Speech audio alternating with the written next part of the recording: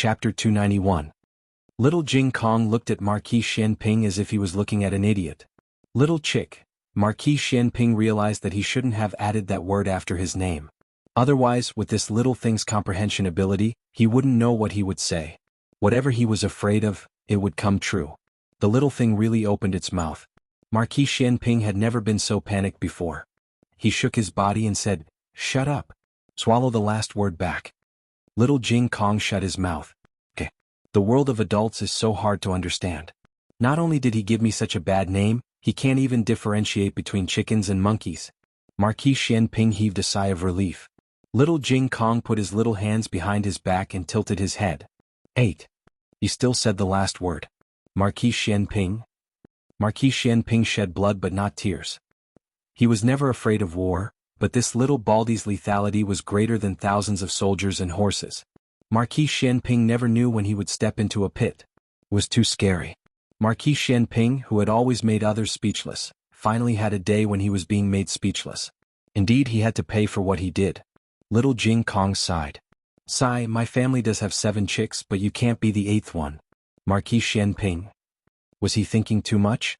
Marquis Xianping grew up in a group of ruffians, so he knew more dirty words than normal words. It was inevitable that he would think the wrong way. But on second thought, saying that he was going to be a chicken didn't seem to be a good thing. It wasn't much better than that poor thing. He was a first-grade martial marquis, how could he be a chicken?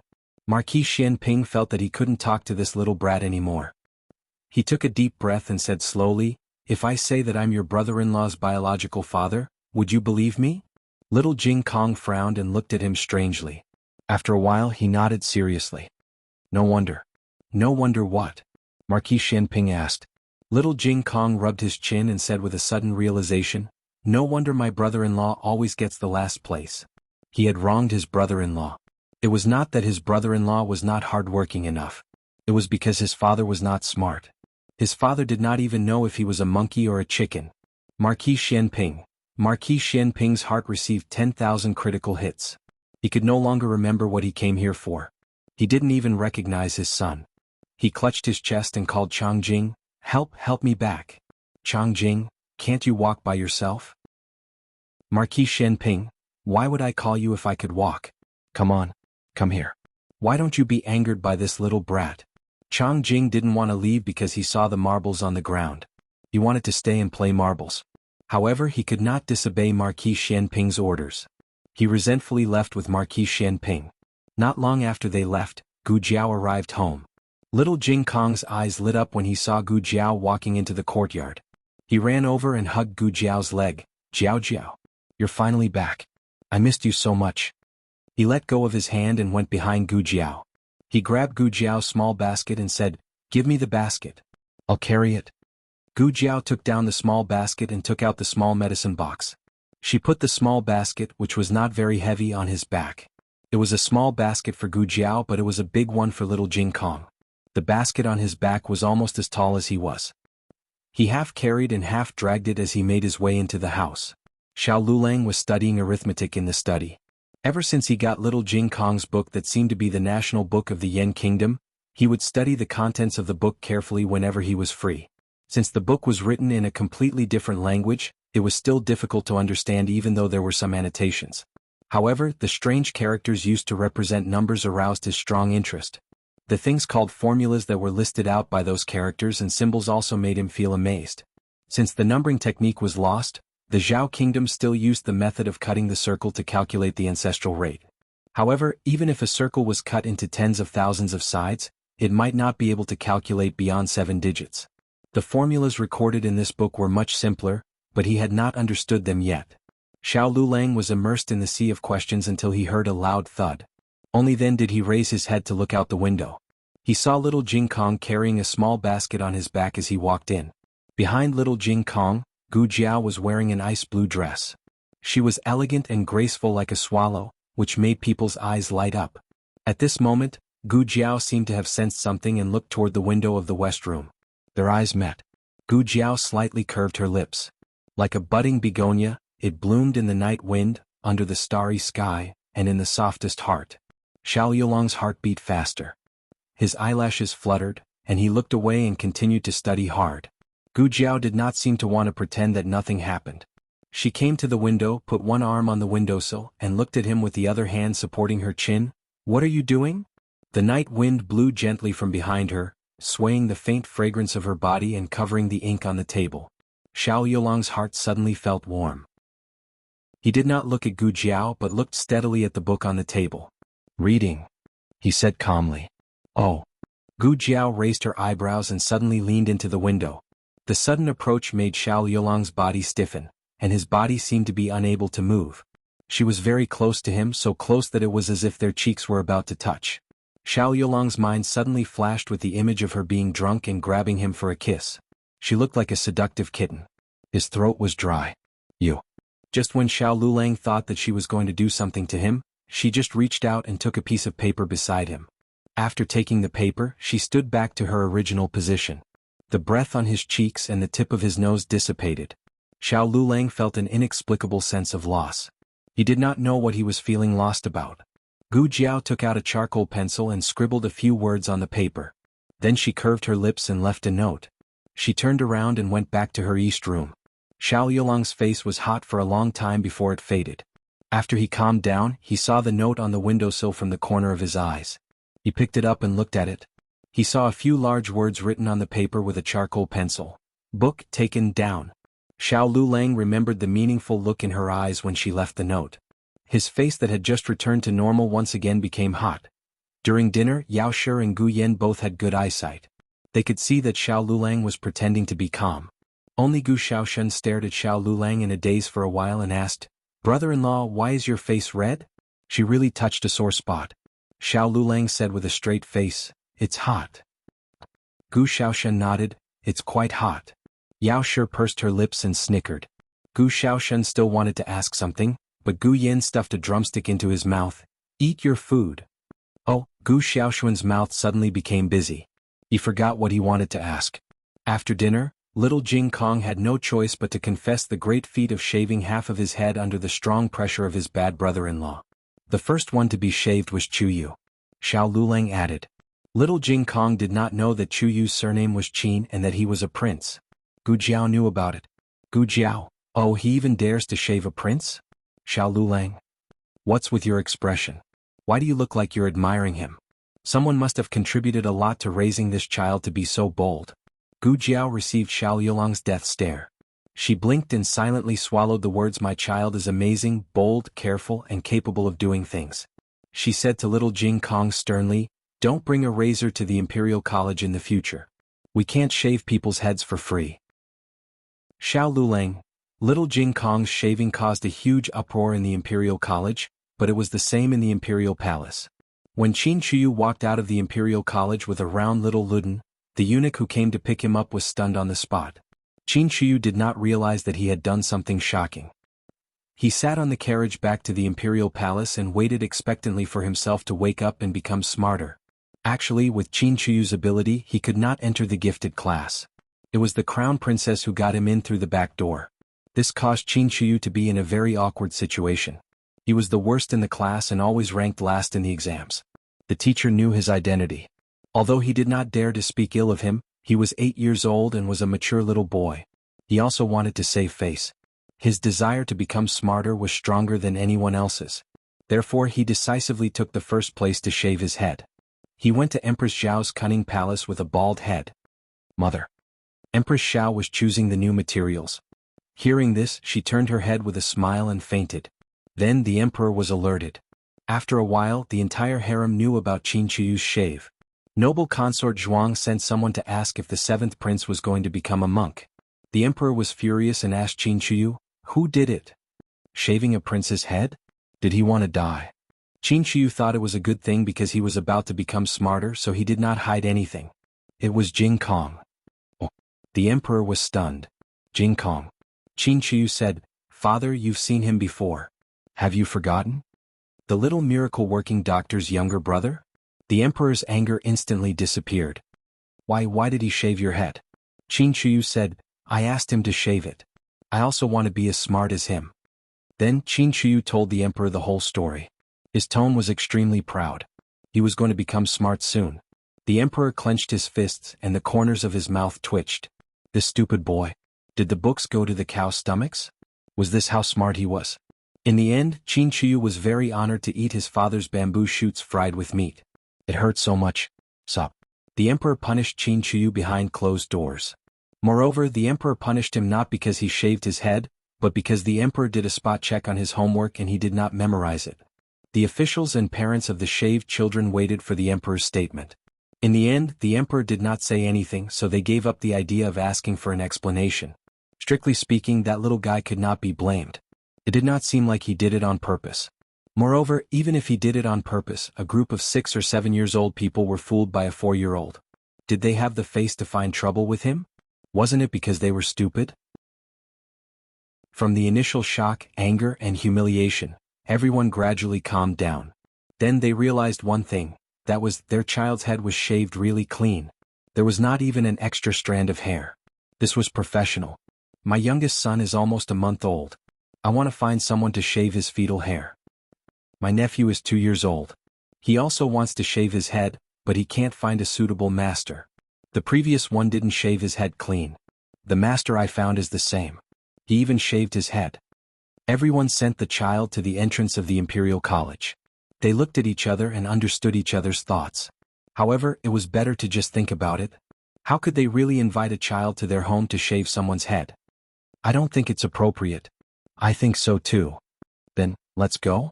Let's go. Damn it, let's go. If you have the ability, don't wait here for that kid.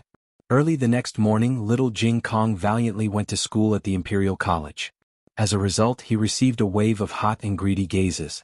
He didn't understand what was going on. Xiao Lulang let little Jing Kong go in first. Everyone rushed forward and surrounded Xiao Lulang. Xiao Lulang thought that they were here to ask him for an explanation and was mentally prepared to be criticized by thousands of people. However, he didn't expect that the first thing they said was, "Is it convenient for your younger brother to shave his head at my house?" Xiao Lulang? Of course Xiao Lulang didn't agree. What a joke. This kid owned 3 big houses in the capital. Just the rent in Pushui Alley alone was 30 taels a month. If he went out to develop a hair-shaving business, would he, as his brother-in-law, still have a financial status in the family? Therefore, little Jing Kong didn't know that his hair-shaving business was ruthlessly killed by his bad brother-in-law. Chapter 292. The weather in the capital at the end of May was as hot as summer. Xiao Lulang had been in Hanlin Academy for 20 days. He was one of the editors of Hanlin Academy, but because he was a newcomer he still focused on learning. In the morning there would be special attendants or lecturers to teach them. The class would last for 2 hours and the rest of the time they would study by themselves. If they encountered something they didn't understand, they could ask the attendants or lecturers in private. They could also ask the Hanlin Academy scholars or the 5 classic scholars. The highest official in Hanlin Academy was the Hanlin Academy Scholar, a 5th-rank official. He was in charge of all matters of Hanlin Academy. He was busy with official business and generally didn't have time to answer questions for new officials. Under the Hanlin Academy, there were 2 reading attendants and 2 lecturer attendants. They were all level 6. They were mainly responsible for lecturing. They were not only limited to training Hanlin Academy officials and scholars. If they had enough experience, they had the opportunity to enter the palace and lecture for the emperor and crown prince. Xiao Lulang was one of the editors of Hanlin Academy, a 6th-rank official. The 2nd-place Prince En and the 3rd-place Ning Ziyuan were editors of Hanlin Academy, a 7th-rank official. Under the 3 of them there were 9 5-classic scholars, a 8th-rank official. It was worth mentioning that among all the officials of Hanlin Academy, only the 5 classic scholars were hereditary. Therefore, even if their official ranks weren't high, they had a very strong literary background and had an outstanding status in Hanlin Academy. In addition, there were 2 8th-rank officials, 2 9th-rank attendants, 6 9th-rank attendants, and the 1st-rank official Kong Mu. The responsibilities of Hanlin Academy in each dynasty were different. The current Hanlin Academy head was in charge of writing imperial edicts, history, literature, and other things. He would also write notes about the emperor's daily life. After Xiao Lulang and the others studied for a while, they gradually began to come into contact with some basic literature matters. Today, a writer surnamed Yang called Xiao Lulang over. He was the most senior writer. If nothing unexpected happened, he would be promoted after the year-end examination. Now, all the writers of Hanlin Academy were under his control. He asked Xiao Lulang to write an inscription, saying that His Majesty had plans to rebuild the imperial mausoleum.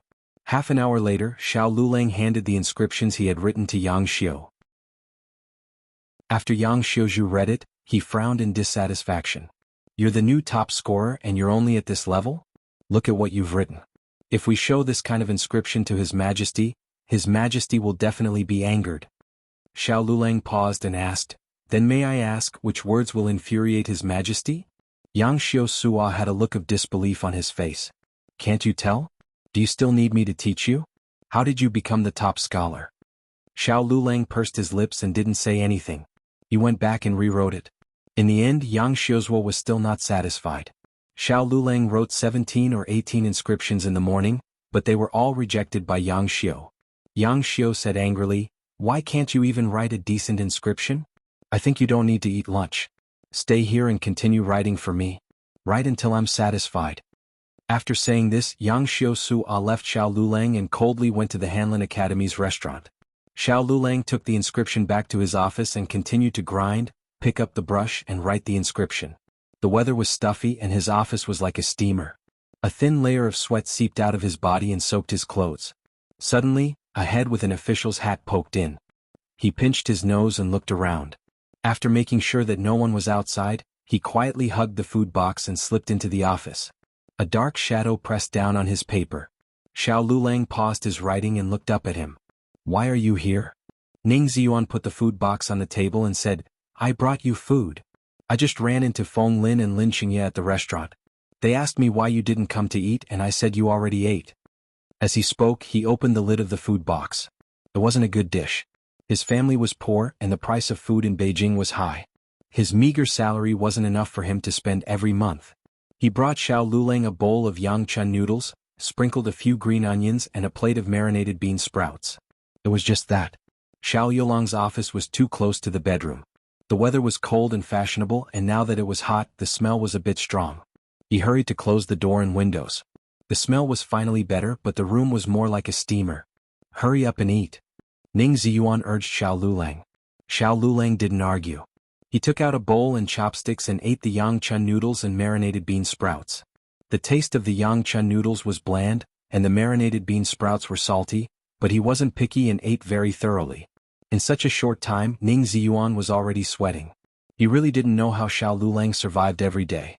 Seeing that Xiao Lulang had finished eating, Ning Ziyuan hurriedly endured the exhaustion of heatstroke and walked over to open the door and windows.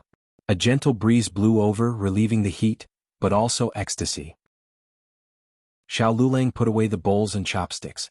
Ning Ziyuan looked at the dense stack of inscriptions on his desk, hesitated and asked, "Yang Xiuzhu embarrassed you again?" It wasn't the first time. The last few times, it was more subtle, only asking him to rewrite 3 to 5 chapters. Today he didn't even allow Xiao Lulang to eat lunch. Ning Ziyuan casually picked up a few inscriptions and looked at them, speechless. "His writing is much better than mine. He even praised me this morning. I think you shouldn't write a new one. Just take a random one and submit it. I bet he didn't even read the ones you wrote before."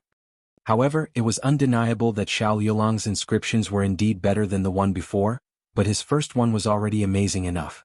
"How did this guy do it? Didn't anyone see you coming?" Xiao Lulang asked. Ning Ziyuan smiled and said, "They're all eating. No one noticed me.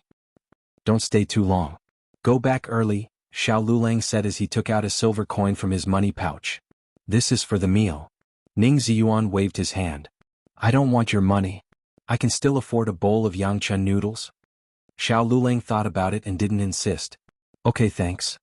Ning Ziyuan sat there for a while. It was really stuffy and smelly. It was really hard for Xiao Lulang to stay in such a difficult place every day and be constantly bullied. If it were him, he would have broken down and resigned long ago. Forget it. He wanted to persuade Xiao Lulang to give in to Royal Princeton. In fact, it wasn't that Royal Princeton was messing with him. Royal Princeton had just arrived and couldn't order these people around. Ning Ziyuan guessed that it was Grand Tutor Zhuang's instructions. He wanted to make Xiao Lulang suffer a little. However, if Royal Princeton was willing to mediate between them, he could more or less protect Xiao Lulang. After all, the 3 of them were the top 3 in this year's competition. They were the emperor's disciples and had a special relationship as fellow disciples. However, he also understood that Xiao Lulang wasn't the kind of person who would pretend to comply but secretly oppose. "You should go back," Xiao Lulang said. It's too hot here. Okay, I'm leaving. Ning Ziyuan saw that he didn't want to talk about this topic. He sighed, took the food box and carefully left. In the afternoon, Xiao Lulang gave the new inscription he wrote to Yang Xiuzhua. Yang Xiuzhua naturally had a lot of picky comments. If it weren't for the rules, he might have thrown this stack of inscriptions at Xiao Lulang's head. You can't do anything right. He sat back in his chair angrily and glared at Xiao Lulang. Why are you standing there? Hurry up and rewrite it. Xiao Lulang turned and left. Hey, what's with your attitude? Yang Xiuzhua gritted his teeth and was about to explode when Royal Prince suddenly walked in. He looked at Xiao Lulang who was walking in and then looked at Yang Xiuzhua who was fuming. He said gently with a hint of guilt, "Did I come at a bad time? How could it be?" Yang Xiuzhua's expression changed in a second. He stood up with a grin and came in front of Royal Prince dodged his bow and said politely, "There's no Royal Prince in here. There's only Zhuang Yuheng." Yang Xiuzhua, you're too polite. Yes. Yang Xiuzhua laughed and scratched his head. He asked, Yuheng is looking for me? Is there something you need from me? Royal Prince said, I met Scholar Han on the way here. He said that there's a batch of history books in the library of Mount Yueluo that needs editing. He asked Yang Xiuzhua to bring a few people over. It's best if you can finish it by today. The library of Mount Yueluo was donated by a hermit. There were many history books from different dynasties inside. However, some of them needed editing. Yang Xiuzhua quickly said, Okay, I'll bring people over immediately. Editor Zhuang. I can go. Royal Prince nodded.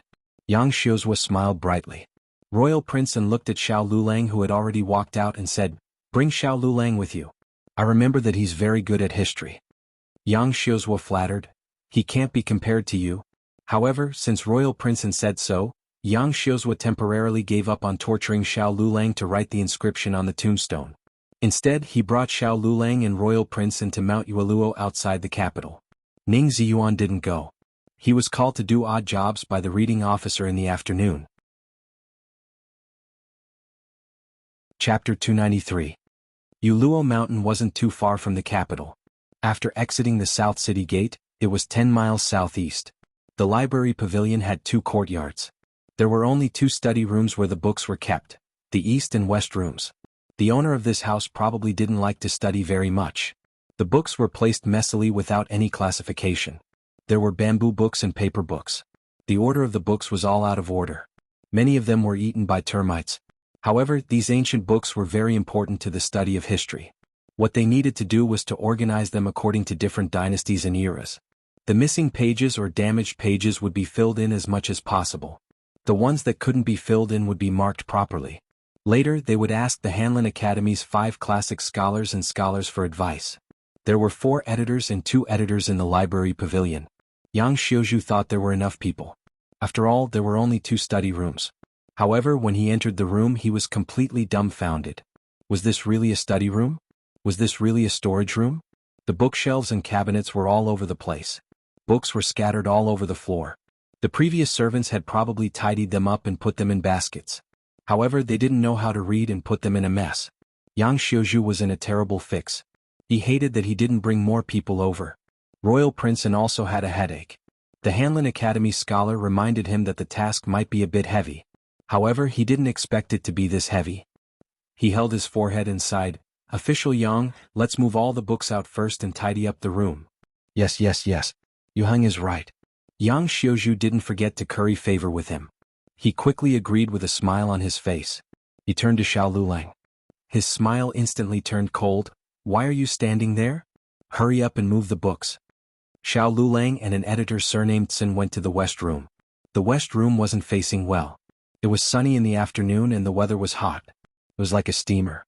The cooler east room was naturally given to Yang Xiuzhu and Royal Prince, and Yang Xiuzhu wouldn't let Royal Prince tire himself out. He mainly ordered another editor to work. Commandery Prince wanted to move the baskets. Yang Xiuzhu stopped him and said with a smile, Let them do this. Yuheng, you go outside and dry the books. Drying books was relatively easy. They only needed to put the books one by one on the bench under the porch, on the stone table in the courtyard, or on the ground. Royal Prince did not purposely pretend to be a sensible junior. Everyone was born different. He was born superior to others and he had paid a huge price for this. People who weren't born as noble as him wouldn't have to leave their homes and become a hostage in an enemy country at the age of 8. Therefore there was nothing to decline. Royal Prince An naturally accepted Yang Xiuju's arrangement. Yang Xiu was mainly in charge of directing at the scene and occasionally helped Royal Prince An to dry his books. Xiao Yulong's legs were inconvenient, so his movements were slower. Editor Tsin, who was assigned to the same room as him, was a scholar from 3 years ago. When the library closed this year, he entered the Hanlin Academy as an editor. He was also a newcomer, but he was a few months earlier than Xiao Lulang, Royal Prince An, and Ning Ziyuan. Of course he knew that Xiao Lulang was the new top scholar. However, this top scholar seemed to have offended the second place. Even the third-place scholar, Ning Ziyuan, had a better life than him. Editor Tsin curled his lips in annoyance. How unlucky, why am I assigned to the same room as you? Xiao Lulang didn't say anything. He silently picked up the books on the ground and put them into the baskets. They worked for the whole afternoon. Even Royal Prince An, who was only responsible for drying the books, felt his back ache. However, they had only finished half of the work. They had moved the books out, but they hadn't put them in the baskets yet. You two clean the room first. Yang Xiuju ordered Xiao Lulang and editors. You clean the east room, you clean the west room. Editor Tsin didn't dare to disobey.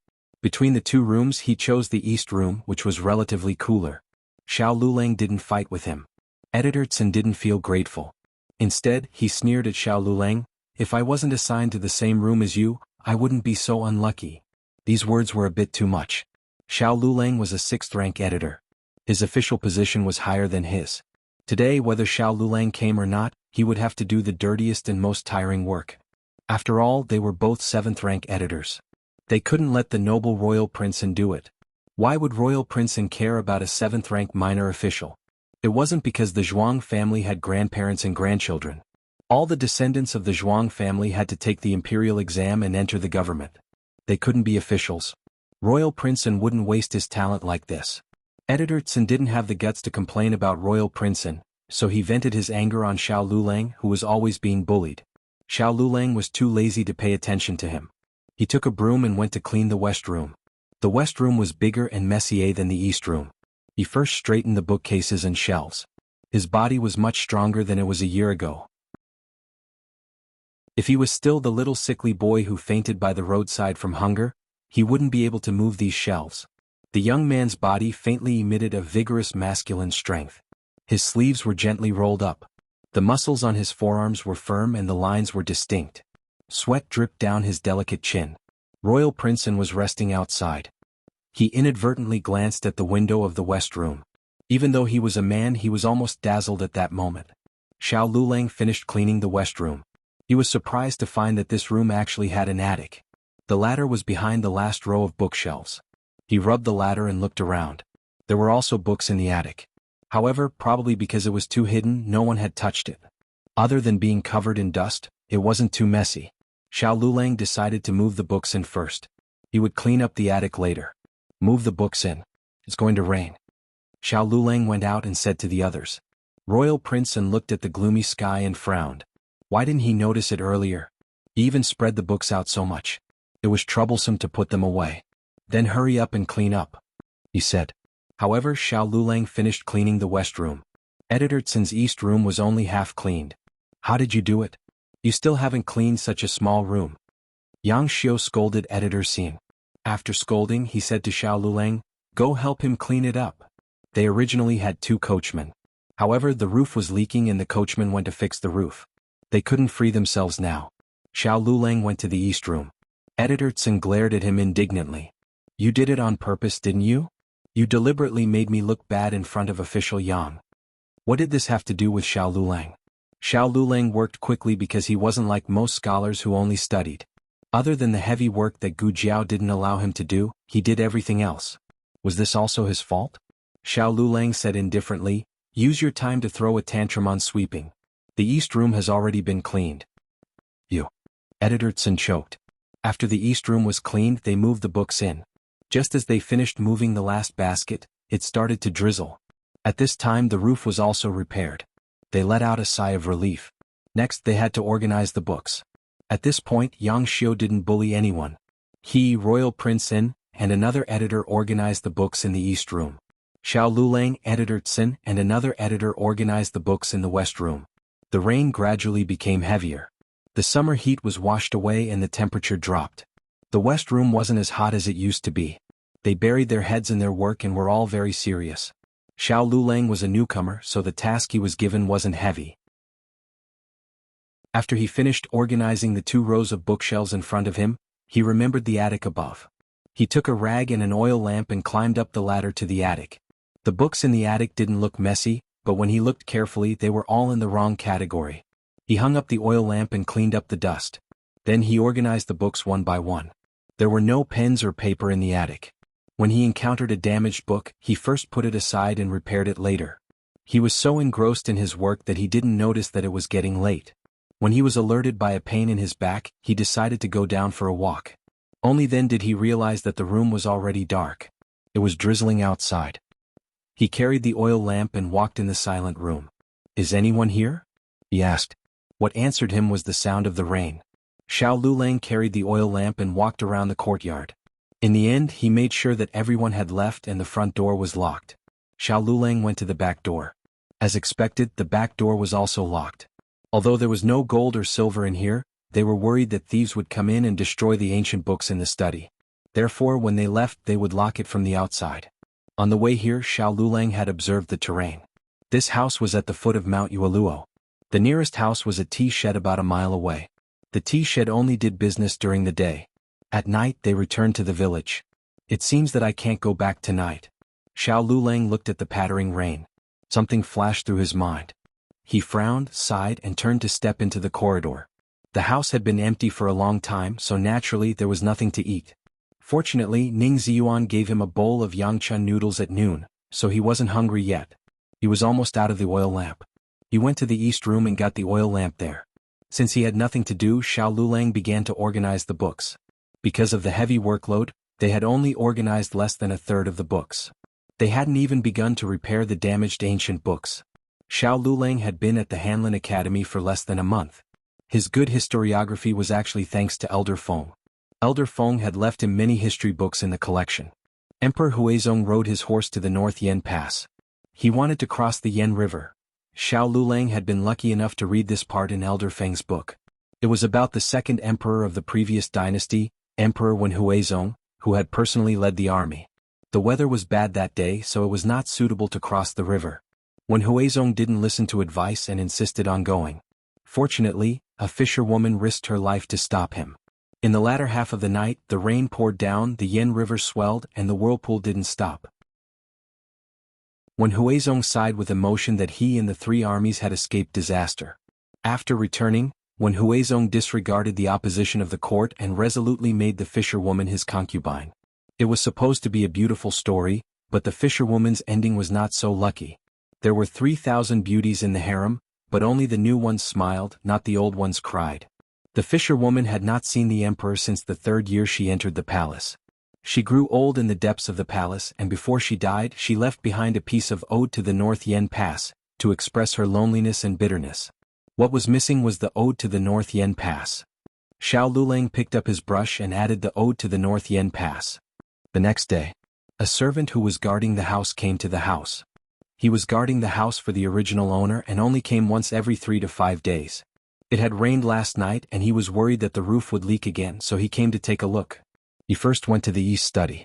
Who would have thought that as soon as he entered, he would see a person lying on the desk? He was so frightened that he fell to the ground. A ghost. It was no wonder that he thought the other party was a ghost. The door was locked, so who else could come in except for ghosts? Xiao Lulang was awakened by his shout, and the head that was pressed against his arm slowly lifted. It was a face that was perfect and impeccable even though there were marks on it. The servant was stunned. How was this a ghost? He was clearly an immortal. Furthermore, the room was so clean. What else could it be but an immortal spell? Although the people from the imperial court might come to clean it up, he had only been here yesterday morning. How could those delicate officials have cleaned it up? Xiao Lulang finished tidying up the books in the west room last night. Seeing that it was still dark, he tidied up the books in the east room as well. He only went to sleep when it was almost dawn. What time is it? Xiao Lulang sat up straight, tidied his clothes and asked calmly. The servant said in a daze, "Chin, 7:75. Xiao Lulang frowned. It's already so late. Hanlin Academy was on duty at 7 a.m. Xiao Lulang looked at him. Is there a carriage nearby? The servant said, yes, there's one in the tea shed. Immortal, young master, do you need a carriage? Xiao Lulang opened his pouch, took out a silver pellet and handed it to him. Please help me hire a carriage. The servant stepped forward, took the silver pellet with both hands, and went out to hire a carriage for Xiao Lulang. Xiao Lulang stood up and planned to go to the backyard to get some water to wash up. When the servant turned around, he happened to see Xiao Lulang coming out of the east room with a cane. He was stunned. Xiao Lulang took the carriage back to the capital. He wasn't the only one in the carriage. There were 2 other peddlers going to the capital. They had hired the carriage first, so he had to send them off first. The place they were going to was not far from Hanlin Academy, so Xiao Lulang went directly to Hanlin Academy. As soon as he entered Hanlin Academy, Ning Ziyuan hurried over. Lulang, where did you go? You came to Hanlin Academy so late. Don't you know that you'll get a demerit for being late? Yang Xiuan was so angry just now. He's gone out now. Xiao Lulang said, I didn't do it on purpose. They didn't call me when they came back last night? Wait, did you say Yang Xiuan was angry? Ning Ziyuan said, yes, he said, what's wrong with you? Do you think you're so great just because you're the new top scorer? Oh, why didn't they call you when they came back? Xiao Lulang was about to answer when Editor Tsin came out of the office with a few books in his arms. When he saw Xiao Lulang, he stopped in his tracks. Then his eyes flashed and he lowered his eyes guiltily, pretending not to see Xiao Lulang as he walked past. Ning Ziyuan wasn't familiar with Editor Tsin, and he didn't know about the discord between him and Xiao Lulang, so he didn't notice Editor Tsin's strange behavior. However, he noticed Xiao Lulang's gaze on Editor Tsin. Lulang, what's wrong with you? Ning Ziyuan asked. Nothing. Xiao Lulang looked away and said to Ning Ziyuan, you can go back to work. There were too many people here and Xiao Lulang was ostracized, so Ning Ziyuan didn't dare to get too close to him. It wasn't easy for him to get to where he was today. Everyone had their own rules of survival. Xiao Lulang would rather break than be gay, but Ning Ziyuan could be gay, but he would keep his bottom line in his heart. After Ning Ziyuan left, Xiao Lulang returned to his office. Editor Tsin quietly opened the door to his office, stuck his head out and looked at Xiao Lulang's office. There were so many people yesterday, so Xiao Lulang shouldn't have suspected him for no reason. However, once a person did something wrong, they would easily feel guilty. He always felt that Xiao Lulang would rush over and question him in the next second. In fact, Yang Xiuzhua had asked Xiao Lulang last night. At that time, everyone was so tired that they couldn't even move their fingers. Yang Xiuzhua, Commandery Prince and Lu Xiuzhua got into the carriage in front. Xiao Lulang and Wang Xiuzhua were in the same carriage. Yang Xiuzhua's carriage left first. Before leaving, Yang Xiuzhua asked him to call Xiao Lulang. He agreed.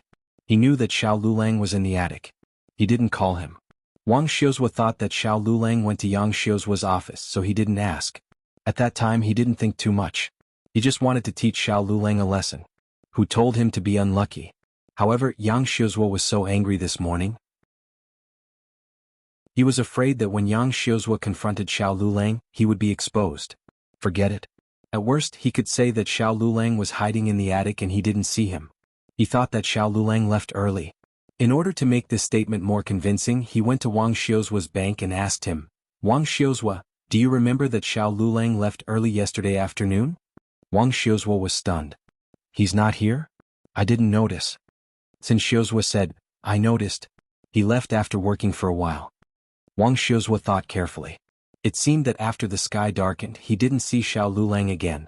Until the end of the day, Xiao Lulang didn't see Yang Xiuzhua. Xiao Lulang left Hanlin Academy. Kong Mu, who was in charge of the roll call, suddenly stopped Xiao Lulang and said, Your family came last night. They said they were your wife. She asked where you went. I said you went with Yang Xiuzhua to work outside the city. Xiao Lulang nodded. Many thanks. Yang Xiuzhua hadn't finished organizing the books last night. He had rushed over early in the morning after finishing his work. He and Xiao Lulang didn't go the same way, so they missed each other perfectly. However, when Yang Xiuzhua arrived at the library, he found that the mess from last night had already been cleaned up. Yang Xiuzhua was confused. What's going on? Who tidied it up? Or did they finish it when I took a nap in the carriage yesterday? Yang Xiuzhua picked up a few baskets of important books and brought them back to Hanlin Academy. After Scholar Han read through them, he was full of praise. Not bad. You did a good job. Several of the 5 classic scholars also browsed through the books. These books were all important documents of great value to the study of history, especially the section related to the previous dynasties when Huizong.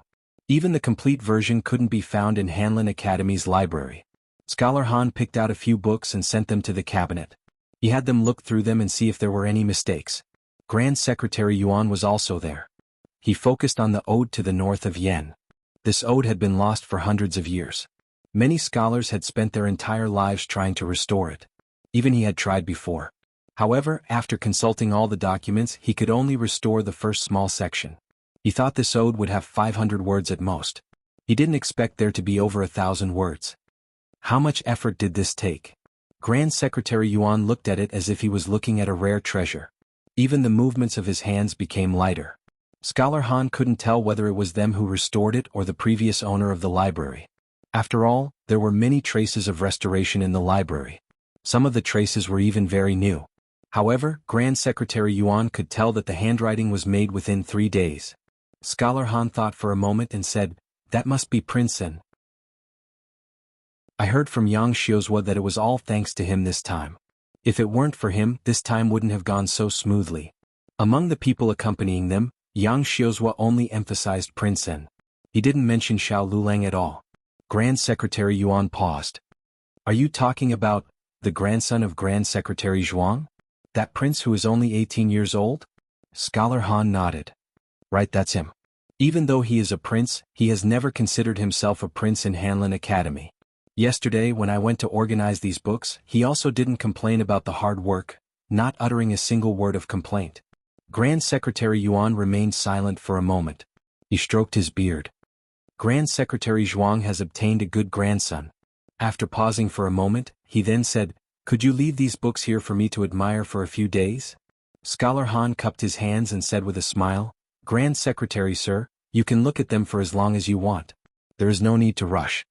Scholar Han brought the books here precisely for Grand Secretary Yuan to admire. If he didn't like to look at them, then he would have come for nothing. Moreover, to be able to obtain Grand Secretary Yuan's favor was such an honor. Even though Grand Secretary Yuan didn't like to play with power like Grand Secretary Zhuang, his influence in the court was definitely not something Grand Secretary Zhuang could suppress. Grand Secretary Zhuang would rather offend Marquis Xianping than offend Grand Secretary Yuan. Similarly, Marquis Xianping had insulted all of the court's civil and military officials, but he had never insulted Grand Secretary Yuan. This was an elder of 3 dynasties who stood above the vortex of power. He had assisted 3 emperors. Even Empress Dowager Zhuang would get off the sedan chair for him when she saw him. Chapter 294. This book's newest chapter isn't finished yet. Novels will be updated even faster. An old official like Grand Secretary Yuan didn't need any meaningless social interactions. It was fine even if he didn't go. After the end of the day, Grand Secretary Yuan read a few books before returning to the Yuan Manor. Old Madame Yuan was born into a scholarly family in Jiangnan. The manor was built under her supervision, so it was like a small Jiangnan garden. Grand Secretary Yuan had never taken a concubine in his life, and none of his sons took a concubine either. Only after his second daughter-in-law passed away in childbirth did his second son remarry. In the garden, a blue-clothed little Taoist nun was absent-mindedly reading a book. It wasn't some scripture, but rather a novel she found in a small study room. At her side, a purple-clothed girl was using a net made of spider silk and bamboo strips to catch butterflies. When she saw Grand Secretary Yuan walk over, the purple-clothed girl's eyes lit up. She handed the bamboo net in her hands to her accompanying maid, and then she raised her skirt, running over without any regard for her image. Grandpa, you're back." Grand Secretary Yuan felt a headache when he saw his little granddaughter run like crazy. "Don't run, be careful not to fall." "I definitely won't fall." The purple-clothed girl stopped in front of him and gave him a proper greeting. Then she intimately grabbed his arm. Grandpa, why did you come back so late today?" Grand Secretary Yuan said, "I was reading a book for a while." The purple-clothed girl clearly wasn't interested in books, so she didn't ask any further. Grand Secretary Yuan's eyes landed on the little Taoist nun on the stone bench. The little Taoist nun seemed to have sensed his sizing up. She slowly put down the book and gave him a proper Taoist priest greeting. "Benefactor Yuan." Grand Secretary Yuan slowly sighed. You still haven't returned to the secular world? The little Taoist nun said, I haven't. Grand Secretary Yuan looked at the novel in her hands. If you haven't returned to the secular world, how can you read these romantic books? The little Taoist nun was silent for a moment. Her expression didn't change as she said, in Benefactor Yuan's eyes, these are romantic books, but in this poor's eyes, they are a world of their own. Grand Secretary Yuan, all right, stop saying strange things. The purple-clothed girl had a headache. One was her elder sister and the other was her grandfather. If they were separated, she would be able to understand what they were saying. But when the two of them were talking, she couldn't understand a single word. Grand Secretary Yuan, if you have the ability, don't eat meat at night. Immeasurable Celestial Venerable. The little nun curtsied with a pious expression. Wine and meat pass through the intestines, but the Celestial Venerable's heart remains. Grand Secretary Yuan was speechless again. Grand Secretary Yuan was ultimately defeated, leaving with a dark face. Who would have thought that Grand Tutor Yuan, who even Grand Tutor Zhuang couldn't subdue, would be defeated by a little granddaughter? To put it bluntly, he still doted on her. This granddaughter was born with bad fortune and almost died. Old Madame Yuan found a Taoist priest to read her fortune, saying that she had to be raised in a Taoist temple under the protection of the immeasurable Tianzuan so that she could grow up safely. Grand Secretary Yuan didn't believe this at first, but old Madame Yuan insisted on sending the child to the Taoist temple. That child really did get better, but as soon as he was brought back, he fell ill again a few days later. After repeating this a few times, the child was finally able to live in the Taoist temple. It was only when she turned 16 that she was brought back. Father. Grand Secretary Yuan's eldest son saw him outside the courtyard and curtsied. You've come back late today. Did something happen in the inner court? It's not official business. Grand Secretary Yuan waved his hand and walked into the courtyard. He sat down on a chair with an official's hat in the central room. A maid served him tea. He drank a mouthful of tea and then slowly said to his eldest son, Baolin isn't young anymore. It's time to discuss marriage, right? Yuan Pei chuckled and said, It is time to discuss marriage. Father, do you have a suitable candidate in mind? Grand Secretary Yuan paused. Originally I didn't. Then he did now. Yuan Pei looked towards his father expectantly. Grand Secretary Yuan said, That child from the Zhuang family isn't bad. Zhuang family? That Grand Tutor Zhuang's Zhuang family? His family's young master of the right age. Yuan Pei ran through the names in his mind, and then he was shocked. The new second-ranked royal prince in? Grand Secretary Yuan nodded. Yuan Pei pondered. That child isn't bad indeed. He had a reputation for being virtuous and he was smart and motivated. When he was 8 years old he was taken hostage in Qin country, yet he didn't cry or make a fuss. The fact that he could return alive was enough to prove his ability. This type of man was rarely seen in the world, but he was indeed worthy of their family's Baolin. Yuan Pei was confused. Father, weren't you unwilling to form a marriage alliance with these aristocratic families? It was Grand Secretary Yuan's principle to not get involved in the struggles of the imperial court. He was only loyal to Zhao country. Grand Secretary Yuan didn't give a complicated answer. He only said this after careful consideration. That child is more outstanding than I imagined. The little Taoist nun still didn't know that her marriage had already been targeted by her grandfather. She was dragged out of the Yuan estate by her younger sister. The purple-clothed girl tugged at her. Older sister, hurry up. There's a lantern festival today. There's a lot of people. If we're late, we won't be able to squeeze in. The little Taoist nun helplessly rolled her eyes. She only wanted to read the novels. Had the princess discovered the mistress that the prince consort kept outside? Has the switched child been recognized by the princess or not? Also, the princess's widow's best friend had slept with the prince consort thousands of times. When would the princess finally recognize this vixen's true colors? The novels these days were becoming more and more excessive. They were so heart-wrenching. The Lantern Festival was on Chang and Main Street. There weren't many people at the moment, but it would be hard to say in a while. All right, right here. The purple-clothed girl called for the carriage to stop. She grabbed the little Taoist nun's hand and jumped off. She was in too much of a hurry, so she didn't notice a carriage coming out of an alley to the side. The little Taoist nun did notice it, but they were too close for the purple-clothed girl to slowly hide. She pulled the purple-clothed girl back. In a bit of a hurry, she used too much strength and dragged the purple-clothed girl from one side to the other. Then the purple-clothed girl bumped into someone. She lost her balance and fell to the ground with the other person. Ah! Her elbow coincidentally landed on the softest part of the other party's abdomen. It was really painful. The other person was caught off guard. The pain made their entire face contort. The purple-clothed girl didn't feel too much pain because she was on top of the other person. However, when she came back to her senses, she discovered that the other person was actually a man. She had actually fallen together with a man in broad daylight. The color drained from her face. She raised her hand and slapped the other person. Lecher. The other person was stunned. He stared at her in disbelief. Are you kidding me? You were the one who bumped into me. You're hurting my stomach? I haven't even gotten even with you yet. The purple-clothed girl quickly got up from his body and wrapped her arms around her shoulders. She stared at him vigilantly and angrily. Forget what? Forget it if you have the guts. I am warning you. Don't think you can take advantage of me just because you touched me. If you dare tell anyone about what happened today, I'll kill you. I'm going to kill you. I'm the one who wants to kill you. The young man jumped up, his eyes filled with killing intent. The little Taoist nun stood in front of the purple-clothed girl and stared at him coldly. It was at this moment that a deep voice came from behind the young man. What are you doing? Come back. The young man glared at the purple-clothed girl, then unwillingly returned to the man's side. The man cupped his hands in salute to the little Taoist nun and the purple-clothed girl.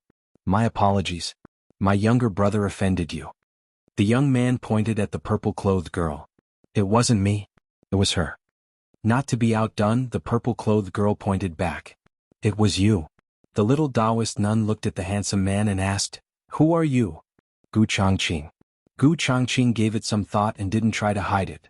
His identity was useful in the capital. At the very least, the Gu family wasn't filled with perverts. Oh, the little Taoist nun said, I've never heard of you. She had just left the mountain, so she hadn't heard of him. She turned to the purple-clothed girl. Yuan Tong, come here. Ah, you're called Cylinder? Gu Qingfeng threw his head back and laughed. Are you a Yi brand? You're called Cylinder? Ah. Why don't you call yourself Air Tiao?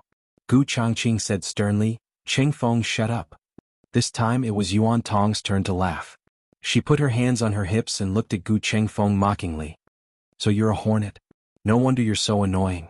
Yuan Tong, Cylinder. Gu Qingfeng, Bumblebee. Cylinder. Hornet. The two of them were red in the face. Go back and tell grandfather if you make any more noise. Go back and tell grandfather if you make any more noise. The first sentence was said by Gu Changqing, and the second by the little Taoist nun. Both of them said it almost at the same time. Their words were so intimidating that Yuan Tong and Gu Qingfeng shut their mouths at the same time. Their mouths were shut, but their eyes were still open. The two of them rolled their eyes at each other. Chapter 295. This farce didn't last long because the Lantern Festival had begun. Yuan Tong didn't have the time to argue with this big wasp and dragged her sister to the festival. She's really too much. Are women nowadays so unreasonable? Gu Qingfeng touched his crushed stomach and then touched his face. Yuan Tong was a little girl who didn't know martial arts. That slap wasn't too strong, but it was to embarrass Gu Qingfeng. The real pain was in his waist. Could a man's stomach be crushed here? Would it still work in the future? I suspect it's all bruised, Gu Qingfeng muttered bitterly. Gu Changqing looked at him lightly and said, How old are you? 18? 19. What's wrong? He was the same age as Xiao Lulang, but the months were different. Now he was 18 years old and 19 years old. But Gu Changqing didn't say anything and only gave him a look. Gu Qingfeng didn't feel that he was in the wrong. He was the one who was hit, but he was slapped for no reason. Who could he reason with? Gu Changqing ignored him and turned to walk towards Jade Water Alley. Those who grew up in the capital knew the Lantern Festival like the back of their hand. In a while, Chang and Main Street would be so congested that not even a drop of water could trickle through. Gu Changqing looked at Gu Qingfeng, who was following behind him, and asked, Aren't you here to watch the Lantern Festival? Why aren't you going? Gu Changqing went to see Gu Yan and Gu Qingfeng went to watch the Lantern Festival. The two of them were going the same way, so they walked together. Gu Qingfeng snorted, I was going to watch the Lantern Festival, but that Yuan Tong is also going there. I don't want to meet her. Whoever meets her will be unlucky. Be careful with your words, Gu Changqing said sternly. Gu Qingfeng pursed his lips. Speaking of morals, Gu Qingfeng was actually not as good as his younger brother, Gu Qinglin. Gu Qinglin was spoiled by his family, but his words and actions outside were still very much like a noble young master. If Gu Qinglin was slapped by this girl today, he would probably choke until his face turned red and he wouldn't be able to say a single word. Gu Changqing didn't say anything else. If Gu Qingfeng wanted to follow, then so be it. Gu Yan's body was fine and he had already moved back from the old chancellor's place. However, for the time being he didn't go to Qinghai Academy to study, nor did he go to Nanxiang and Master Lu's place to learn skills. Gu Jiao and the others were not there. Only little Jing Kong came back from the Imperial College. He was holding his personal bucket in one hand and his personal paddle in the other. He was carefully watering the recipes in the front yard. After watering, he would put the chicks in to catch insects in the vegetable field. Little Jing Kong stopped watering when he heard the door being pushed open. He turned around and said excitedly, "Big brother, you're here." Jing Kong. Gu Changqing nodded and stepped over the threshold. Gu Qingfeng also walked in. He didn't come to Qingshui Alley many times. What left the deepest impression was that he was anesthetized and thrown on the bed and witnessed a bloody and terrible operation with his own eyes. He couldn't eat meat until now. This big brother is here too. Little Jing Kong had seen Gu Qingfeng in the medical center before. However, he didn't know his name, so he called him Big Brother. It was every doctor's professional ethics to not ask about the patient's privacy. Jiao Jiao was a doctor, but he was also a junior doctor. He had successfully saved a handsome uncle. Gu Qingfeng hummed. He looked at the little guy who shaved Gu Qinglin's hair into a yin-yang hairstyle. In fact, there was still a little shadow in his heart. However, it was undeniable that the little guy was really good-looking. "I'll help you," Gu Changqing said to little Jing Kong. Little Jing Kong thought for a while and said, okay. Jiao Jiao said that sometimes you don't need a person's help to accept it. It's okay to like it. You like Big Brother. The water in the small wooden bucket was almost gone. There was still half a dish to be watered, so Gu Changqing went to the backyard to get water. He passed the gifts he had brought for them to little Jing Kong along the way. Little Jing Kong held the big bag in his arms and looked at Gu Qingfeng with his head tilted. Gu Qingfeng was embarrassed by his gaze. He touched the bridge of his nose and said to him, "Then I'll help you too. Is there any other work to be done?" Little Jing Kong nodded. His eyes were shining. He pointed his finger and said, "There's a small bucket over there too." Little Jing Kong brought Gu Qingfeng to another small bucket. Then, his fair and handsome face suddenly darkened. Why was his big brother carrying water? It was his turn to carry feces. Gu Qingfeng resisted the urge to roll his eyes and said, "Why did you pick this thing?" Little Jing Kong said seriously, "To fertilize it. The better the fertilizer, the fatter the vegetables." The standard to determine if the fertilizer was good was, Gu Qingfeng didn't dare to think further. Originally he just couldn't eat meat. From now on he couldn't eat vegetables as well? What kind of hatred and resentment did he have with this house in Jade Water Alley? If it happened again he wouldn't even need to drink water anymore. He wanted to help the little monk, so he had to help him even if he had to crying woo. Gu Qingfeng, the noble young master, finally understood what it meant to make a life worse than death. Gu Changqing went to Gu Yan's room. Gu Yan had just woken up from his sleep. He was sitting in front of the window in a daze. A tuft of hair on the top of his head stood up restlessly. Perhaps it was because of the rain last night, but the weather today wasn't hot. There was a cool breeze which was very comfortable for Gu Changqing. But it was a bit cold for Gu Yan. He sat there in thin clothes. At first glance he looked like a helpless little boy. Actually he was just waking up from his sleep. However, in Gu Changqing's eyes, he was sad because of something. Was it because of Tang Ming? Or was it because of him? Gu Changqing wasn't sure. A layer of apprehension surged in his heart. He wanted to go over and put some clothes on him, but he was worried that he would hate him and not want to see him. "You're here." It was Yao Shi's voice. Yao Shi had just gone to the kitchen to make a plate of pastries for Gu Yan. She didn't see Gu Changqing in the front yard, who was being squeezed dry by little Jing Kong. She wasn't surprised by Gu Changqing's appearance. "I heard that something happened in the army camp a while ago. Are you okay?" Yao Shi asked. This was the first time she, as his stepmother, openly showed concern for Gu Changqing after he grew up. When she first married into the Marquis's household, she naively thought that she could raise 3 children, even if it wasn't what she wanted. But she was already married. She didn't think of running away. But the result was obvious. "I'm fine," Gu Changqing replied politely. Hearing his voice, Gu Yan finally reacted. He reflexively turned around. Gu Changqing noticed his movements from the corner of his eyes and hurriedly looked over. as if he wanted to see his expression. But Gu Yen didn't know if it was because he suddenly thought of something, but he turned his head back halfway. Gu Changqing felt a wave of disappointment. Yao Shi looked at Gu Yen and lowered her eyes to smile. She handed the plate of pastries in her hand to Gu Changqing. I suddenly remembered that I still have a set of clothes that I haven't finished making. Help me give it to Yen. Gu Changqing was hesitating whether or not to refuse, but Yao Shi had already stuffed the plate of pastries into his hands. Gu Changqing looked at Yao Shi's back as she walked away. He suddenly felt that if he didn't have so many prejudices in the past and didn't misbelieve the rumors, Yao Shi might really have been a very gentle and understanding stepmother. It was just that his relationship with Yao Shi couldn't be repaired to its ideal state. But between him and Gu Yen, he squeezed his fingers.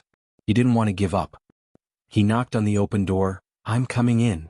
Gu Yen didn't say anything. He only moved his small body forward, silently expressing his resistance. Gu Changqing came to his side and placed a stack of delicious mung bean cakes in front of him. It's still hot. Eat it while it's hot. Gu Yen didn't eat it. Gu Changqing turned his head and opened the wardrobe. He took out a long gown and put it on him. Gu Yen grabbed the long gown and threw it on the floor without any trace of politeness. If it was said that he had only been testing and guessing before, then Gu Changqing was almost certain that Gu Yen was angry at him. He didn't feel that he had done anything to make Gu Yen angry. If there was anything, it would be the night he was lured out of the military camp by the assassins. His slovenly appearance had offended Gu Yen. But Gu Yen wasn't such an unreasonable child. So, Gu Changqing took a deep breath. A guess that he didn't want to face and didn't want to think about flashed through his mind.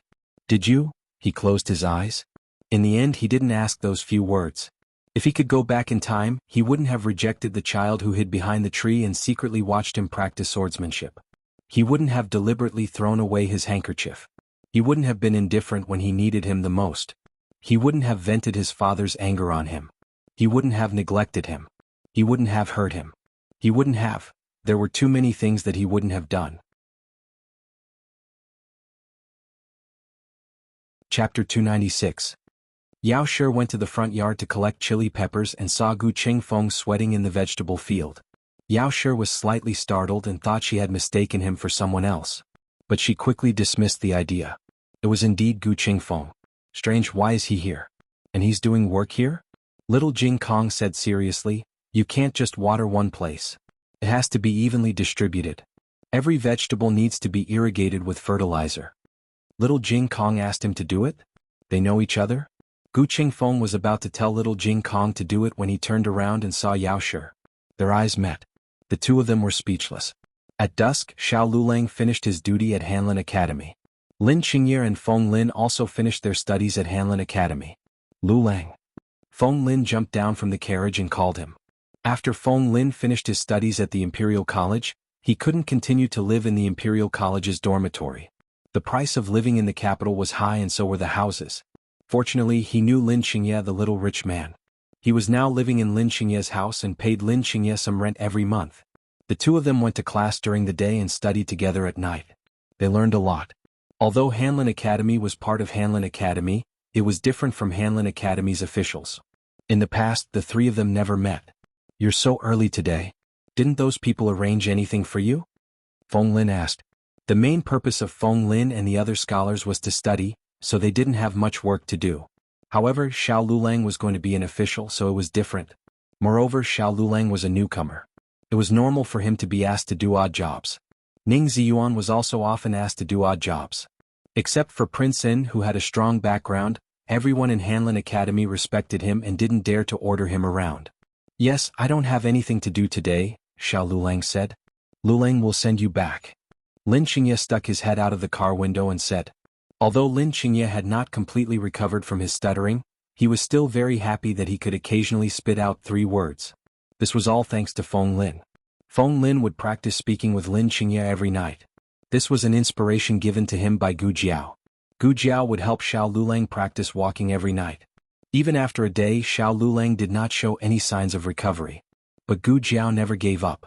Feng Lin was deeply touched. Of course, Xiao Lulang didn't give up on letting Gu Jiao practice her calligraphy every day, which made Gu Jiao go crazy. Xiao Lulang hadn't slept the whole night and hadn't eaten dinner the night before. He didn't have much of an appetite during the day, so he was really tired now. It would be hard for him to walk back alone. He got into the carriage. In order to keep a low profile, Lin Qingye chose a small carriage, but everything inside was filled with the extravagance of a nouveau riche. Lin Qingye was already used to it. Xiao Lulang was almost dazzled. The two of them gave the most comfortable seats to Xiao Lulang. To them, Xiao Lulang was both a teacher and a friend. Without Xiao Lulang, they wouldn't be where they were today. Lulang, you don't look so good. Have you been too tired recently? After all, Feng Lin wasn't in the inner circle of the Hanlin Academy, so he wasn't particularly clear about Xiao Yulang's situation. Plus, everyone knew that they were close to Xiao Lulang, so naturally they wouldn't mention Xiao Lulang in front of them. Feng Lin only occasionally bumped into Ning Ziyuan in the restaurant and asked him a few questions. Xiao Lulang said, "Nothing. How's your study going?" At the mention of this, Feng Lin's attention was successfully diverted. He couldn't help but complain, "I naively thought that after the imperial examinations, I wouldn't have to study anymore. At least, I wouldn't have to write 8-legged essays anymore. I didn't expect that after I stopped writing 8-legged essays, so much history, arithmetic, agriculture, astronomy, the content was similar to the content of the Three Cauldrons, but there was a difference in progress and depth. After all, they were all preparatory officials of the imperial court. Naturally, the direction of their studies was different. Their goal was no longer the imperial examinations, but the path of an official and the benefits of the country and the people. It would be best if they could do practical things for the people. The current Hanlin Academy was stricter than the previous dynasty. It was said that they would go to the countryside. It was just that they didn't know when it would be the turn of the new batch. When Xiao Lulang got home, Gu Jiao had just returned from the medical center. She carried a small basket on her back and her small hands were under the basket. She walked casually, and her aura was somewhat unapproachable. Xiao Lulang inexplicably felt that her walking was a bit arrogant and naughty. He didn't know if she sensed something, but Gu Jiao calmly turned her head around. She probably didn't expect that Xiao Lulang would be behind her. There was a little annoyance that couldn't be removed from her face. Her small eyebrows were also tightly knitted together. The only thing missing was a few words written on her face. "Don't provoke me. I'm very annoyed." When Gu Jiao saw Xiao Lulang, she changed her expression in a second and put on an obedient expression. If being obedient didn't work, then being gentle would do too. Gu Jiao widened her eyes and did her best to show off her S-grade acting skills. Unfortunately, it was too late. Xiao Lulang saw everything that should have been seen. Oh, so she was like this in private? Xiao Lulang seemed to have discovered a new continent. He was stunned for a moment, and then he couldn't help but laugh softly. His stomach that had been hungry for a day and a night, his mind that had been tired the whole night, and his tiredness that had been busy the whole day, all disappeared in the evening breeze at this moment. Gu Jiao grabbed the straps of the small basket with both hands. She lowered her head and kicked the small pebbles on the ground with the tip of her foot. "Don't laugh. You'll see a foul. Give it to me." Xiao Lulang walked over with his walking stick. He wanted to take the small basket on her back. "No need, it's not heavy," Gu Jiao said. The last time she refused to help him carry something was when they went to buy candied haws in Little Jing Kong. A familiar scene flashed through his mind. Xiao Yulang's expression changed slightly. His eyelashes trembled, and he slowly reached out to hold her small hand. His fingertips were so close that he could almost feel the heat on the back of her hand. "Lulang is back. Jiao Jiao is back too." Auntie Lu suddenly walked out of her courtyard and looked at the two of them with a smile. Xiao Lulang quickly pulled back his hand that was about to touch Gu Jiao's fingertips. He greeted Auntie Lu without changing his expression. "Auntie Lu." Gu Jiao looked at Auntie Lu with hidden bitterness. Auntie Lu felt a chill on her forehead. What's wrong with Jianyang today? She doesn't seem very happy." Auntie Lu hurriedly said to Xiao Lulang, "Lulang you, hurry up and coax your wife. Is it because you didn't come back last night that you made her unhappy?" Xiao Lulang couldn't help but smile. He tried his best to suppress the corners of his lips. It took him a lot of effort to keep a serious expression on his face. "Last night, I went with the Yamen to do my duty outside the city." He said this to Auntie Lu and also to Gu Jiao. Auntie Lu stood at the door and looked at the young couple lovingly. She had no intention of entering the house. Xiao Lulang was thin-skinned, old-fashioned, and serious. There was no chance of holding her hand. Gu Jiao walked away with a face full of hidden bitterness. The two of them entered the house. Gu Changqing and Gu Qingfeng were still there. It had rained last night, and the roof of Master Zhao's house had been damaged. He had originally planned to ask Gu Jiao to help fix it, but Gu Jiao had come to see him before the sun had risen. Master Zhao had come over again just now. After understanding the situation, Gu Changqing went to fix the roof for him. Master Zhao leaned against the wall of his house and chuckled, "Jiao Jiao's mother, is that your eldest son? He's quite capable." Gu Changqing's hand that was reaching for the roof tile paused. He resisted the urge to turn around. Behind him came Madame Yao's voice that was as light as a breeze and as gentle as water. "That's right. Dirty linen should not be aired in public." The relationship between Madame Yao and Gu Changqing was not something that outsiders could talk about. Even though he understood that Yao Shi's yes was not truly acknowledging him, Gu Changqing still let out a sigh of relief for no reason. On the other side, Gu Qingfeng was still fertilizing the vegetable garden. He was extremely conflicted and in pain. Little Jing Kong had some free time. He sat on a stool with Little Eight in his arms to supervise the work. While supervising, he stroked Little Eight's fur. He still did not give up on his wish to turn his bad brother-in-law into Little Eight. His master had said that if he was sincere it would work. Every day before he went to bed, he prayed to Buddha. He believed that there would be a day when Buddha would turn his bad brother-in-law into Little Eight and give it to him. Thinking of this, his heart was filled with longing. Xiao Lulang, who had just crossed the threshold. Xiao Lulang was not shocked by Little Jing Kong for too long. After all, there was an even more shocking fertilizing master, Gu Qingfeng. Madame Yao asked Xiao Lulang about last night's situation. Was it tiring? Xiao Lulang avoided the topic and said, "It wasn't tiring. I just tidied up the library and did some classification and document repairs."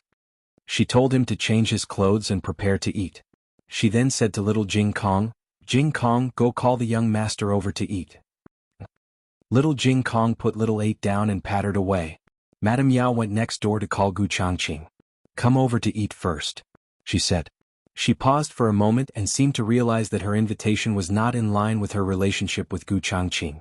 She added, "You fixed the roof for Master Zhao. If you don't fix it, you'll have to Jiao Jiao do it later." It turned out that she was thanking him for doing what Gu Jiao did. "Okay." Gu Changqing finished fixing the roof and replaced the last tile, then came down from the roof. Master Zhao brought some fruit and pickled vegetables over and thanked the two. The pickled vegetables were made by home, so Madame Yao accepted it. She had Master Zhao leave the fruit for Xiaobao to eat. Gu Changqing watched her handle the neighborhood relationship with ease and could not help but think, if his mother was still alive, would she be like this? HTML Genius memorized this website's address in 1 second. www.zhhbqg.com Bikugo mobile reading website. zhhbqg.com.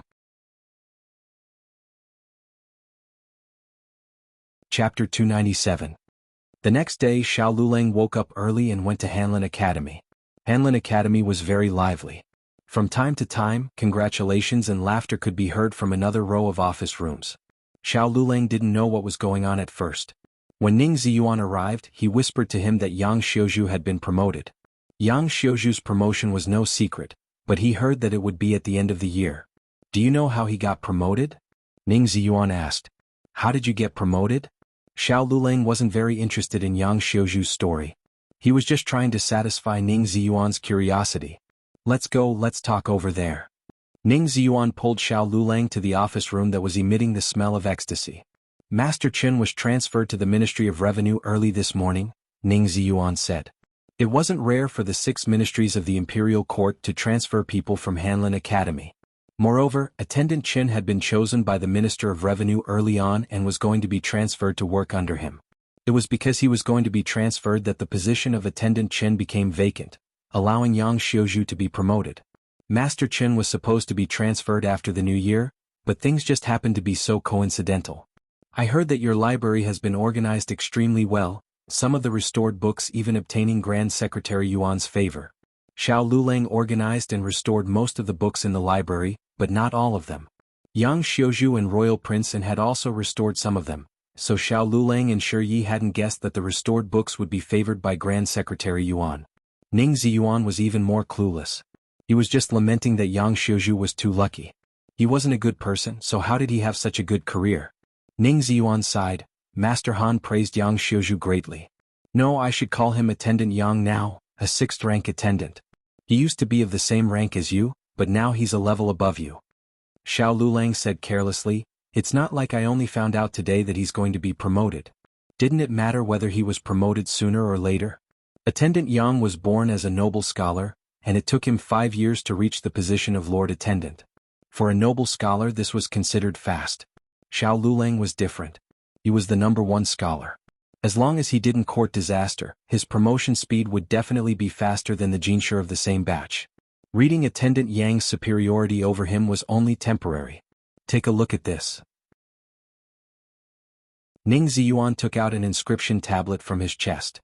Xiao Lulang asked, "Why are you carrying this thing with you?" "No, I want you to take a look at its contents." Ning Ziyuan handed the manuscript of the inscription to Xiao Lulang. "Does it look familiar?" Xiao Lulang said, "I wrote it." "What's wrong?" Ning Ziyuan clicked his tongue and said, "Attendant Yang handed it in and said that I guided him for half a day and made him rewrite it 17 times. That's all your credit. Tell me the truth, did he guide you in a single word?" Xiao Lulang took the inscription tablet and casually placed it on the table. He said casually, "It's just an inscription tablet." "You're really not angry?" Ning Ziyuan didn't seem to believe him. "What's there to be angry about?" Xiao Lulang asked. "As long as you're not angry." Ning Ziyuan finally let out a sigh of relief. This kind of thing is commonplace in the bureaucracy. Before you make it big, you don't have the right to speak. You're so young, but you're able to keep your composure. You're much better than I was when I was young. But Xiao Lulang, promise me even if one day you climb over these people's heads, you won't become like them. Ning Ziyuan was 30 years old. His appearance wasn't outstanding. His face was square and his skin was dark.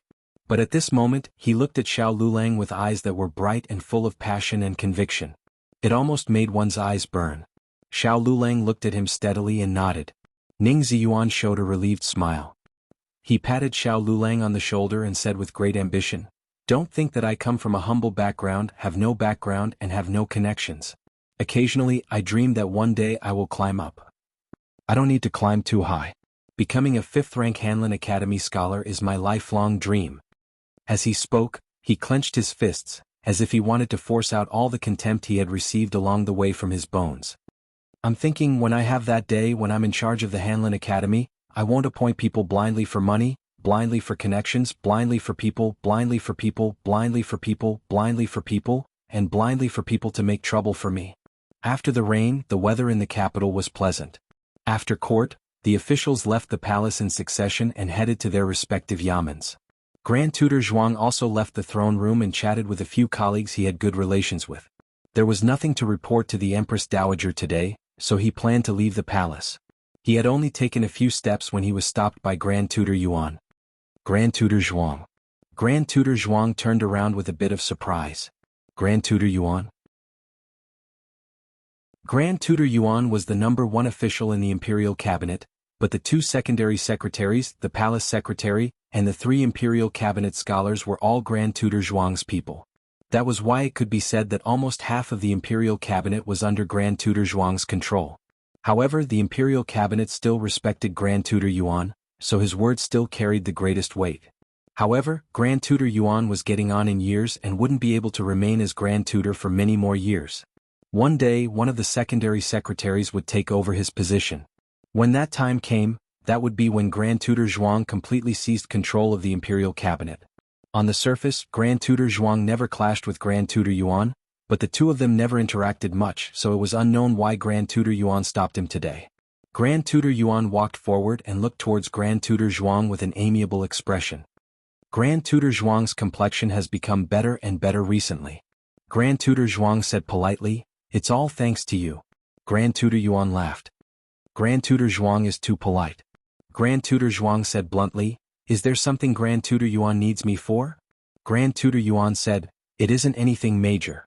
Yesterday I saw some of the ancient texts Hanlin Academy sent over, they were restored quite well. There were quite a few places that not even the great scholars of the imperial court could make a decision on, but Hanlin Academy filled them all in. I heard that Prince An also participated in the editing and restoration." Grand Tutor Zhuang said, "Is that so? I didn't inquire too much about ancient Jade's matters." He really didn't inquire about it. However, there were naturally people who reported it to him. The reason why he said this was to avoid arousing suspicion in front of Grand Tutor Yuan, to express that he didn't interfere with Hanlin Academy. Grand Tutor Yuan didn't mention Northern Yen Ode on its own, because last night, after burning the midnight oil to read the remaining texts, he discovered that its level of brilliance didn't lose out to Northern Yen Ode in the slightest. At his age, burning the midnight oil to read was already something from 30 years ago, yet he couldn't stop reading last night. Even though he didn't personally see the original ancient texts, most of this history could be verified from other ancient texts.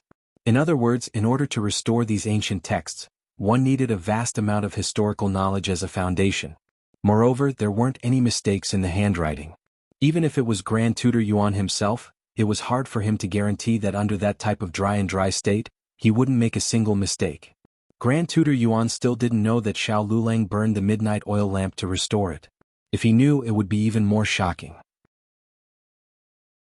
Grand Tutor Zhuang knew Prince An's whereabouts like the back of his hand, so he naturally knew that he had visited Moon Net Mountain's library. He believed that the reason Grand Tutor Yuan said this was because the ancient texts he obtained were indeed the ones Prince An restored. He understood his own grandson's strength well, so he didn't suspect that there was a misunderstanding. He laughed and said, to be able to contribute a bit to Hanlin Academy, his years of studying weren't in vain. How is it just contributing a bit? It is a great contribution. Grand Tutor Yuan never lightly praised others. Even the young noble who reigned supreme in Radiant Capital didn't receive a single word of praise from him. Grand Tutor Zhuang, you have a good grandson. Grand Tutor Zhuang was simply overwhelmed by the favor. This old picky ghost actually knew how to praise others? He suppressed the excitement at the bottom of his heart, cupping his hands. Grand Tutor Yuan praises me too much. Grand Tutor Yuan released a laugh, asking, I heard that Grand Tutor Zhuang's grandson still hasn't discussed marriage? Grand Tutor Zhuang stared blankly. At the end of the 5th month, Hanlin Academy held an examination. Among the scholars, Feng Lin and Lin Qingye were respectively ranked 4th and 5th from the bottom, while Du Ruhen squeezed into the top 9. Grand Tutor Yuan's legitimate grandson Yuan Yu was originally ranked 1st in the scholar examination. This time he performed abnormally, falling to 5th place. The composers and editors didn't rank their results together with them. After all, the examination questions were different. Xiao Lulang was ranked 7th, Ning Ziyuan was ranked 6th, and 1st place was Prince, and Ning Ziyuan came to find Xiao Lulang, saying quietly, that's impossible. I clearly made so many mistakes in my math, you didn't get a single question wrong, how could I possibly do better than you? Math was the easiest to calculate marks in. Right was right, wrong was wrong, unlike the literary test questions which were too subjective. Moreover, even in the literary test, Ning Ziyuan was definitely inferior to Xiao Lulang. Needless to say, it was obvious that Xiao Liulang's results had been deliberately suppressed. This kind of internal examination wasn't as strict as the imperial examination. If the imperial examination examinees weren't satisfied with the results, they could go to the yamen or the examination hall to flip through the examination papers. If they still weren't satisfied after reading, they could go to the yamen to complain. If the imperial examination was over, then so be it. They didn't have a chance to defend themselves. Chapter 298. Ning Ziyuan deeply felt sorry for Xiao Lulang. This was his first time in the capital, but it wasn't his first time coming into contact with officialdom. When he was in the local area, he had been a teacher at the prefectural school and had also been a temporary registrar for the county magistrate. He had seen the darkness and strife of officialdom with his own eyes, but he had never expected that the Hanlin Academy, such a clean place, would have such unfair things. In fact, his own life wasn't very smooth, but this kind of unsmoothness was within the normal range. He had no power, no influence, and no background, so he wasn't valued. Xiao Lulang, on the other hand, was deliberately suppressed. Xiao Lulang had a good mentality and didn't break down. If it were someone else, they would have broken down long ago. Ning Ziyuan didn't say anything else. He patted his shoulder and sighed as he left. Xiao Lulang went out to wash his brush. When he came to the ink washing pool, Royal Prince An happened to also come here to wash his brush. He didn't need to do it himself. Someone else would do it for him. He was surrounded by a group of colleagues who all congratulated him. I heard that Editor Zhuang got 1st place. This is called true gold fears no fire. Yes, this time no one dares to be biased. As they spoke without scruples, they didn't forget to cast meaningful glances at Xiao Lulang. The story of how Xiao Lulang got 1st place had long been spread in the capital. It was said that he had a face that was 70 to 80% similar to the young Duke of Jianghu, and that he had won the favor of the young Duke's father and the young Duke's senior brothers. Even his top scorer was deliberately given to him by the emperor in order to suppress the Zhuang family. And the emperor couldn't reach so far into everything. The Hanlin Academy was a place where the emperor's bloodline couldn't reach. As a matter of fact, he showed his true colors in the first Hanlin Academy exam. In fact, don't think that scholars would be more reserved than country shrews. Country shrews only had a loud voice and coarse reasoning, so they couldn't scold people's sore spots. When scholars scolded people, they could cut people's hearts open. Their lips and tongues were as sharp as knives, and each knife drew blood. However, the officials of the Hanlin Academy were not as unscrupulous as the foppish sons of the Imperial College. They cherished their reputation and would not really block Xiao Lulang here to do anything to him, nor would they deliberately trip him to embarrass him. They would only use their authority to suppress him, or group together to ridicule him and isolate him.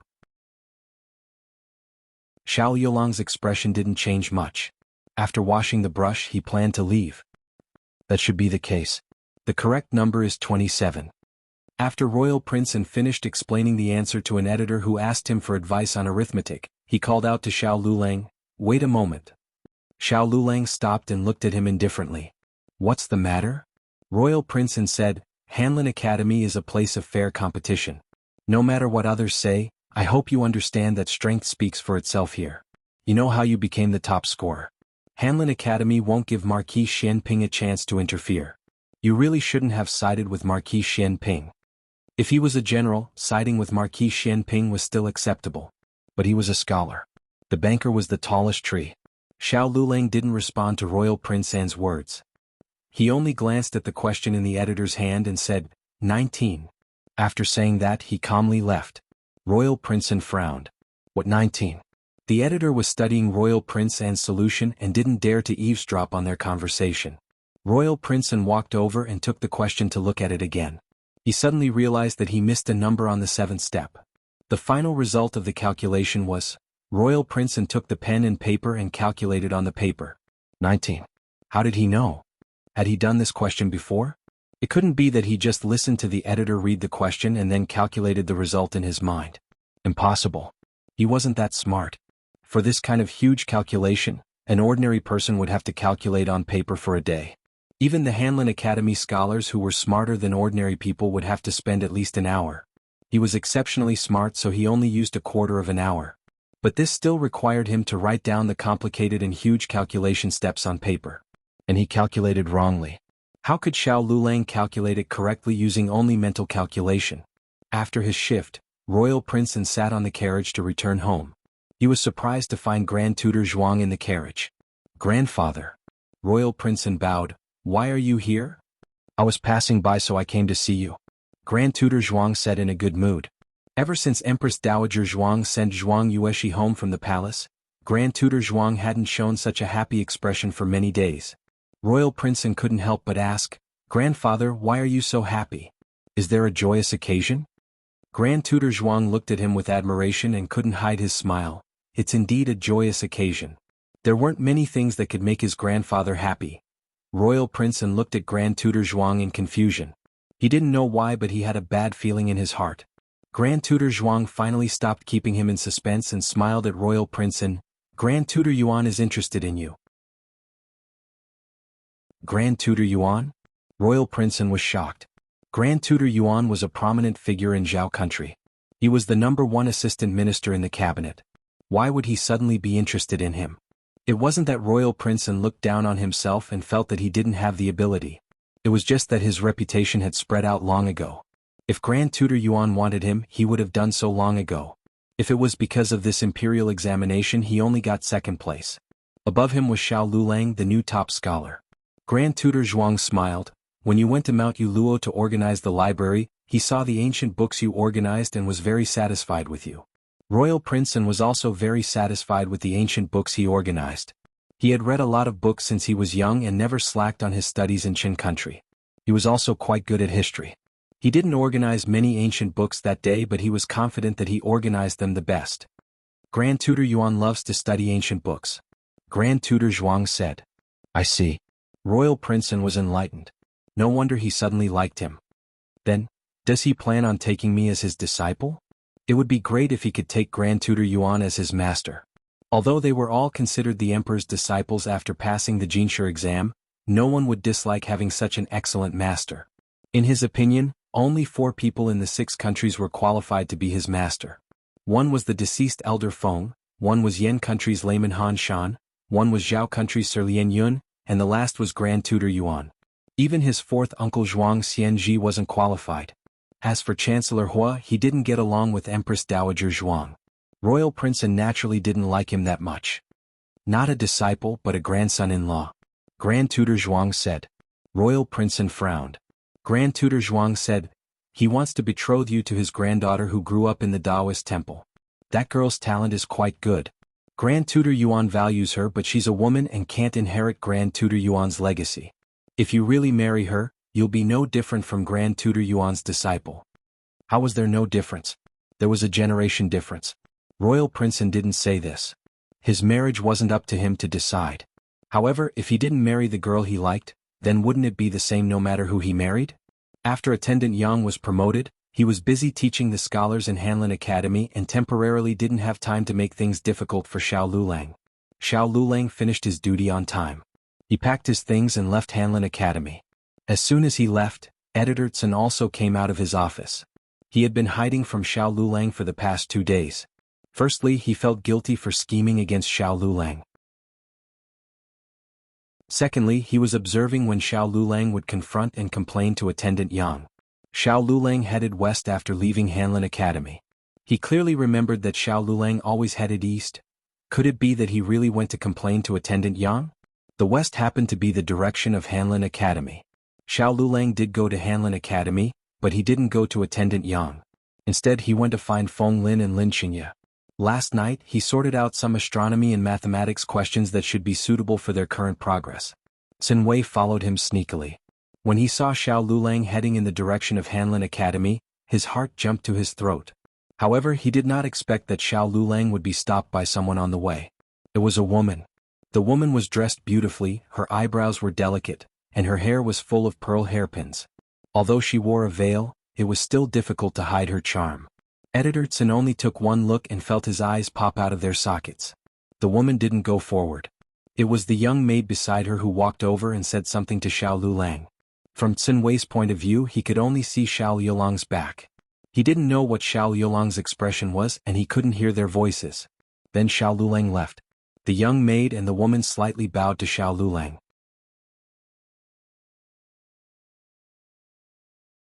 Chapter 299. The next day when Xiao Lulang arrived at the Hanlin Academy, he found that everyone was looking at him strangely. Although they weren't close to him, they wouldn't look at him with such disdain and complicated expressions. It was as if they disdained what he had done, but at the same time they couldn't believe it. There was even a hint that Xiao Lulang didn't understand. Ning Ziyuan had been called to the Hanlin Academy as an assistant teacher by Assistant Yang, so he didn't ask Xiao Lulang what was going on with these people's gazes. But Xiao Lulang soon found out, because he was called over by Scholar Han of the Hanlin Academy. Scholar Han was the highest official in the Hanlin Academy and was in charge of the entire academy. Normally, people at his level wouldn't call in a 6th-rank cultivator alone. Scholar Han looked at Xiao Lulang. Although he restrained himself, he still glanced at the crutch in Xiao Yulang's hand. Then his gaze fell on Xiao Yulang's face. It had to be said that this face really did look like the young Duke of Jianghu who had passed away. Scholar Han came back to his senses and sighed deeply. He frowned and said, "Do you know why I called you here?" Xiao Lulang said neither humbly nor overbearingly, "I don't know." His manners and temperament weren't bad, not at all rustic. Scholar Han thought for a moment, then looked at Xiao Lulang and said, "Do you know that the court officials of the Zhao kingdom are not allowed to wander around brothels?" Xiao Lulang said, "I know." Scholar Han looked at him seriously. "Then why did you go?" Xiao Lulang said seriously, "I have never been to brothels." Scholar Han said, "If you haven't been there, how do you know the brothel girls?" Xiao Lulang said strangely, "I don't know him." Scholar Han saw that he didn't seem to be lying, so he frowned and said, "You can leave. Do your job well and keep yourself clean. Don't degrade yourself and associate yourself with others. Don't do things that will damage the reputation of the Hanlin Academy." In Zhao country, brothels were legal, but it was not appropriate for an official to visit a brothel. Marquis Xianping was thick-skinned and did not care about his reputation. No matter how the emperor reprimanded him, he did not blush or pant. The Hanlin Academy, on the other hand, cared a lot about their reputation. He felt that people like Xiao Lulang shouldn't have the money to visit a brothel. After exhorting Xiao Lulang, he let Xiao Lulang leave. At the same time, he called an old attendant to tell him to tell the Hanlin Academy officials not to spread rumors. Xiao Lulang bumped into Ning Ziyuan, who had just returned from the Hanlin Academy. Ning Ziyuan pulled him to the back of the hallway and asked him in a low voice, "What happened? The entire Hanlin Academy is saying that you went to a brothel. I believe that you went to kill people, but I don't believe that you went to a brothel. If he wanted to go, he would have gone long ago. In order not to go to a brothel, he offended his colleagues and got himself drunk." Xiao Lulang said calmly, "I haven't been there." "Of course I know you haven't been there. But did you offend someone recently? I mean, someone other than Royal Prince?" And Ning Ziyuan felt that Royal Prince would not use such a sinister method to frame Xiao Lulang. It was too easy for him to suppress Xiao Lulang. There was no need for him to be so despicable. Xiao Lulang shook his head. There were many people in the Hanlin Academy who disliked him, but he couldn't remember who he had offended. Ning Ziyuan said anxiously, "Think about it carefully. If you don't find out who this scourge is, he will secretly harm you in the future. Scholar Han may believe you once, but he may not believe you 10 times. Gossip is a fearful thing." Xiao Lulang thought about it carefully. At this moment, Xin Xiu came out of Yang Xiu's office and walked towards the corridor. Ning Ziyuan was afraid of being discovered, so he gestured at Xiao Lulang and disappeared in a flash. Xiao Lulang was used to it. He walked calmly into the corridor and inevitably bumped into Xin Xiu. Xin Xiu's eyes flashed when he saw him. If it was in the past, Xiao Lulang would definitely not pay attention to the eyes of an insignificant person, but today he inexplicably noticed it. "Xin Xiu?" He stopped in his tracks. Xin Xiu's official position was half a rank lower than his, but he had started earlier than him. He was a shushi from Anka in the year of Icho. 3 years ago, he was admitted to the Hanlin Academy and became a 6th-rank shushi. Shushi's promotion speed was slower than that of the 3 cauldrons. 2 years had passed, but he was still a 6th-rank Hanlin Academy shushi. It was not that Shushi's official position was low. Scholars could not enter the Hanlin Academy, and those who did not enter the Hanlin Academy could not enter the cabinet. Every official who had experience in the Hanlin Academy, even if they did not enter the cabinet, would be highly regarded in other yamens. It was just that comparisons were odious. For someone like Xin Xiu who had toiled for 5 years without being promoted, what he hated the most was this kind of champion who had appeared out of nowhere. A 6th-rank shushi. That was a huge advantage over him. Xin Xiu reigned in the jealousy in his heart and looked at Xiao Lulang coldly. "Xiao Lulang, what's the matter? Look at this is his attitude toward the new champion. So what if her rank is higher than mine? She's still a soft bun who can be bullied by anyone." Xiao Lulang paid no heed to the glee that flashed across Xin Xiu's eyes, but he suddenly recalled something. Back when Xin Xiu was working in the Compendium Pavilion, he seemed to have some complaints about me. Xin Xiu harumphed. "Isn't that because you implicated me? If I hadn't been assigned with you, would I have been able to do so much?" Xiao Lulang nodded. "So, you intentionally didn't call me and locked me up in the Compendium Pavilion for an entire night?" Despite Zhang Xian saying those words so casually, Xin Xiu's heart nearly exploded. You. What nonsense are you talking about?" Xin Xiu's eyes widened as he bluffed. Xiao Lulang had heard from Ning Ziyuan that Yang Xiu was furious because he was late the next morning. It was clear that Yang Xiu didn't know that he was locked up in the Compendium Pavilion. Yang Xiu would not call him when he left, but he wouldn't call him personally either.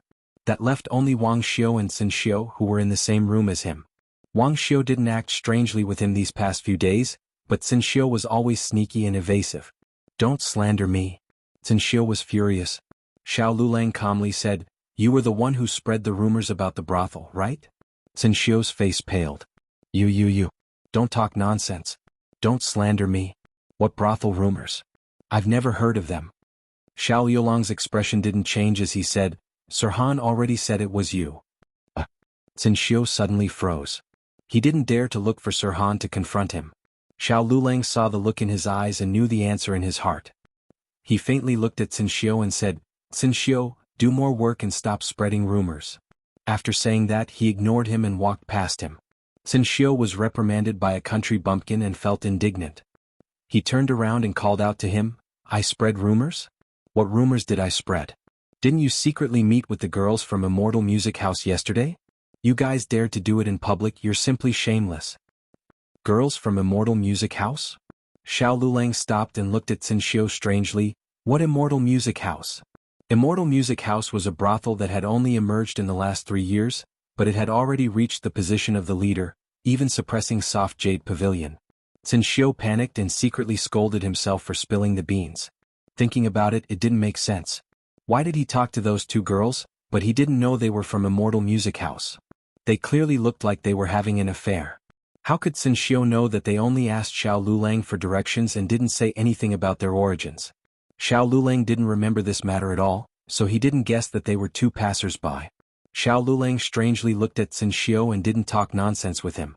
He turned around and returned to the office. Editor Xin carefully took out a wooden plaque that was painted with red paint. On the wooden tablet, there were 3 words written in Cinnabar: Immortal Music House. The 2 girls had carelessly dropped it and Xin Xiu had walked over to pick it up. Otherwise, he wouldn't have known that they were from Immortal Music House. How could Xiao Lulang, this kind of poor boy, have a relationship with the famous Immortal Music House? This made Xin Xiu endlessly jealous. He had intended to hand over this tablet as evidence that Xiao Lulang was hanging around the brothel, but he was reluctant to do so.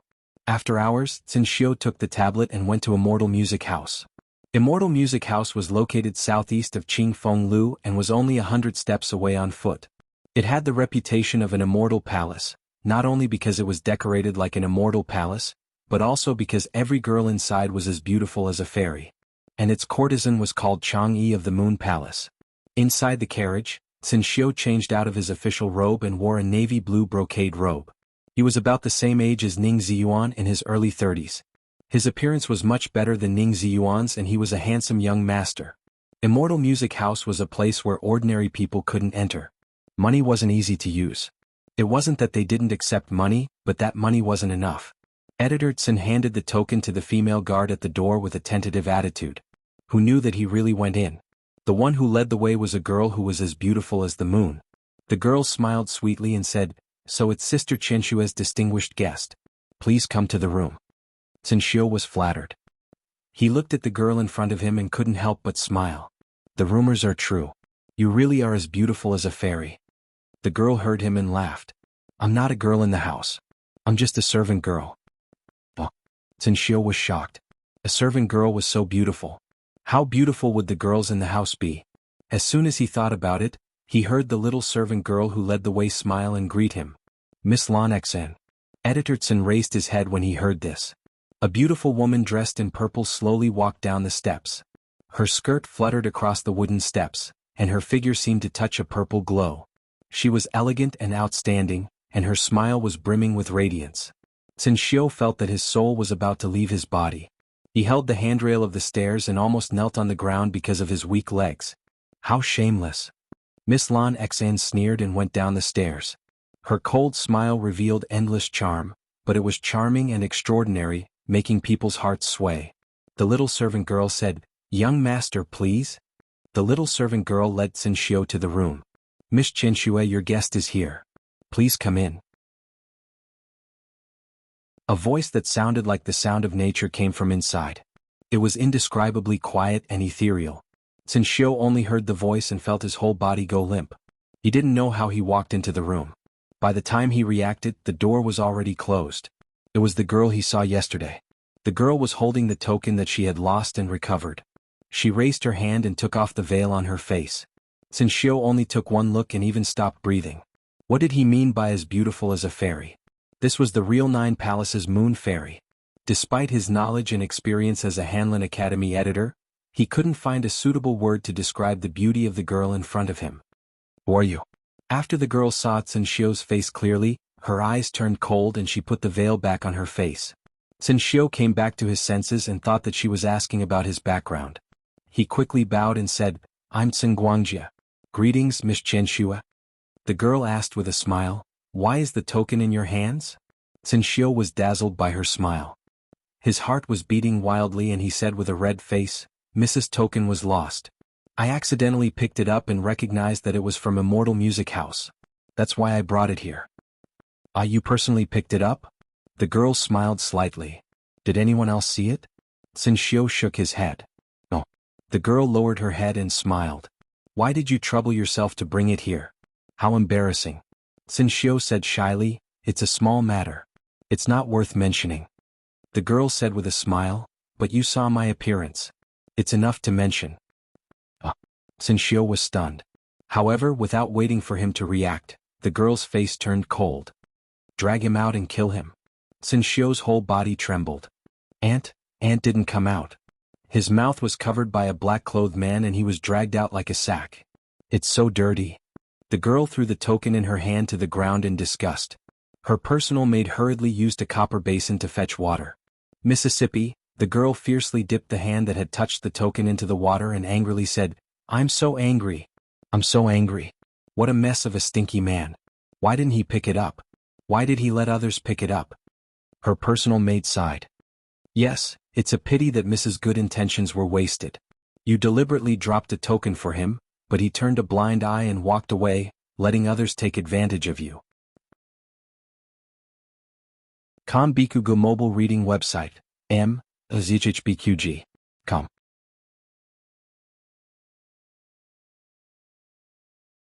Chapter 300.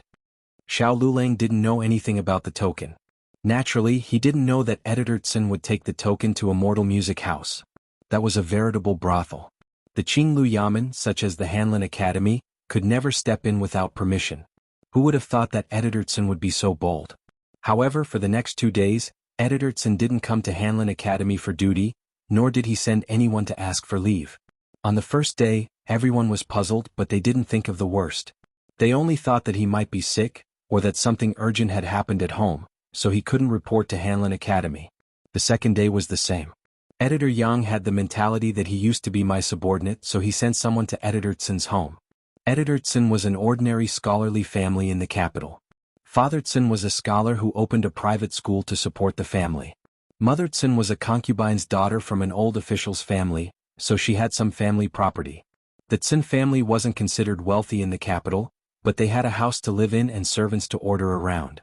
Unexpectedly, the Tsin family also planned to go to Hanlin Academy to find Editor Tsin. They thought that Editor Tsin was on duty at Hanlin Academy. This kind of situation had happened before. The busiest time in Hanlin Academy was when Editor Tsin didn't return home for 3 days. But this time it was obviously not the case. Both parties immediately reported to the authorities. The authorities solved the case very quickly, or perhaps the case itself wasn't that difficult. They found Editor Tsin's body in the corner of Immortal Music House's west gate. We've seen many cases like this. Another person who wanted to sneak into Immortal Music House was beaten to death as a thief. Immortal Music House's threshold was high. Ordinary people couldn't enter, but it couldn't stop people from having wishful thinking. Coincidentally, Immortal Music House's west gate was a place where sundries were piled up. The guards of Immortal Music House weren't to be trifled with. Coming uninvited was a thief, so they would be beaten to death. The Tsin family didn't believe it and Hanlin Academy didn't believe it. However, Editor Tsin had indeed changed out of his Hanlin Academy uniform and was wearing a newly made navy blue brocade robe. He had also shaved his beard. It was obvious that he was going to meet someone important. Perhaps they put it on him after they killed him. The Tsin family said. Killing an official of the imperial court was different from killing an ordinary person. However, this conjecture was quickly denied because the government constables found the carriage driver that Tsin Xiu had hired that day. The coachman explained that when Tsin Weixiu got on the carriage, he was wearing Hanlin Academy's official robes. After getting off the carriage, he changed his clothes and shaved his beard. I sent him to the Cool Breeze Inn. After that, I saw him go in the direction of the Celestial Music House. With this, Tseng Xiu's path and purpose were basically determined. Moreover, with Tseng Xiu's identity, it was indeed impossible for him to openly enter the Immortal Music residence. In that case, the only way was to climb over the wall. The people of Immortal Music House didn't know that he was an official of the imperial court and only thought that he was an ordinary lecher. Naturally, they didn't hold back. This kind of matter could be brought to court. After all, they had killed someone. No matter what, Immortal Music House had to take some responsibility. However, in this way, Tseng Xiu's reputation would be completely ruined. In the end, Immortal Music House gave some consolation money and ended this matter. Paper can't wrap fire. The news of Tseng Xiu being beaten to death in a brothel still spread within the Hanlin Academy. Although no one talked about it openly, they were all discussing it in private. You guys say, Why would such an upright person like Tseng Xiu suddenly go to a brothel? Could it be that he was instigated by Xiao Xiu? In our Hanlin Academy, apart from him, no one else had an affair with a brothel girl. Xiu, lower your voice. Scholar Han, you are not allowed to discuss this matter. Did I say anything wrong? The day before Tseng Xiu disappeared, I saw him talking to Xiao Xiu. I don't know what they said, they were very emotional. Just as they were discussing this, Xiao Lulang walked over from not far away. They instantly fell silent. After exchanging glances, they each scattered. However, Xiao Lulang heard everything that he should have heard. Of course, he didn't instigate Tseng Xiu. However, when a person was ostracized, even breathing was wrong. Ever since he made up his mind to marry his precious granddaughter to Royal Prince N, Grand Secretary Yuan had people gather the poetry collections that Royal Prince N had left outside over the years. He carefully looked through them.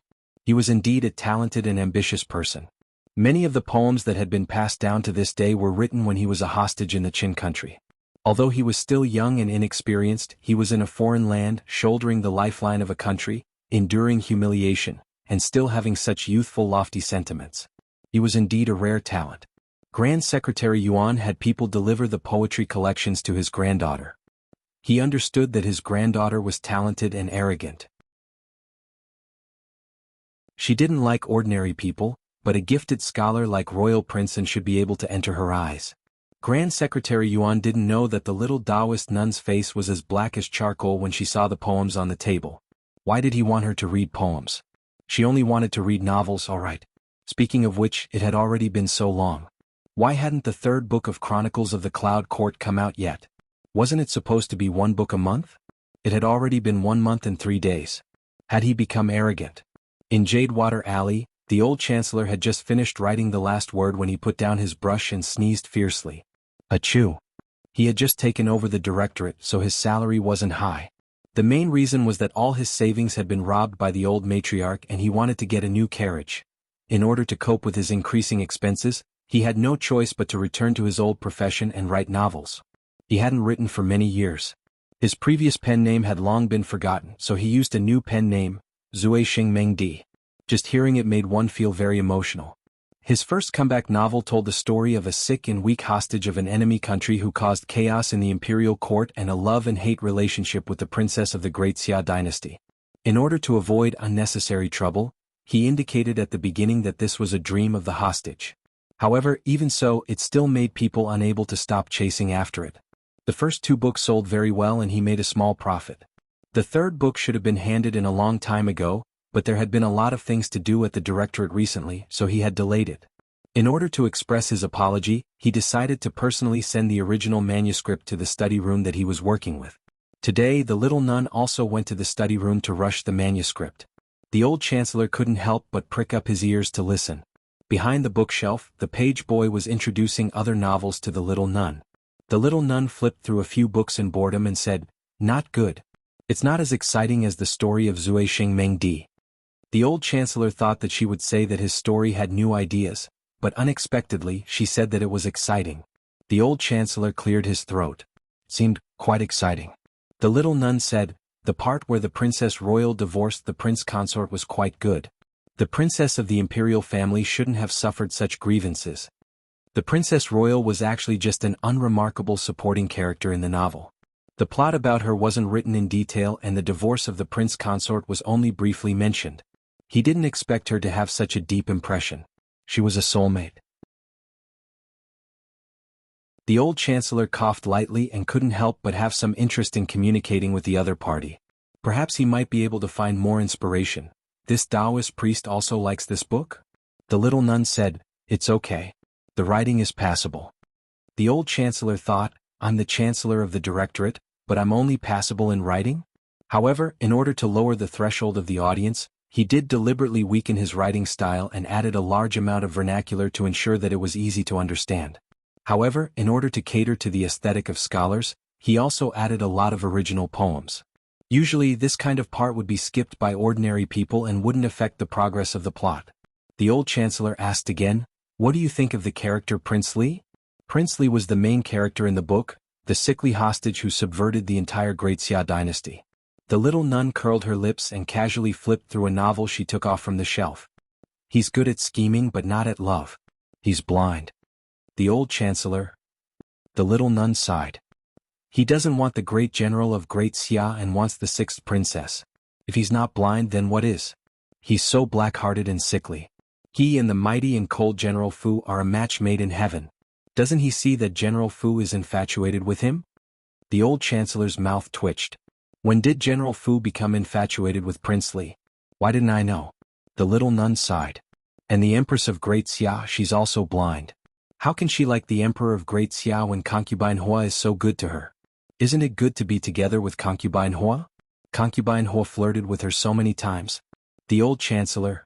No, Concubine Hua didn't flirt with her. Concubine Hua and the Empress have a pure superior subordinate relationship. Now miss. No, Taoist. How did you read the book? What did you see? Concubine Hua and the Empress of Great Xia are mortal enemies. They both stabbed each other in the heart.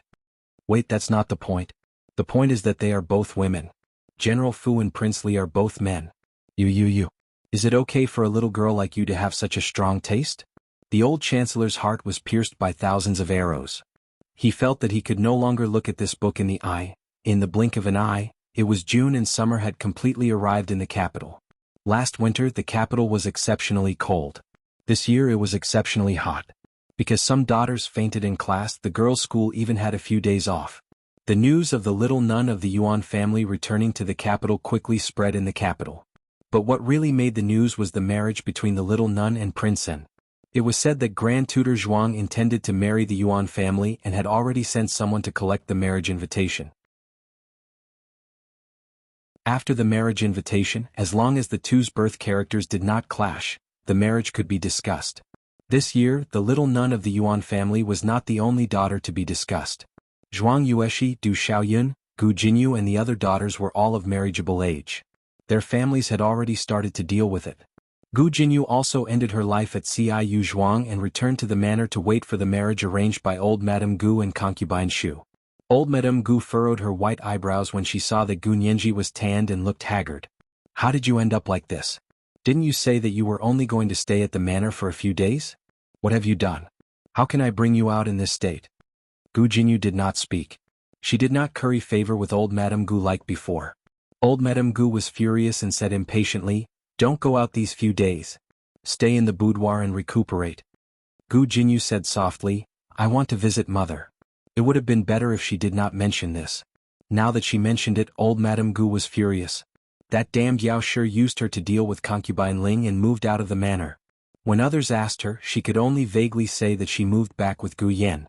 The noble ladies and daughters in the capital thought that Yao Shi and Gu Yan moved back to the manor to recuperate and did not say anything. They knew that Gu Yan's health was not good. Hearing that Gu Jinyu wanted to visit Yao Shi, old Madame Gu naturally did not allow it. "You're not allowed to go anywhere. If you still think of yourself as the daughter of the Marquis's estate, then stay in the manor obediently." "Yes," Gu Jinyu respectfully responded. But although she agreed verbally, she turned around and secretly left the manor. "Mother." She came to Jade Water Alley. After getting off the carriage, she eagerly entered the courtyard. Yao Shi was sitting in the hall playing the lottery. At this time, the children in the family had gone to school to work and had not returned yet. Gu Yan had also gone to school. Only she and Nanny Fang were idle at home. Actually, they were not idle. In the morning, Auntie Lu called her over to help her daughter embroider a wedding dress. In the afternoon, the Wan family's maidservants came to ask for guidance on needlework and cooking. The Wan family's maidservants had just left. Her days were quite fulfilling. The baby in her belly was growing day by day. She could already feel the fetal movement. Occasionally she would miss Gu Jinyu. But when she heard that she had gone to the manor outside the city to relax, she could not call her back. Hearing a familiar voice, she paused. Just as she was about to turn around, Gu Jinyu had already walked over.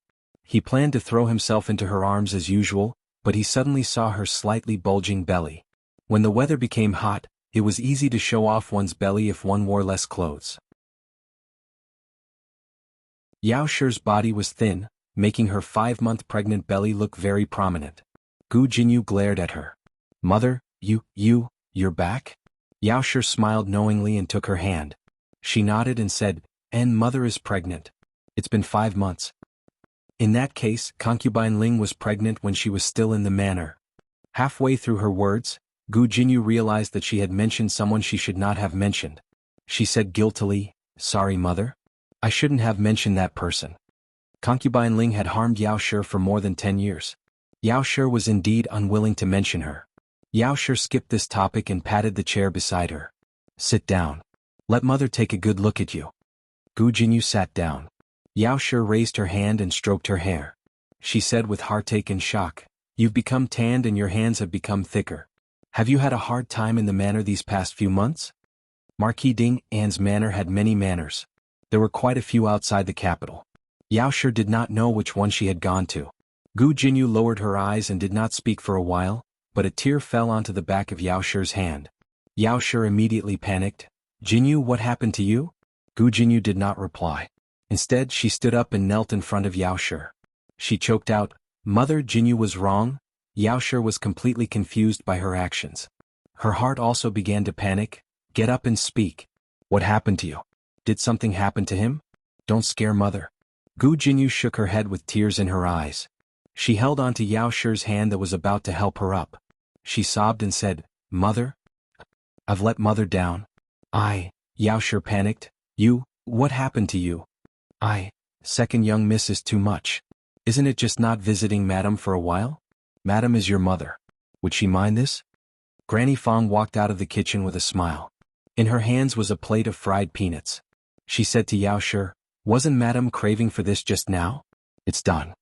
A pregnant person did not have any resistance to food. Her attention was immediately drawn over. She said to Gu Jinyu, "You also have a taste." Granny Fong placed the peanuts on a small stool to the side and helped Gu Jinyu up. "The floor is cold. Madam understands that second young miss is being filial. There is no need to blame yourself. Is second young miss living well in the manor? I see that second young miss has grown taller. Her body is not as thin and her face is not as pale." Gu Jinyu's original thinness was all thanks to Consort Shu. He did not eat sweet food or fatty food, making him look weak and frail. Now, although he was a little darker and his skin was a little rougher, it was true that he was a little rounder. Yao Shi took a look and found that it was true. Gu Jinyu was interrupted by Granny Fong and could not continue to confess to Yao Shi. She followed Granny Fong's words and said, "I miss mother too much. I haven't come to see mother for so long. I didn't even know that mother was pregnant. I'm really unfilial." Yao Shi sighed, "So it was because of that. You scared me to death. I thought that something had happened. I don't blame you. But why did you suddenly go to live in the manor? Are you unhappy at the Marquis' estate?" "No." Gu Jinyu lowered her head. Gu Jinyu lowered his eyes. "That place is very close to father's residence. I can go over and keep father company." "I see." The relationship between father and daughter was very good. Yao Shi did not suspect anything. The mother and daughter chatted for a while. Granny Fong kept them company. Later on, Yao Shi was tired and went to take an afternoon nap. Granny Fong then brought Gu Jinyu to the front yard and said to Gu Jinyu, "Second young miss, no matter what you wanted to say to madam, I hope that you will not say it again."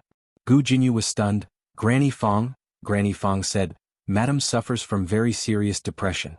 It was not easy for eldest young miss to cure her. This servant does not wish for madam to fall ill again. Furthermore, madam is pregnant now. She cannot be provoked." "I did not think it through." Gu Jinyu lowered her head sadly. "I originally wanted to apologize to mother. I did something that let elder sister down.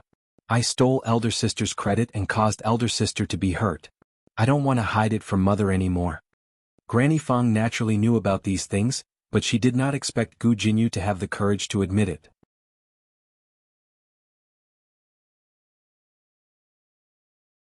Chapter 301. When Gu Jiao returned to Bishui Alley, Gu Jinyu had already left. Nanny Fong had been guarding the door. When she saw her return, she hurriedly went forward and told her about Gu Jinyu's visit. "I know." Gu Jiao nodded. Nanny Fong noticed her stiffness and asked worriedly, "Eldest miss, what's wrong?" "I'm fine," Gu Jiao said. Today she met a tough opponent at the martial arts center. Her arm was actually numb. She hadn't met such an interesting opponent for a long time. Looking at second miss's appearance today, she seems to be sincerely repentant. Nanny Fong said thoughtfully, "What did she experience at the farmstead that made her change so much?" Gu Jiao paused and said, "She didn't go to the farmstead. She went to Ciu farmstead."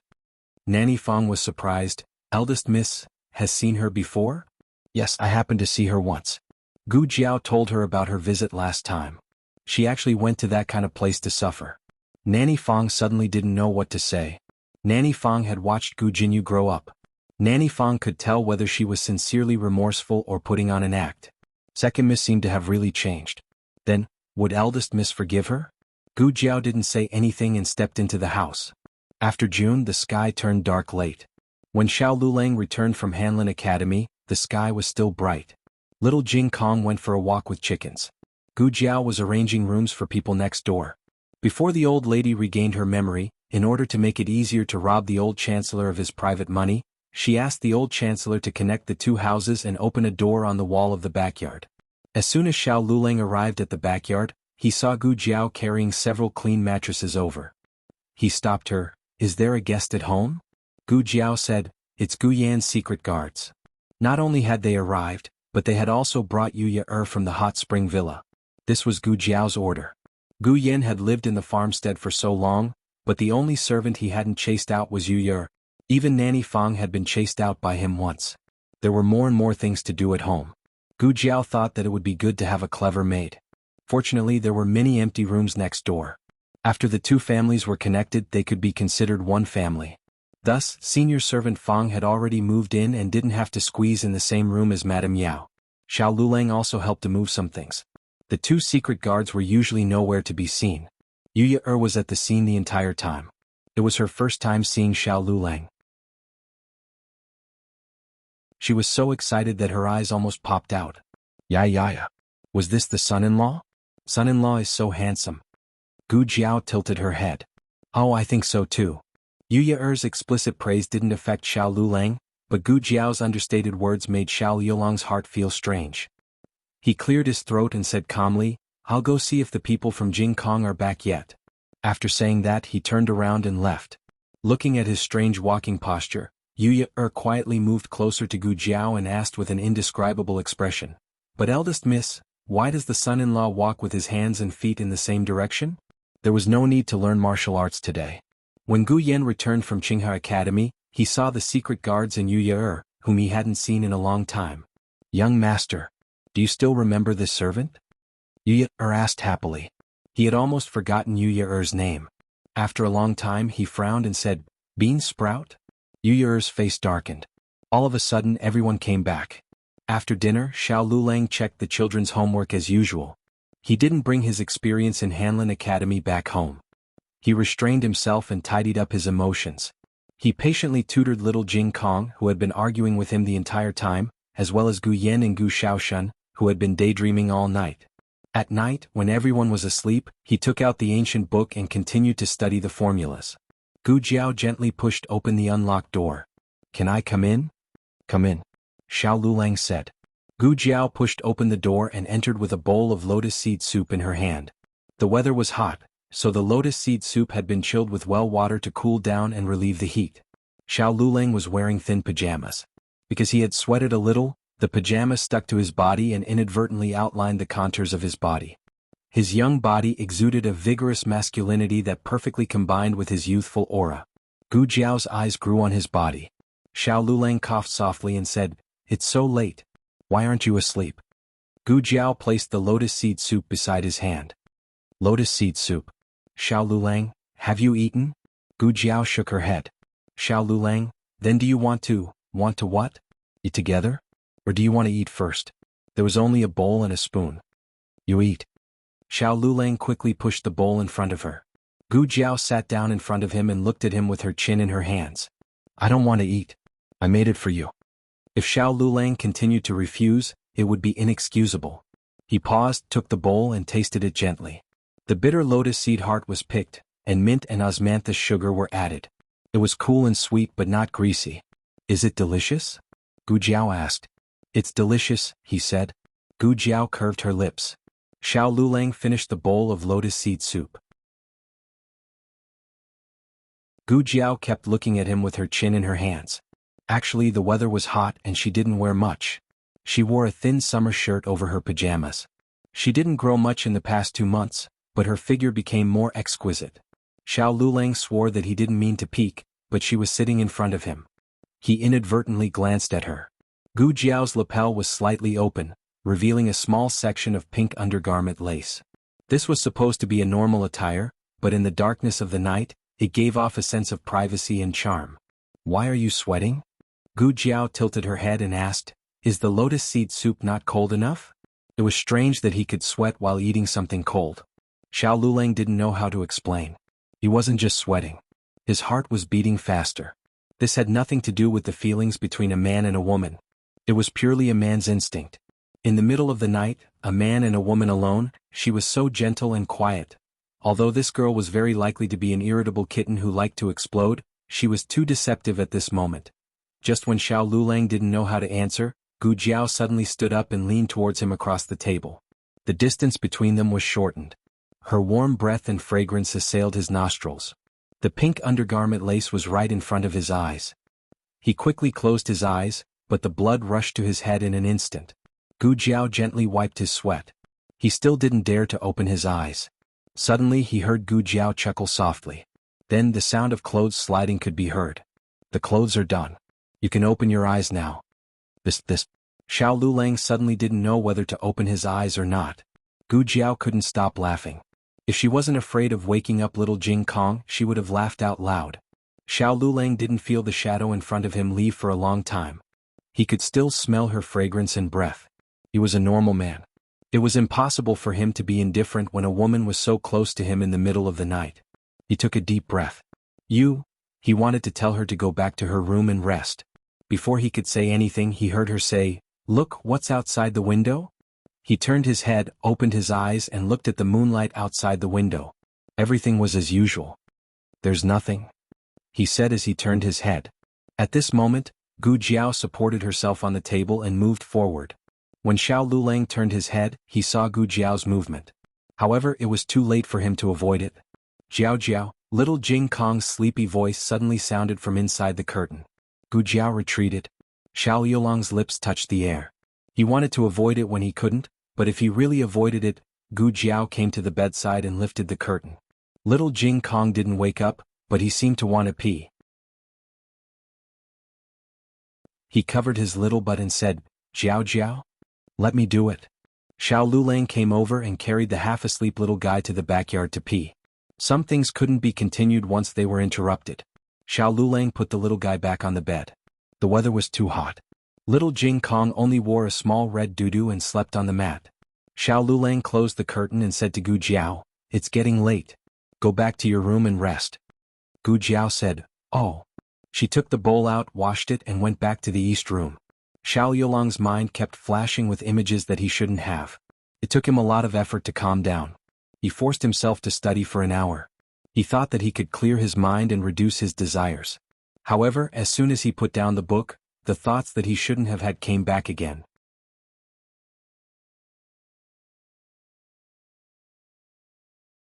Chapter 302.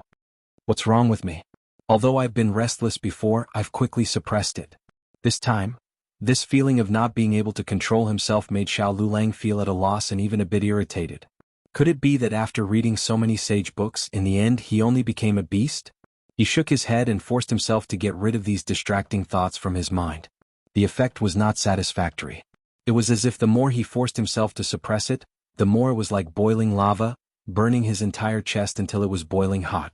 In the end, he had no choice but to get up and go to the ancient well in the back courtyard to get a bucket of water and take a cold shower. Gu Jiao, on the other hand, was much more heartless. It was true that she teased him, and it was not false that she slept with him after teasing him. A certain person fell asleep with her head against the pillow. However, she was destined to not sleep well. She had a dream again. She dreamed of Xiao Lulang, who was an official in the Hanlin Academy. Xiao Lulang was from a humble family and had defeated Royal Prince and to become the new top scorer. Many people were jealous and envious of him. The Hanlin Academy was also Imperial Tutor Zhuang's territory. It was easy to imagine his situation there. However, gold would always shine. No matter how his colleagues tried to suppress and ostracize Xiao Lulang still had a chance to display his intelligence. However, it was not in the Hanlin Academy but in the Ministry of Justice. It turned out that there was a murder case in the Ministry of Justice. The murderer was caught by a passing Hanlin official and handed over to the Ministry of Justice. However, not long after, the murderer's family came to the Hanlin Academy and said that the Hanlin Academy had caught the wrong person. His father was not the murderer. That was a 9-year-old child. No one would believe a child's words. Only Xiao Lulang went to the Ministry of Justice. In the end, Xiao Lulang found that the child's father was not the murderer. Xiao Lulang helped the Ministry of Justice catch the real culprit and was greatly appreciated by the Minister of Justice. Now that the matter had progressed to this point, Xiao Lulang seemed to be truly successful in his career, finally seeing the light of day. But who would have thought that on his way back from the Ministry of Justice, Xiao Lulang would be hit by a young Taoist nun who fell from a building. He was knocked out and so was the little nun. In broad daylight, a man and a woman were lying on top of each other and fainted together. Those who didn't know what was going on all thought that something had happened between the two. At that time, Xiao Lulang was wearing the official uniform of the Hanlin Academy. The news quickly spread. Xiao Yulang's reputation was ruined, and his career as an official had come to an end. When Gu Jiao woke up, she sat on the bed and hugged the quilt with a toothache. Her husband was really good at going against the current. He was smart, but he was also unlucky. Being hit by someone on the street was about the same as winning the lottery in her previous life. How could something like that happen? It was actually quite easy to avoid it. She remembered that when Xiao Lulang was leaving the Ministry of Justice, he had been stopped by a Hanlin official surnamed Yang and scolded. If it weren't for that delay, Xiao Lulang could have perfectly avoided the disaster. Gu Jiao got up before the sun rose. Xiao Lulang also got up early in the past, but he never got up earlier than Gu Jiao. Today was an exception.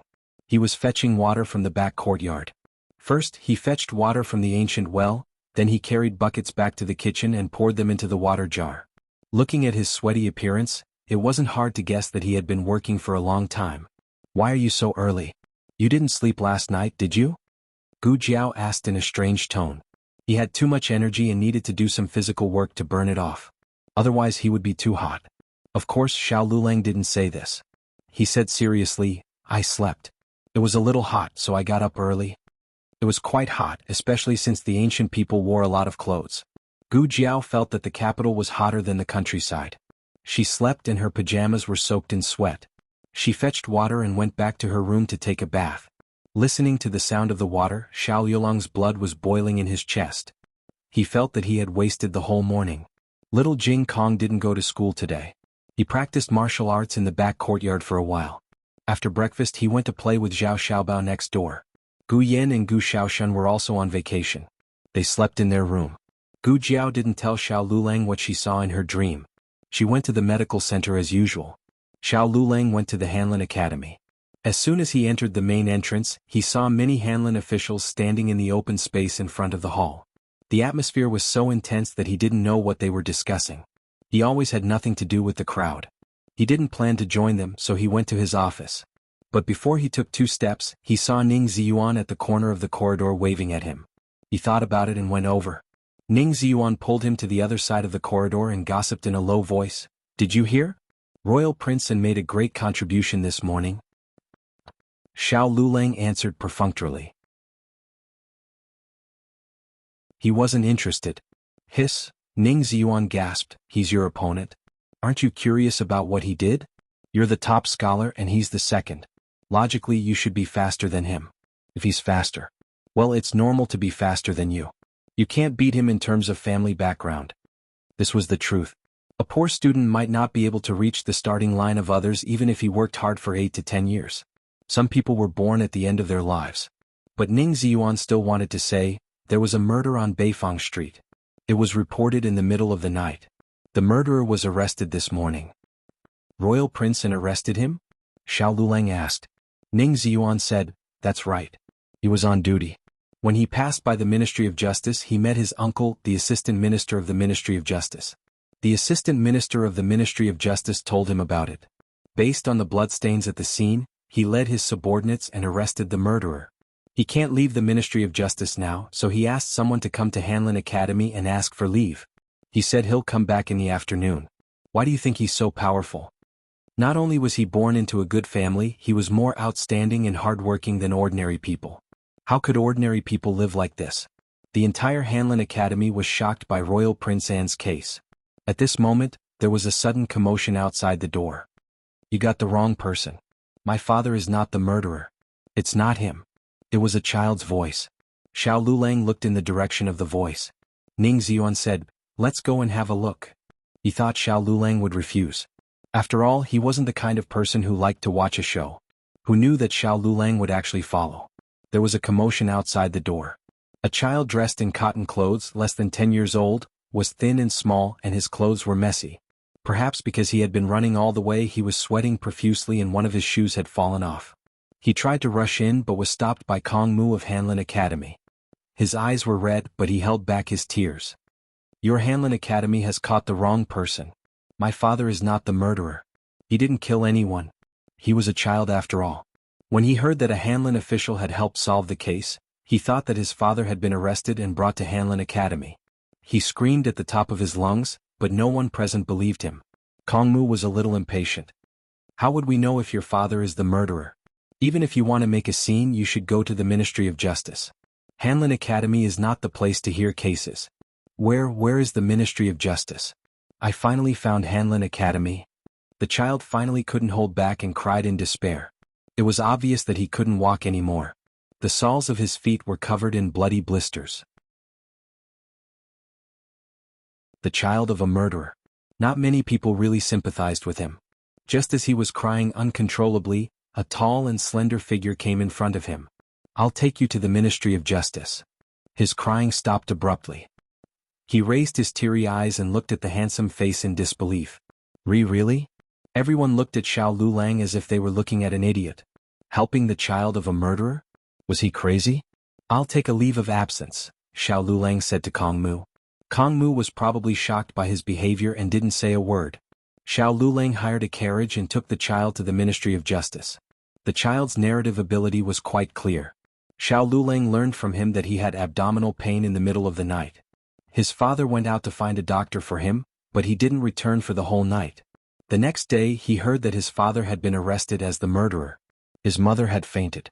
Xiao Lulang asked, "Is there anyone else in the family?" He shook his head. "No. Sir, my father wouldn't kill anyone. He really wouldn't. Believe me." Xiao Lulang only believed in evidence. If his father really was the murderer, then he had to understand that the imperial court didn't wrongly accuse anyone. If his father wasn't the murderer, then the imperial court would give his father justice. Xiao Lulang took him to the Ministry of Justice. Seeing that it was a Hanlin official, the guard of the Ministry of Justice was very polite. He took Xiao Lulang to the side hall. There, Royal Prince was discussing the details of this case with his uncle, Assistant Minister Qin. Because the murderer wasn't willing to confess, they had to find more evidence to punish the murderer. Sir Qin, someone from the Hanlin Academy is here, the guard reported outside the door. Assistant Minister Qin didn't understand. Why is someone from the Hanlin Academy here? Royal Prince shook his head. I don't know. He was also very confused. Come in, Assistant Minister Qin said. Xiao Lulang walked in with the child. It's you? Royal Prince's brows furrowed as his gaze fell on the child. Who is he? He's the suspect's son. He went to the Hanlin Academy, Xiao Lulang said in a tone that was neither servile nor overbearing. Assistant Minister Qin had heard about the new top scorer. Seeing that he was leaning on a cane, he guessed the other's identity.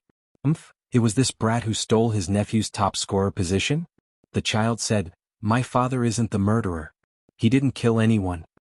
Who told you to bring him in? Hurry and take him out. Assistant Minister Qin shouted harshly. Seeing that Xiao Lulang didn't move, he said coldly, Someone come. A guard walked in and took the crying child out. Xiao Lulang looked at Royal Prince. He didn't say a word, but Royal Prince felt like there was a thorn in his back from his gaze. He sighed. It was already suspicious for him to appear on the street in the middle of the night. When Wu Yang found him following the bloodstains on the street, he was planning to bury the tools used to commit the crime. My father wasn't suspicious. My stomach hurts. He went out to get a doctor for me. You're the suspicious ones. You're wrongly accusing a good person. The child's stubborn roar came from the corridor outside the door. Can I go take a look? Xiao Lulang asked. Normally, the Hanlin Academy couldn't interfere with the Ministry of Justice's work. Royal Prince was purely helping his uncle. However, since he was involved, it wasn't a big deal to let Xiao Lulang take a look. The corpse was placed in the Ministry of Justice's ice cellar. Xiao Lulang first went to take a look at the corpse, then went to see the child's father. That child's father is a butcher.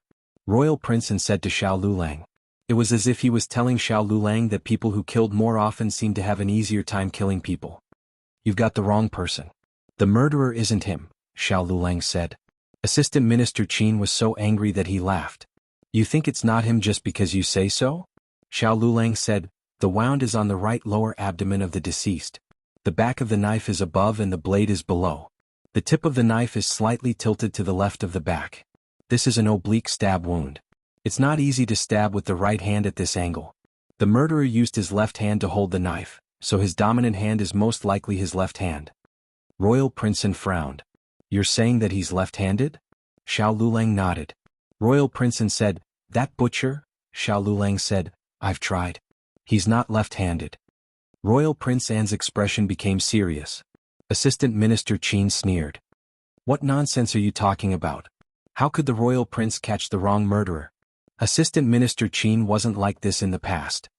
He was too confident in Royal Prince Anne and felt that as long as it was sent by Royal Prince Anne, it couldn't be wrong. Are there any footprints at the scene? Xiao Lulang asked. Yes. Royal Prince Anne handed the drawing that the artist drew from the scene to Xiao Lulang. One side of the footprints is deep and the other is shallow. He should be injured. The suspect's leg is also injured. Xiao Lulang looked at the drawing and said, this isn't an injury. He was born with a limp. The injured footprints are messy and have different depths. These footprints are very regular. Royal Prince Anne was speechless. He wanted to ask how he knew. His gaze swept over the suspect's leg and he instantly understood. There were no signs of fighting at the scene. It was more likely that the murderer was an acquaintance. Moreover, the murderer was a man about 5 feet tall. Assistant Minister Qin didn't believe it at first. However, even if he didn't believe it, there were others who believed it. Another assistant minister surnamed Ming brought the guards to find the murderer.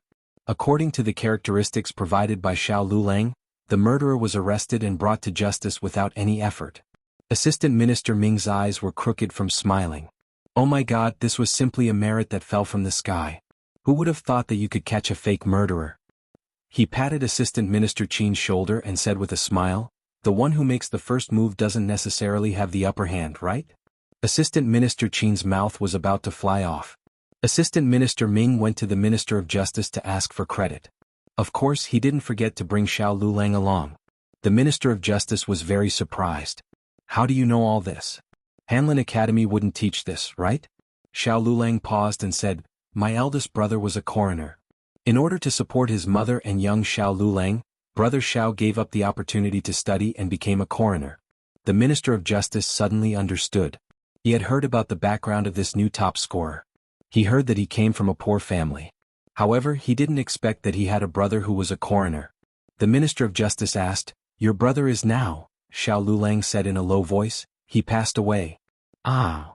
The Minister of Justice didn't have a good impression of Hanlin Academy officials. Perhaps it was because he didn't enter Hanlin Academy in the beginning, so he said that grapes were sour. However, he felt that Xiao Lulang was different from those Hanlin Academy officials who thought they were a cut above the rest. He accidentally chatted with Xiao Lulang until late at night. When Xiao Lulang came out of the Ministry of Justice, it was already noon. It was around the same time as Gu Jiao predicted. On the other side, the news that Royal Prince Anne had caught the wrong person had already spread to Hanlin Academy. Assistant Minister Yang angrily rushed to the Ministry of Justice. What was wrong with Xiao Lulang? Did he think that he was arrogant just because he was a little smart? He actually dared to undermine Royal Prince Anne. Did he still want to work in Hanlin Academy? Why didn't he secretly suggest a plan to Royal Prince Anne and slap Royal Prince Anne's face in public? Assistant Minister Yang was furious. The carriage was parked in a small alley near the Ministry of Justice. As soon as Assistant Minister Yang jumped off the carriage, he was put in a gunny sack by someone. It wasn't too far from the Ministry of Justice to Hanlin Academy. The reason why he hired a carriage in the morning was because the child couldn't walk. Now Xiao Lulang planned to walk back. He took a shortcut. When he walked through the secluded alley, he had a feeling that something was going to happen. He looked back but didn't see anything strange. He suddenly had the illusion that he had survived a disaster. In a stable near the Ministry of Justice, Assistant Minister Yang was being beaten up by a gunny sack. Help, ow, help, ow ow ow, ow, you bullied my husband he he he. Gu Jiao's small fists landed on his body like snowflakes. Assistant Minister Yang was beaten up to the point of doubting life. No one would believe that he had been beaten up by someone outside the Ministry of Justice's main gate. Gu Jiao was so excited from beating him up that she only remembered the important matter after a long time. She forgot that there was a little Taoist nun to save. It wouldn't be good if she fell to her death. In her dream, she didn't fall to her death because Xiao Lulang acted as a cushion for her. Now there was no human cushion. Humph. Gu Jiao kicked Assistant Minister Yang, took back her gunny sack, and ran towards the alley where the little Taoist nun fell. Unfortunately, she was a step too late. The little Taoist nun had already slipped and fallen from the third-floor window. Gu Changqing had just come out of the barracks when he saw his little sister sneaking around the Ministry of Justice. He was curious about what the little girl was doing, so he urged his horse to go over. Halfway there, a loud noise came from above. A small figure broke through the window and fell from above. Gu Changqing's eyes moved. He flew up and caught the little girl in midair, then slowly landed back on his horse. The little Taoist nun looked at him in shock. Her eyes lit up. General Talisman? Her head tilted and she fainted.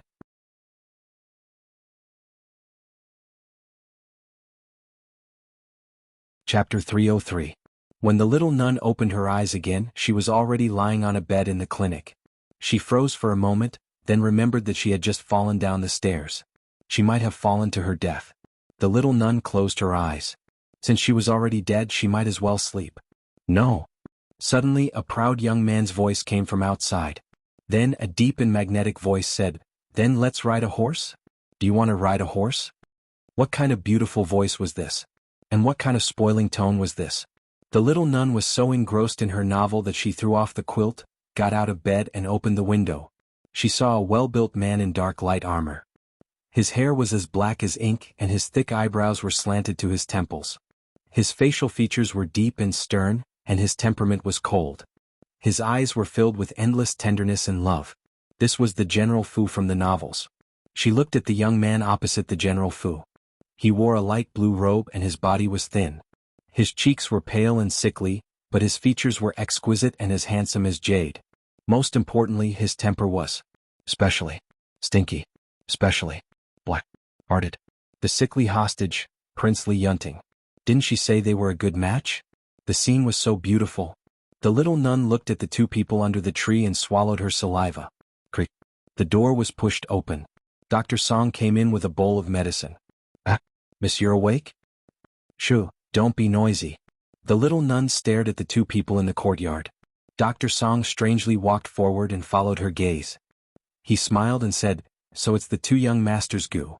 Miss, do you want to thank them?" Chem? The little nun frowned and looked at him.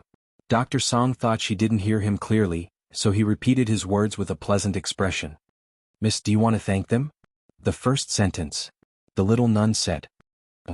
Dr. Song thought for a moment, then said with uncertainty, "So it's the two young masters, Gu? They're brothers?" "Yes." "Biological?" "Yes." The little nun lowered her head. Dr. Song's face was inexplicable. "Why are you so disappointed all of a sudden?" Dr. Song checked the little nun's pulse and let her drink the medicine. After asking Dr. Song, the little Taoist nun learned that she was saved by the heir of Marquis Dingyan Manor, Gu Changqing. Gu Changqing and the little Taoist nun had met once before, but the little Taoist nun hadn't taken a good look at him. Sister. Soon after Dr. Song went out, Yuan Tong came in a hurry. "Sister, are you all right? I just went to buy a box of osmanthus cakes." "How did you disappear?" "I'm dying of anxiety." "Fortunately, someone came to deliver a letter, saying that you came to the medical center next to the girls' school." The letter was sent by Gu Changqing. Gu Changqing only recognized her after saving her. It wasn't that Gu Changqing didn't take a good look at her face last time. It was just that it would be difficult to find a second Taoist nun like her in the entire capital. The little Taoist nun sat down on a chair by the window. "I'm fine. I just tripped and fell down from upstairs." "How did you suddenly fall down from upstairs?" Yuan Tong looked at the little Taoist nun. She pinched her face, then her arms and legs to make sure she was fine. The little Taoist nun said, "The room was too stuffy. I wanted to open the window to get some fresh air, but my foot suddenly slipped and I fell out of the window." Yuan Tong indignantly said, "It must be because they didn't clean the floor properly, causing sister to slip. I'll go find that tea shop later." The little Taoist nun shook her head. "Forget it. It was my own carelessness." Yuan Tong wanted to ask her sister who brought her to the medical center, but she was suddenly interrupted by a hateful voice. Yuan Tong. Yuan Tong clenched her fingers and coldly looked out the window. Gu Chengfeng stood outside the window with his arms crossed. Oh, it really is you. Yuan Tong gritted her teeth. Bumblebee? Gu Chengfeng asked. What are you doing here? Yuan Tong chuckled. Why do you care what I'm doing here? Gu Chengfeng, are you sick? Yuan Tong, you have medicine. Dizzy. Gu Chengfeng rolled his eyes in disdain. I'm just asking if you're sick so I can introduce you to a reliable doctor. Chengfeng, don't be rude. Gu Changqing was startled by the quarrel. The little Taoist nun stood up and slowly bowed to Gu Changqing. Many thanks for saving my sister, Master Gu. Gu Chengfeng looked at Yuan Tong proudly. Did you see that? My big brother saved your sister. Yuan Tong's words were stuck in her throat. She glared at Gu Chengfeng. Childish. The little Taoist nun was fine. After resting for a while, she paid the consultation fee and left with her sister. Gu Yen wouldn't talk to the Gu brothers, so he returned to Gu Jiao's courtyard. Gu Chengfeng habitually walked towards Gu Jiao's courtyard, but Gu Yen blocked the door. This is my sister's courtyard. Gu Chengfeng snorted. So what if you have a sister? Gu Yen, of course you do. If you have the ability you can have a sister too. He didn't have a sister. He would never have one in this lifetime, at most he had. Forget it, that girl wasn't even the Gu family's daughter. In another room, Gu Changqing and Gu Jiao talked about the recent news. The assassin who set me up at the military camp that night should still be in the capital. Tang Ming is also investigating the whereabouts of that power. Tang Ming and Gu Changqing had a common enemy, so they temporarily abandoned their opposing positions and worked together to investigate the truth of that power. In the end they really did find some clues. Immortal Music House. Gu Changqing said, that person is related to Immortal Music House. What's Immortal Music House? Gu Jiao had never heard of it. Gu Changqing hesitated but still said, it's a brothel. Gu Jiao was very calm. She didn't have the bashful reaction of a normal girl when hearing about a brothel. It's definitely not possible to investigate openly. It's easy to alert the enemy and make a secret investigation. Gu Changqing didn't set foot in that kind of place, but if it was necessary to solve a case, he couldn't care less. Gu Jiao understood and asked, is it hard to enter a secret investigation? Gu Changqing, do you know who's behind Immortal Music House? Gu Jiao, who? Gu Changqing, the Empress Dowager. Gu Jiao's brows wrinkled. Great Aunt? Gu Changqing nodded. Gu Jiao shook her head. Great Aunt would not harm the Tang family, nor would she assassinate Tang Ming. She would also not provoke discord between the Marquis Ding and Fu and the Marshals Fu at this time. Gu Changqing was deep in thought. That's where the problem lies. Originally, the Marquis Ding and Fu and the Marshals Fu belonged to different camps. There was no need to provoke them. Unless that person felt there was a need to provoke them. Jiao Jiao. Gu Changqing looked at Gu Jiao. Gu Jiao also looked at him. N? Gu Changqing sternly said, although the matter of you inventing the bellows and mortar was not announced to the public, there were still people who knew it was you. You received the Emperor's appreciation and you also received the Empress Dowager's protection. Gu Jiao thought for a bit. So that person felt that the two of them would make peace because of me? This idea was simply too naive. Even if Gu Jiao did not deliberately inquire, she knew that her great-aunt and the Emperor had already fought over 100 rounds in the palace. Although Gu Changqing knew that his sister was highly regarded by the two, he did not believe that they would let go of their many years of enmity. More importantly, your relationship with the Emperor and the Empress Dowager is not known by the common people. Even in the palace there are not many people who know. Gu Jiao said, but that person knew. Gu Changqing said, that's right. Gu Jiao picked up a tea leaf. There was a traitor by Great Aunt's side. Gu Changqing analyzed, the Empress Dowager's leprosy in the past should also be related to this person. Although it was the Emperor who did it, the success must have been due to this person's help. So I was thinking that the power behind Immortal Music House was not the Empress Dowager, but it was someone that the Empress Dowager was willing to protect. Gu Jiao's gaze turned cold. It was also someone who betrayed Great Aunt. The news that Xiao Lulang solved a case for the Ministry of Justice quickly reached the Emperor's ears. The Emperor was busy dealing with Empress Dowager Zhuang these days and forgot that he had a new top scorer in the Hanlin Academy. Working for Imperial Tutor Zhuang, he must have been bullied a lot. The Emperor suddenly felt ashamed. How could he have forgotten the person he promoted? Fortunately, that child was sturdy enough and was not abused to death by imperial tutor Zhuang. The emperor reached out to make it easier for a palace maid to dress him. Eunuch Wei. Eunuch Wei said, "This servant is here." The emperor said, "Is it the Hanlin Academy's turn to give a lecture to the crown prince today?" Eunuch Wei smiled, "Yes. Is it still inviting Scholar Han? Your Majesty should go to the morning court first. This servant will send someone to invite him." The emperor said, "No, call Xiao Lulang over." Eunuch Wei was shocked. "Your Majesty, Xiao Lulang is only a scholar. To give a lecture to the crown prince, it was usually the highest-ranking official of the Hanlin Academy who personally appeared. At the very least, it would be a lecturer or a reading attendant. How could they let a new scholar take the stage? Then it will be him." The emperor had made up his mind. Eunuch Wei could only brace himself. Yes.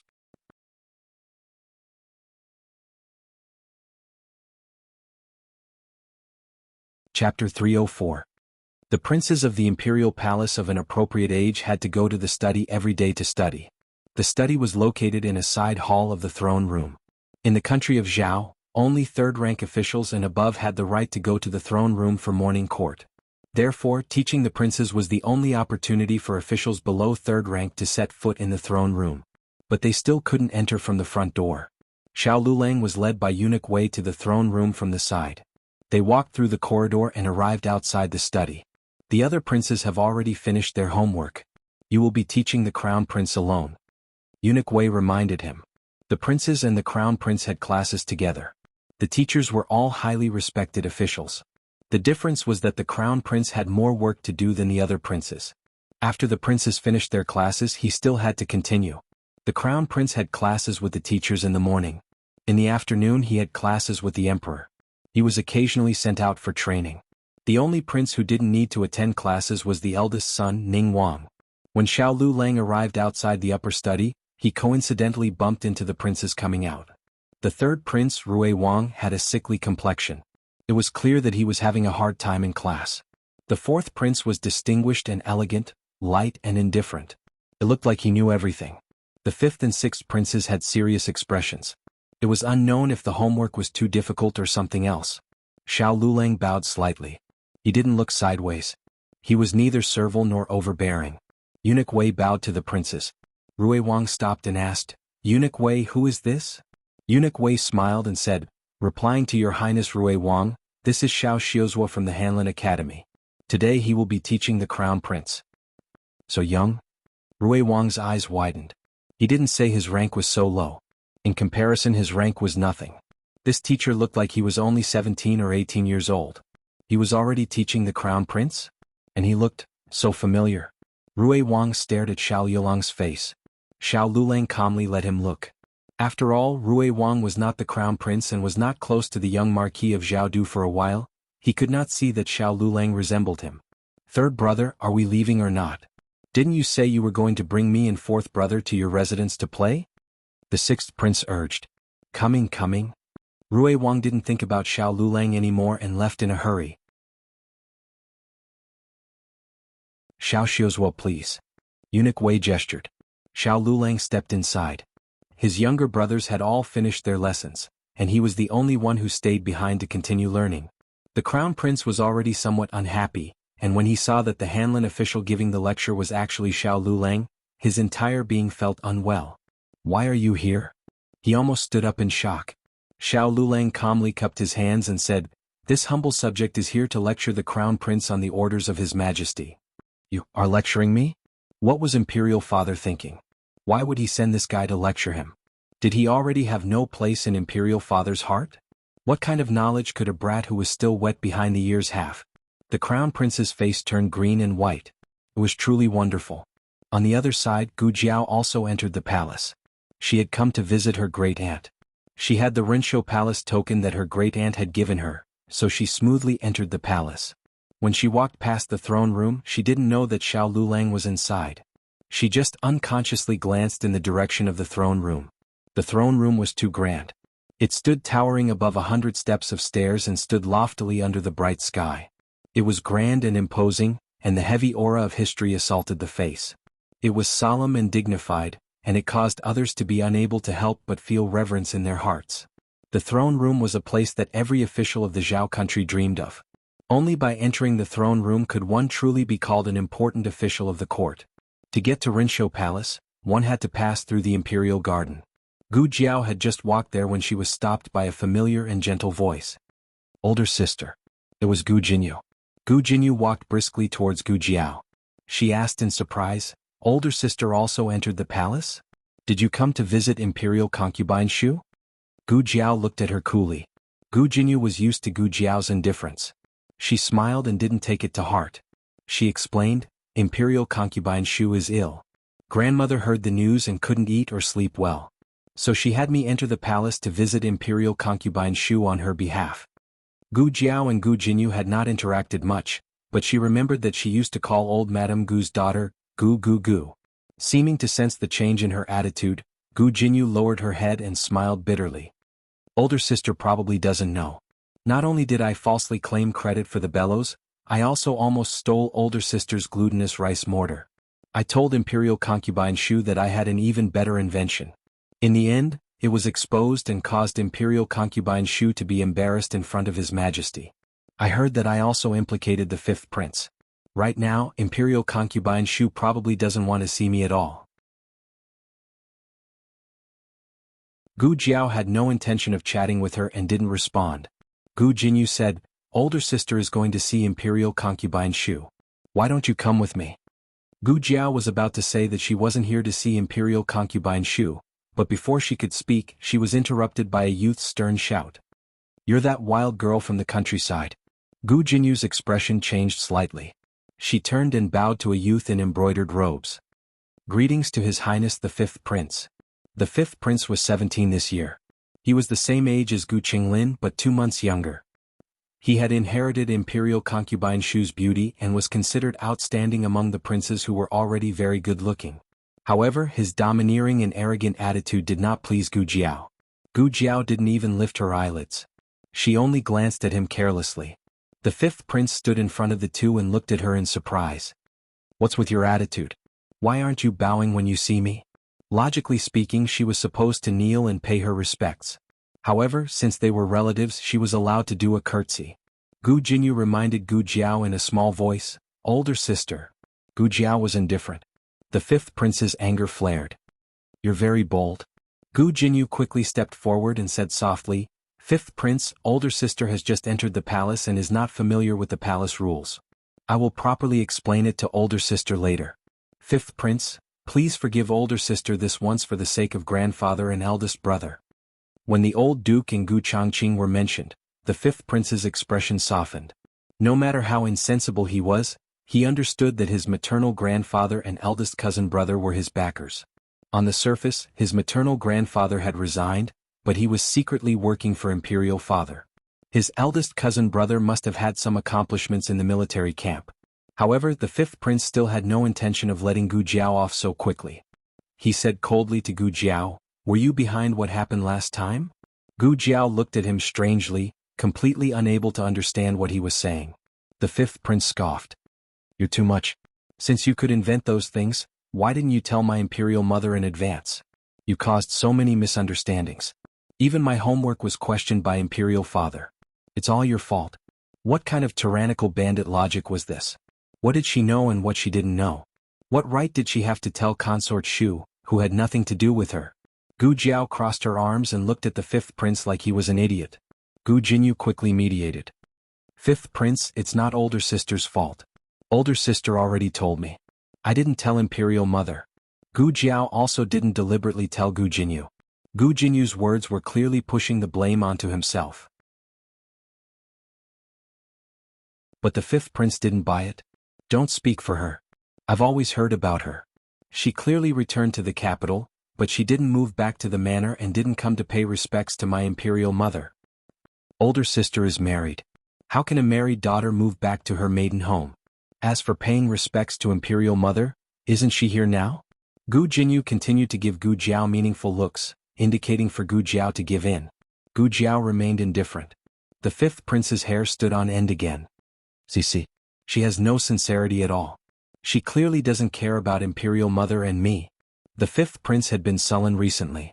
First, he was grounded by the emperor. Then he was ordered to study hard. No one was allowed to help him with his homework. His teachers were also much stricter with him. He didn't have any fun at all. Today, everyone had agreed to go to Third Brother's Manor, but he had to stay in the palace because he hadn't finished his punishment report from Imperial Father. He more or less wanted to vent his anger on Gu Jiao. If it was Gu Jinyu, perhaps she would let him have his way. But Gu Jiao wouldn't let him have his way. Gu Jiao looked at him and said, "I'm not here to visit Imperial concubine Shu, and I'm not here to pay respects to you." Saying this, she tilted her head slightly, indicating for the fifth prince to move aside. The fifth prince had only been a little angry at her, but now he was completely enraged. "I treat you as a relative and only ask you to pay respects to me. But you don't want face when I give it to you?" The fifth prince said coldly, "Kneel." Gu Jinyu's face paled. "Your Highness, move aside. Otherwise I'll punish you too." The fifth prince rarely spoke so harshly to Gu Jinyu. It could be seen that he was truly angry. Gu Jinyu didn't dare to make another sound. Gu Jiao frowned in annoyance. "I'll say it one last time. Move aside." The fifth prince said angrily, "You're shameless. Come slap her." Two strong eunuchs walked forward and reached out to grab Gu Jiao. But they didn't even touch Gu Jiao's clothes before they were thrown onto the grass. The fifth prince was so angry that he stomped his feet. "How dare you commit a crime in the palace?" He raised his hand to grab Gu Jiao. So noisy. She had such a bad temper. Coincidentally, there was a water tank with water lilies nearby. Gu Jiao grabbed the fifth prince's collar and threw him into the water tank. "Ah!" the fifth prince screamed. He fell into the water tank while sitting and was soaked. His hands quickly grabbed the sides of the tank and he struggled out of the water tank with a big water lily. The huge commotion shocked Empress Xiao, who was passing by. It was a sunny day today. Empress Xiao was supposed to accompany Qin Chuyu to the Imperial Garden to play, but Qin Chuyu ran away after a while. She was strolling around leisurely. Hearing the commotion, she walked over and saw the fifth prince sitting in the water tank in a sorry state. He wanted to climb out but couldn't. Although the fifth prince looked a little sorry, he was really funny. The fifth prince was very handsome, and with a pink lotus flower on his head, it really made people unable to restrain their laughter. Ahem. Empress Xiao cleared her throat and covered her mouth with a handkerchief. She ordered the servants, "What are you waiting for? Go and help the fifth prince up." Yes. Eunuch Su personally led the servants and pulled the wet fifth prince out of the water tank. It was summer. Being soaked in water didn't make one feel cold, but it was ugly. The fifth prince's face looked even worse. The servants didn't dare to laugh at him. They held it in. Empress Xiao walked over slowly. She glanced around and asked, "What happened?" "Greetings, mother." The fifth prince bowed sullenly. Gu Jinyu also bowed. "Greetings, Empress. May the Empress have good fortune and peace." Empress Xiao's eyes fell on Gu Jiao, who was beside Gu Jinyu. "Which palace is she from?" Gu Jinyu hurriedly said, "Empress, she is my elder sister." "Your elder sister?" Empress Xiao had never seen Gu Jiao, but she had heard of her. But sometimes people's brains short-circuited. She couldn't remember Gu Jiao's elder sister.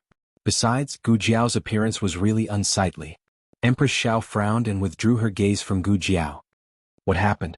Empress Xiao asked the fifth prince. The fifth prince glanced at Gu Jiao. He didn't intend to tell on her, but he couldn't stop the eunuch from gossiping. A eunuch got up from the ground and knelt down in front of Empress Xiao. "Empress, this girl is so bold. She dared to attack the fifth prince in the palace. If you hadn't arrived in time, the fifth prince would have been killed by her." Empress Xiao's expression turned cold. How could she assassinate a prince in the palace? "Empress." Gu Jinyu knelt down and risked his life to plead, "There was just a misunderstanding between the fifth prince and my sister. She didn't want to kill the fifth prince. Your Majesty, please understand." "Oh, the Imperial Garden is so lively today." Noble Consort Zhuang's faint voice came from the entrance. She was followed by Consort Yu. Consort Yu was Rui Wang's biological mother. They had always been close. This was the first time Noble Consort Zhuang came out to the garden after Princess Ning's miscarriage. She didn't expect to encounter such a wonderful thing. Noble Consort Zhuang bowed slightly to the Empress. Consort Yu bowed, "Greetings, Empress." The fifth prince bowed embarrassedly, "Noble Consort Zhuang, Noble Consort Yu." Noble Consort Zhuang seemed to be in a good mood today. When she spoke, she smiled slightly. "What's wrong with the fifth prince? Did he go for a swim because it's too hot? Why is there a flower on his head?" "Flower?" The fifth prince's expression changed. and he quickly raised his hand to take off the water lily on his head. Thinking that he, a prince of a country, had a flower on his head in front of so many people, he was ashamed and resentful. He couldn't wait to find a hole to hide in. Empress Xiao looked at Gu Jiao and sighed. The fifth prince had a little disagreement with this girl. I'm investigating this matter. Noble consort Zhuang smiled and looked at Gu Jinyu and Gu Jiao beside her. So, the fifth prince was pushed into the water by her? Since such a big thing has happened, it's better to call consort Shu here. After all, the fifth prince is her son. Empress Xiao nodded. Call consort Shu here. Yes. Eunuch Su went to Changchun Palace to report to consort Shu. Knowing that her son was pushed into the water, consort Shu ignored her illness and went to the imperial garden under the hot sun. Empress Xiao couldn't remember who Gu Jinyu's sister was, but how could consort Shu not? She had a red birthmark on her face and was too ugly to be seen. Who else could it be but her niece who was raised in the countryside? She held the fifth prince's hand with heartache and turned to glare at Gu Jiao fiercely. Did you push the fifth prince into the water? I think you're going against the heavens. Empress Xiao said, Consort Shu, the matter hasn't been clarified yet. Miss Gu and this eunuch each have their own story. Let's listen to what the fifth prince and this girl have to say. Consort Shu gritted her teeth and said, I only asked the empress, did she push the fifth prince into the water? The eunuch beside the fifth prince cried, Your Majesty. It's her. She hit the servants and pushed the fifth prince into the water. Consort Shu trembled with anger. She clenched her fists and said to Empress Xiao with her last trace of reason, Your Majesty, this person is my niece. Please hand her over to me. Empress Xiao asked, What are you going to do? Consort Shu looked at Gu Jiao coldly and said, She has no mother to raise her. Of course, I will discipline her on behalf of my brother and sister-in-law. Guards, take her down. As soon as she finished speaking, Eunuch Qin's voice sounded from afar. The Empress Dowager is here. Empress Xiao and the other concubines hurriedly turned around and bowed respectfully. Empress Dowager Zhuang's phoenix carriage came to the imperial garden like a golden phoenix flapping its wings. Her momentum instantly shocked everyone. The imperial garden was so quiet that one could hear a pin drop. Empress Xiao, as the head of the concubines, had to speak boldly, Mother, why are you here? If I didn't come, I wouldn't know that all of you are so good at making trouble for me. I invited a doctor from outside the palace, but he was blocked by you on the way. You wanted to kill him. What? I just came back to the palace and you want me to be well? The only thing she didn't say was that they stopped the Empress Dowager from practicing medicine and wanted to kill the Empress Dowager. Mother, please forgive us. Empress Xiao knelt down with the help of the palace maids. Since the Empress knelt, noble consort Zhuang and the others could only follow suit and kneel on the ground. Come here. Empress Dowager Zhuang said indifferently. She said this to Gu Jiao. Empress Dowager Zhuang still wanted to put on airs in front of outsiders. What she meant was to let Gu Jiao walk to the side of the phoenix carriage, and then she would continue to be a trembling empress who would bring disaster to the country. Who knew that Gu Jiao would misunderstand?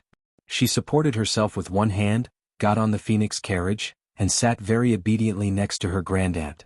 Empress Dowager Zhuang, everyone, Empress Dowager Zhuang, oh, I've spoiled her. I have to spoil her even if she collapses.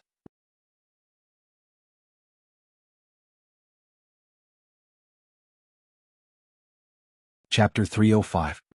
There are novels with connotations that can't be found online here. Of course, Empress Dowager Zhuang's image wouldn't collapse so easily. After all, she was still very unreasonable to others. Consort Shu was about to speak up for the fifth prince when Empress Dowager Zhuang glared at her coldly. Consort Shu's face turned pale with fright. Empress Dowager Zhuang came quickly and left quickly. In the blink of an eye, the phoenix carriage was already far away. Although the fifth prince was indeed wronged, who had the courage to snatch him from Empress Dowager Zhuang? Empress Dowager is too biased. Why don't you ask what happened to the fifth prince? Consort Shu felt wronged. Empress Xiao glanced at her coldly. Consort Shu, be careful with your words. Consort Shu realized that she had misspoken and hurriedly bowed. I know I was wrong. Noble Consort Zhuang suddenly asked Consort Shu, Does your niece know medicine? Consort Shu was speechless. How did she know? She had never seen that girl. Gu Jinyu said softly, In reply to your highness the imperial consort, elder sister knows medicine. During the incident at the Ministry of Works, many critically ill patients were sent to elder sister's clinic. You still have the face to talk about the accident at the Ministry of Works. Consort Shu was furious at Gu Jinyu. Consort Shu had been favored in the palace for many years. If Gu Jinyu hadn't cheated her, she would still be His Majesty's favorite concubine. Empress Xiao and noble consort Zhuang both knew the inside story. They disdained Consort Shu's behavior, but they didn't say anything. Noble consort Zhuang said to Empress Xiao, "Since the Empress Dowager summoned the doctor, she must be sick. I'll go to Rinshou Palace to see the Empress Dowager." Empress Xiao nodded slowly. "Okay, I still have some things to deal with, so I won't go now. I'll pay respects to my mother later." Noble consort Zhuang smiled, bowed slightly and turned to leave. The moment she turned around, the smile on her face faded. No matter how high her status was or how much the Empress Dowager valued her, she couldn't call her mother. Empress Xiao continued to look for Qin Chuyu. After taking a few steps, an idea flashed through her mind.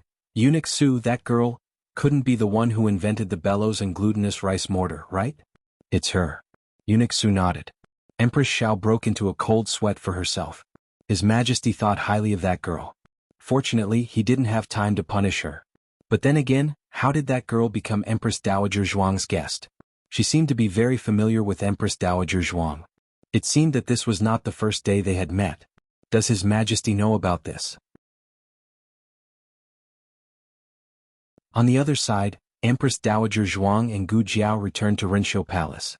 Eunuch Qin went to the small kitchen and instructed the cook to make Gu Jiao's favorite snacks. Empress Dowager Zhuang brought her back to her bedroom and sat down on a bench. "Tell me, how did you find time to visit me today?" Gu Jiao sat down beside her and thought for a moment before saying, "I miss Grandaunt." Empress Dowager Zhuang snorted, "I don't believe it." Gu Jiao curved her lips and took out a food box from the small basket. After opening it, the aroma of crispy sesame oil and brown sugar rushed to her nose. "It's still hot." Gu Jiao took out the steaming brown sugar glutinous rice cake. The brown sugar glutinous rice cake was fried black and sprinkled with freshly fried white sesame seeds. The color was attractive and the aroma was rich. Empress Dowager Zhuang's mouth watered. Gu Jiao put a small yellow duck bowl in front of Empress Dowager Zhuang. Empress Dowager Zhuang looked at the tableware in Little Jing Kong and was speechless. Why did they use such childish tableware? "Are there no bowls at home?" she asked with a dark face. Gu Jiao said, "Today, Uncle Zhou and Aunt Lu are holding banquets at the same time. There aren't enough bowls, so they were borrowed." The cupboard was empty. Only the strange tableware in Little Jing Kong was not borrowed. These tableware were all made by Gu Jiao in the way he liked. However, he had a little problem of liking the new and disliking the old.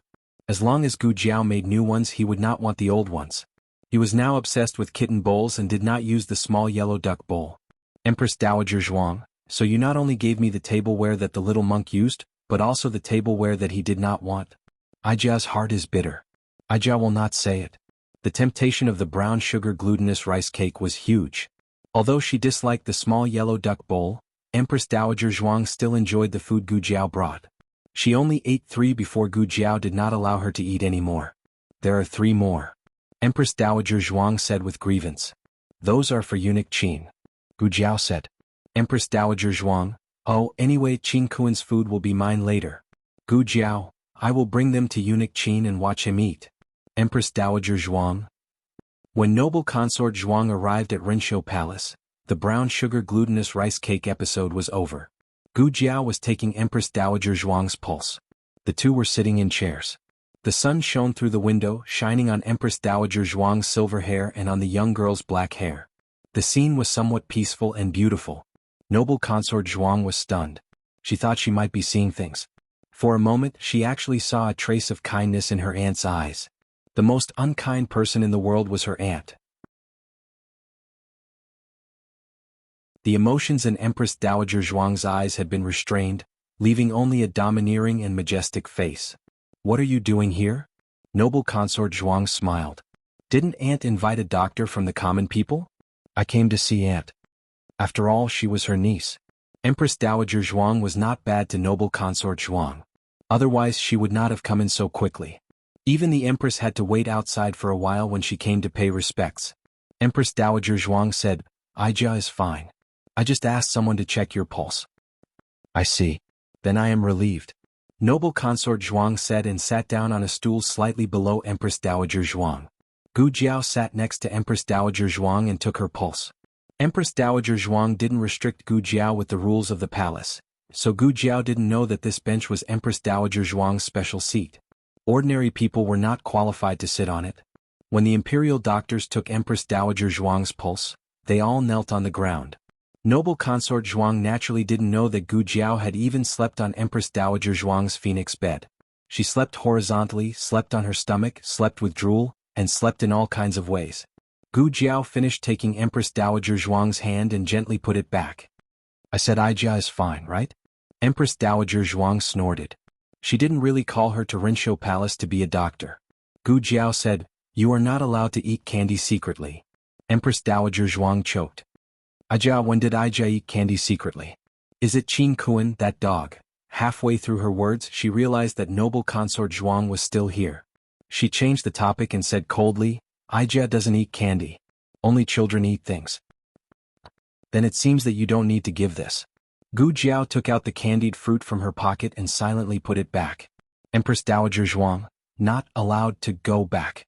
Noble consort Zhuang, in fact, Empress Dowager Zhuang was still very arrogant.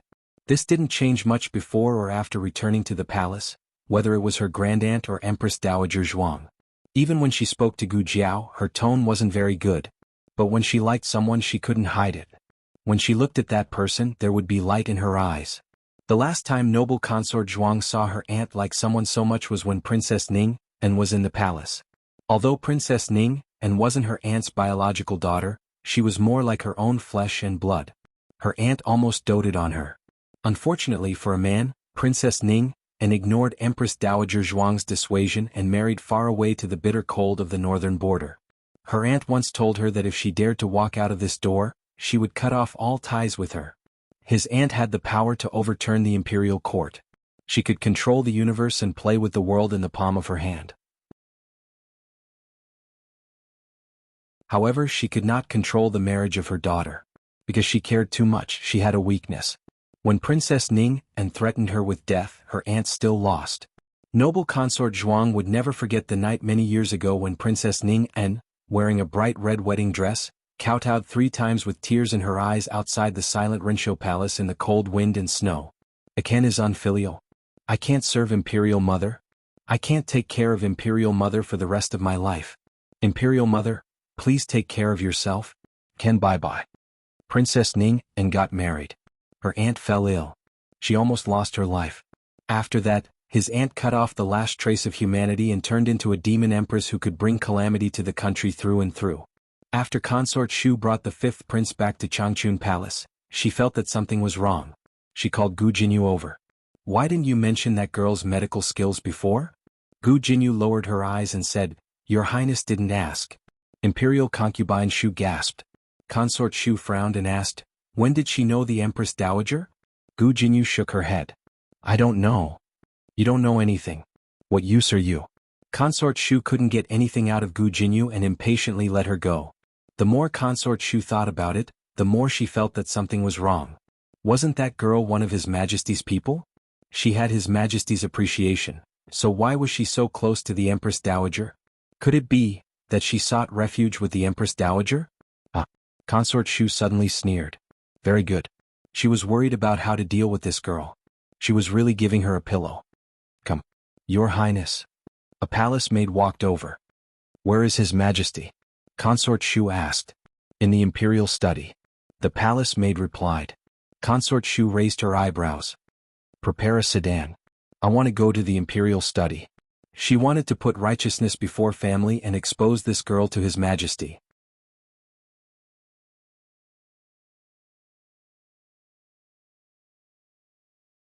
Chapter 306. In the study, the Crown Prince was having his last class of the day. Xiao Yulong's class was actually very good. He explained the profound and simple terms and quoted from many sources. It was not boring at all. It was more lively and easy to understand than Scholar Han's lecture. This was not to say that Scholar Han's literary foundation was not as good as Xiao Yulong's. It was just that Xiao Lulang had a few troublemakers at home who tutored them. Whenever it was a bit boring, the 3 of them would collectively go into a trance. But when the Crown Prince looked at Xiao Yulong's face, he could not help but think of the deceased Xiao Heng. He was always in a trance. Your Highness, please explain what you just said. Xiao Lulang interrupted the Crown Prince's trance for the 27th time. The Crown Prince was stunned. Xiao Lulang repeated. The Crown Prince was stunned. He was thinking about Xiaoheng just now. How could he have heard what he said? Xiao Lulang put down his book on the podium and said, "If the Crown Prince does not understand, I will explain it again." The Crown Prince felt a headache coming on. It was already lunchtime, but because he was always in a trance, he did not finish the content. If it were another civil official, the class would have already ended. They did not dare to delay the Crown Prince's class. But Xiao Lulang was very stubborn and insisted on finishing the class. The Crown Prince braced himself and listened again. After listening carefully, he learned a lot. At least he could immediately repeat the explanation. Xiao Lulang tested him on the key points of today's lesson. The Crown Prince thought that he did not understand, but unexpectedly he answered all of them. He was surprised. When did he understand? Wasn't his mind on Xiaoheng during this class? Xiao Lulang said, neither too fast nor too slow. Today's class ends here. Your Highness, please write down the homework. There's still homework? The Crown Prince frowned as he looked at him. How daring. His hair wasn't even fully grown yet, and he was only here to substitute for a lesson. Did he really think that he was the Crown Prince's teacher? In any case, the Crown Prince was the legitimate son of the Emperor and the future monarch. He had the right to be proud and arrogant. He looked down on Xiao Lulang, this little cripple from a humble family. Of course, it was also possible that the complicated feelings he had for Xiaoheng were causing trouble in his heart, causing him to project part of his feelings towards Xiaoheng onto Xiao Lulang. Does he love Xiaoheng? Naturally, it was painful. He had so many brothers and sisters in the palace, but before little Qi was born, he didn't have any real siblings. They all wanted his position. On the surface they flattered him, but behind his back they envied him and cursed him. The only person he treated as a younger brother was Xiaoheng. Xiaoheng was so outstanding. Even though he was 5 years younger than him, he studied better than him, recited better poems than him, and even had better looks than him. But he thought that this was his cousin and would be his subject in the future. It was also a good thing that he was outstanding. He had never been jealous of him until he met Wen Linlang. That year he was 13 and Wen Linlang was 11. He was just a young and inexperienced boy who didn't understand the love between men and women. But inexplicably, at first glance, he felt that Wen Linlang was the crown princess he would marry in the future. His mother often called the daughters of the ministers into the palace to accompany her, but he didn't like any of them. If he had to have someone accompany him on the road to the emperor, he hoped that that person would be Wen Linlang. What's your name? Sister Linlang. The 8-year-old Xiaoheng ran over with a childish face.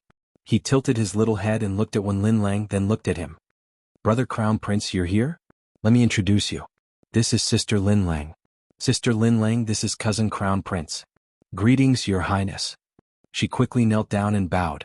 After that, she held Xiaoheng's hand and left.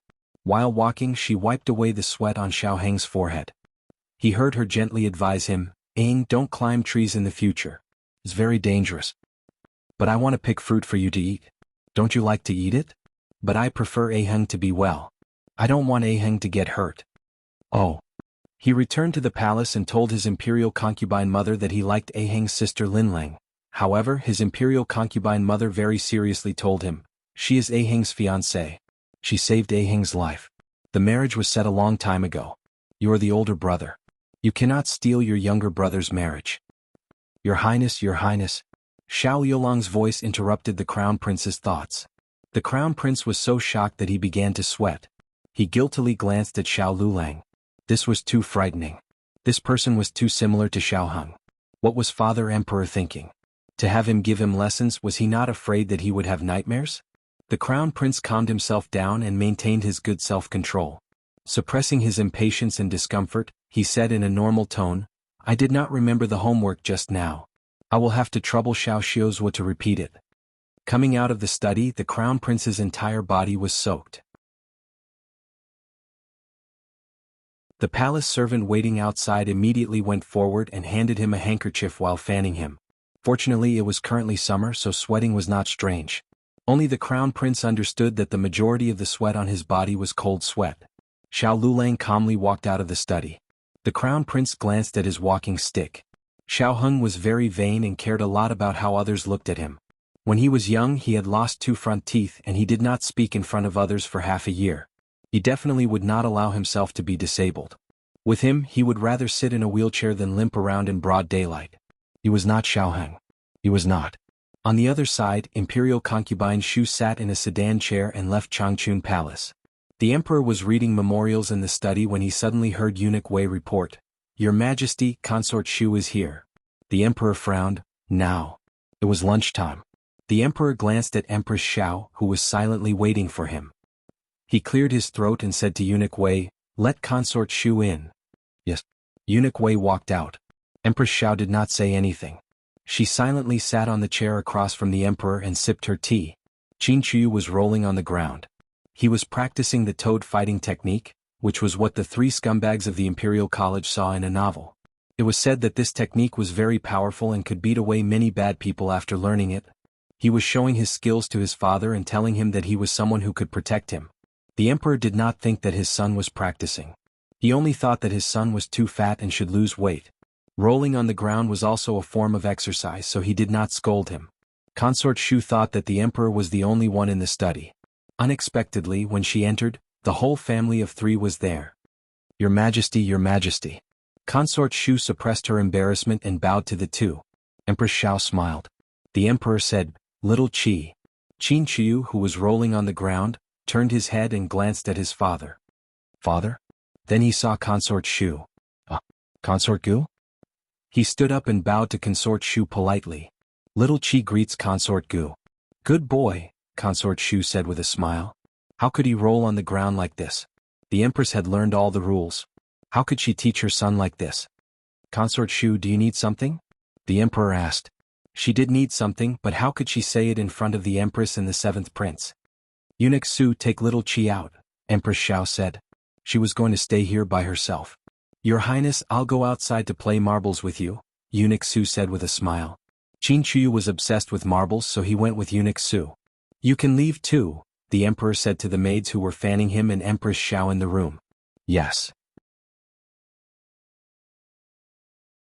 The maids walked out in a line.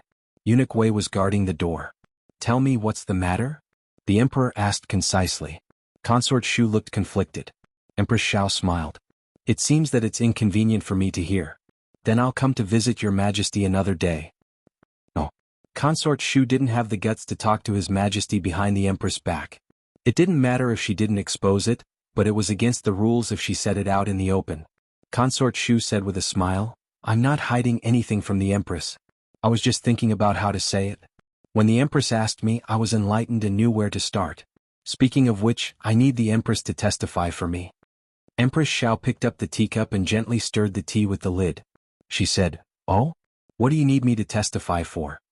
Placing righteousness before family was a sign of loyalty in front of the emperor, but in the ears of others, it sounded like a family scandal being aired in public.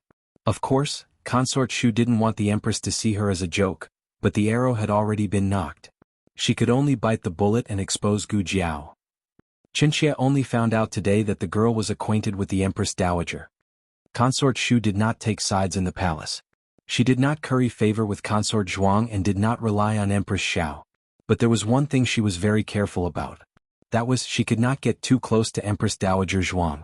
She said this with the intention of removing herself from the picture. Of course, she did not forget to remove Marquis Ding and Fu from the picture. Ever since that girl came to the capital, not only did she not come to pay respects to me, she also did not return to the Fu to pay respects to her grandfather and grandmother. Her older brothers in the family are like strangers to her. So her collusion with the Empress Dowager could not have been incited by Marquis Ding and Fu. Empress Xiao had actually come to talk about this matter, but she was not as impatient as Consort Shu. She first wanted to see His Majesty's attitude towards the girl. She would not do something that was strenuous and unrewarding. It was just that there were too many people in the palace.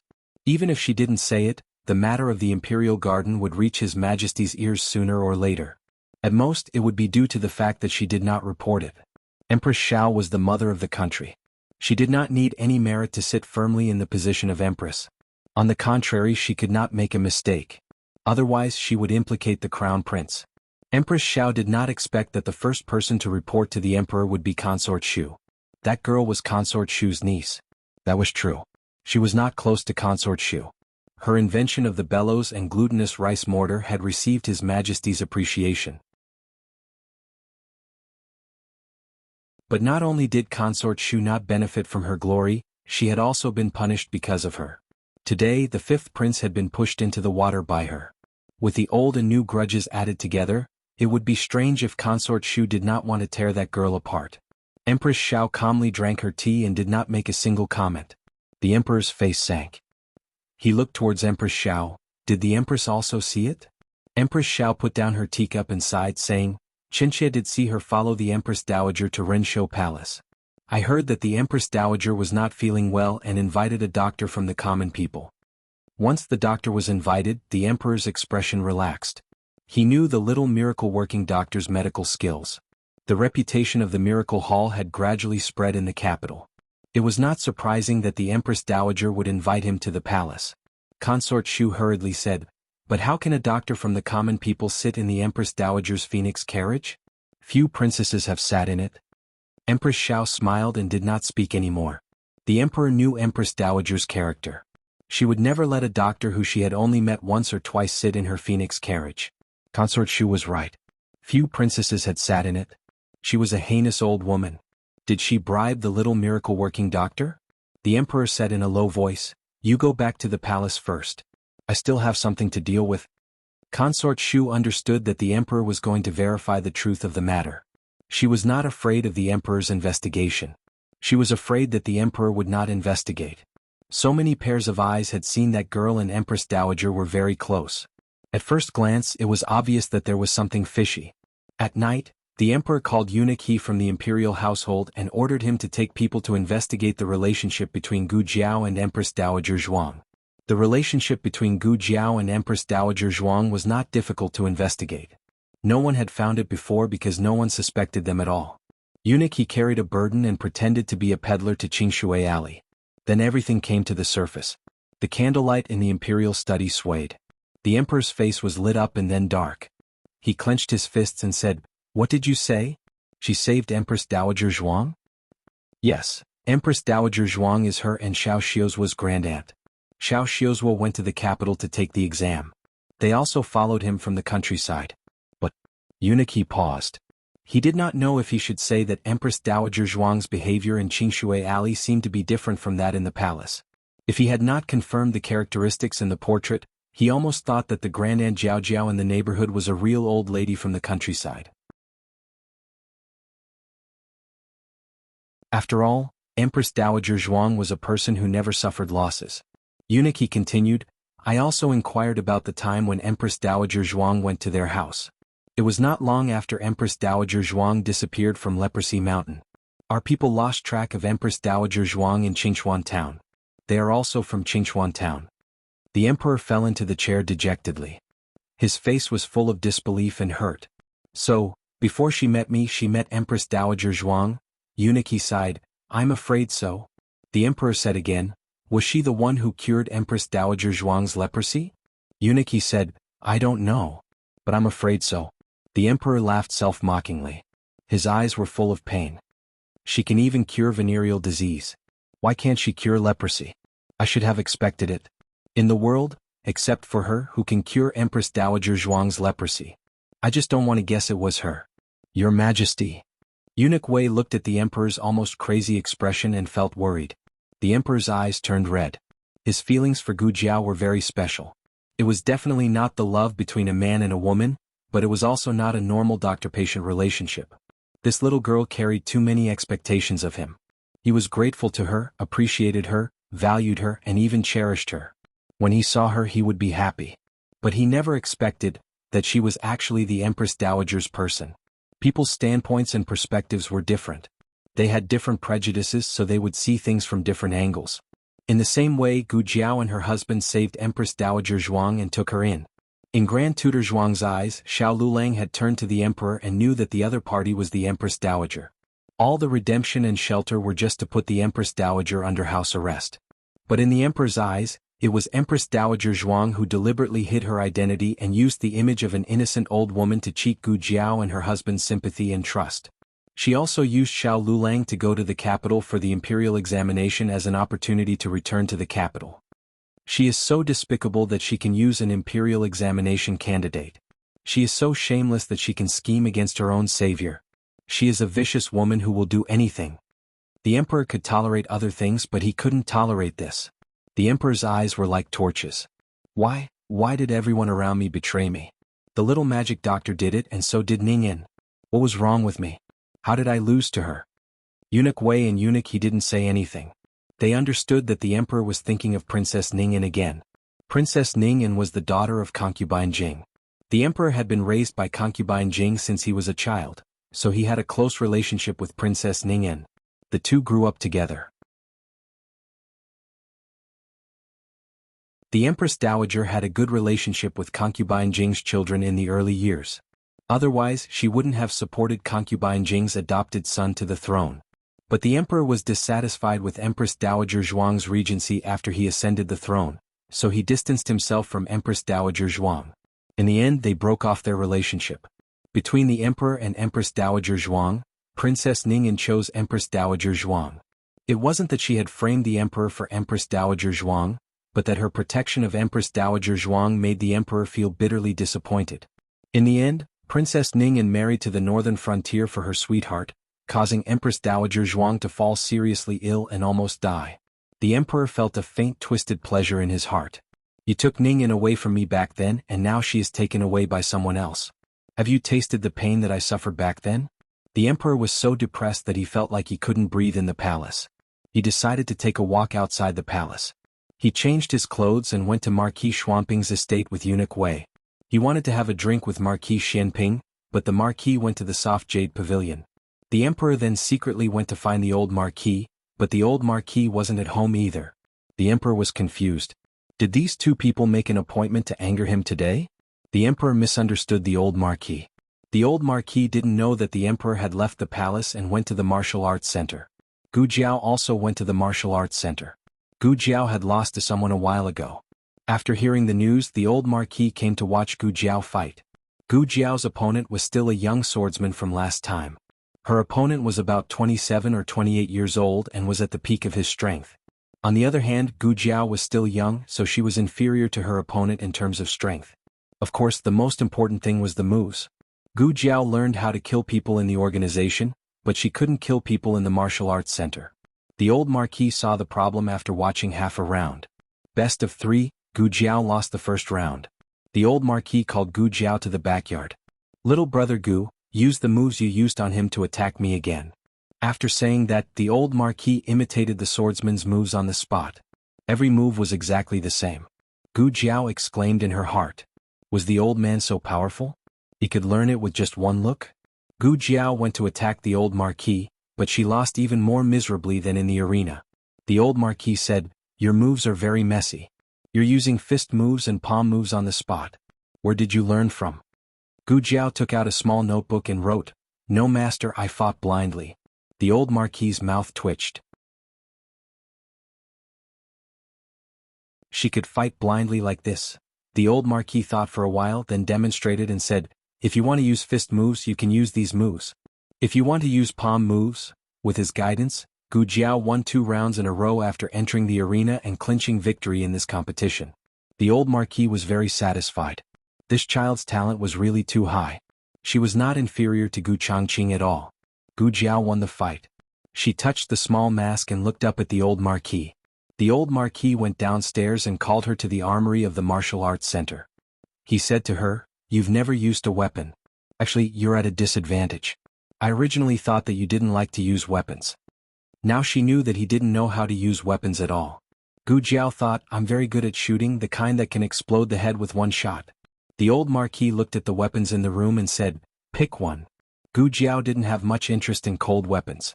The old Marquis thought that she didn't know how to pick, so he looked carefully and picked up a red tasseled spear. He said to her, "Use this." Gu Jiao nodded. "Okay." The old Marquis demonstrated a set of spear moves for her. The old Marquis still restrained his aura, but Gu Jiao still felt an earth-shattering power. "This is an expert, a real expert. You try." The old Marquis stopped and threw the red tasseled spear to Gu Jiao. Gu Jiao caught it. In her previous life she had too little contact with cold weapons. Other than daggers there were only scalpels. Suddenly giving her a red tasseled spear, she was a little stunned. She made a mistake on the first move. If it was Gu Changqing or any of the old Marquis soldiers, the old Marquis would have already lashed out with his whip.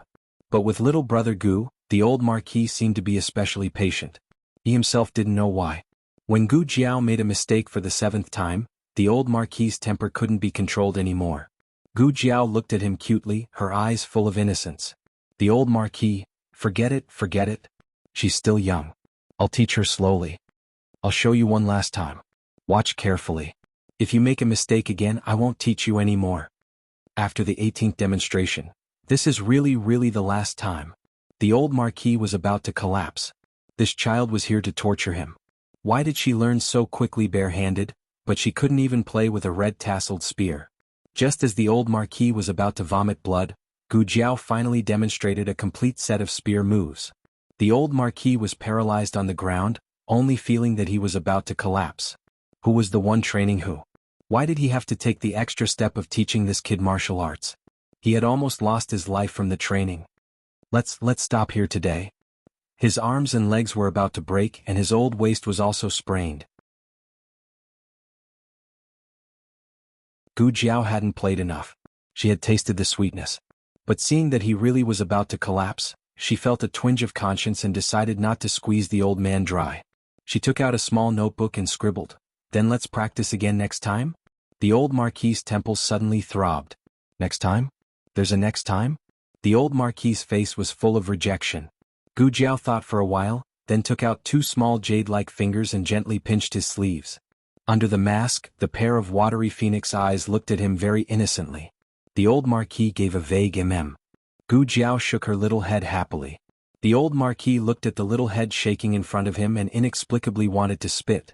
Of course he restrained himself, because he felt that it was wrong to hurt his brother. This scene was seen by Gu Qingfeng, who was tailing Gu Jiao. Others might not recognize Gu Jiao, but how could he not? He was the one who introduced Gu Jiao to the martial arts center. Moreover, he had long been in cahoots with the masked Gu Jiao many times. Speaking of which, his grandfather actually liked this kind of thing? With his grandfather's bad temper, he thought that the girl would be beaten into a pile of fertilizer. Gu Qingfeng was tailing Gu Jiao because he found some information about Immortal Music House. He planned to sell the information to this girl. He also didn't want to extort her. The price of affection was 1,000 taels. But who would have thought that this girl would actually play with his grandfather for so long? Today probably wouldn't work out. Forget it, it's the same to find her another day. Gu Qingfeng returned to the Marquis's residence. Not long after, the old Marquis also returned. He was very tired. Teaching Gu Changqing wasn't so tiring because Gu Changqing could be beaten up as he pleased. That brat, he couldn't do it. In the end he suffered internal injuries. Grandfather? Gu Qingfeng suddenly walked out from the corridor. The old Marquis was startled. Seeing that it was Gu Qingfeng, his eyes turned cold. Why are you hiding here in the middle of the night instead of sleeping? After seeing the other side of his grandfather, Gu Qingfeng didn't seem to be as afraid of him as before. He smiled and said, "Grandfather didn't come back so late. I was worried about you, so I waited here for you." The old Marquis looked at Gu Qingfeng suspiciously. Gu Qingfeng immediately revealed a smile. "Grandfather, can you lend me your Nirvana Phoenix for 2 days?" The Nirvana Phoenix was the old Marquis's mount. It was even more powerful than Gu Changqing's horse. Gu Qingfeng had been eyeing it for a long time, but never had a chance to ride it. The old Marquis loved horses as much as his life. Riding a horse was like riding him. The old Marquis ignored Gu Qingfeng and strode towards the courtyard. Gu Qingfeng took out the killing move he learned from Gu Jiao. He stretched out 2 fingers and gently pinched the old Marquis's sleeve. The old Marquis turned around. He looked at the old Marquis and began to shamelessly act cute. The old Marquis gave him a big slap in the face. Gu Qingfeng was directly sent flying and crashed into a pillar.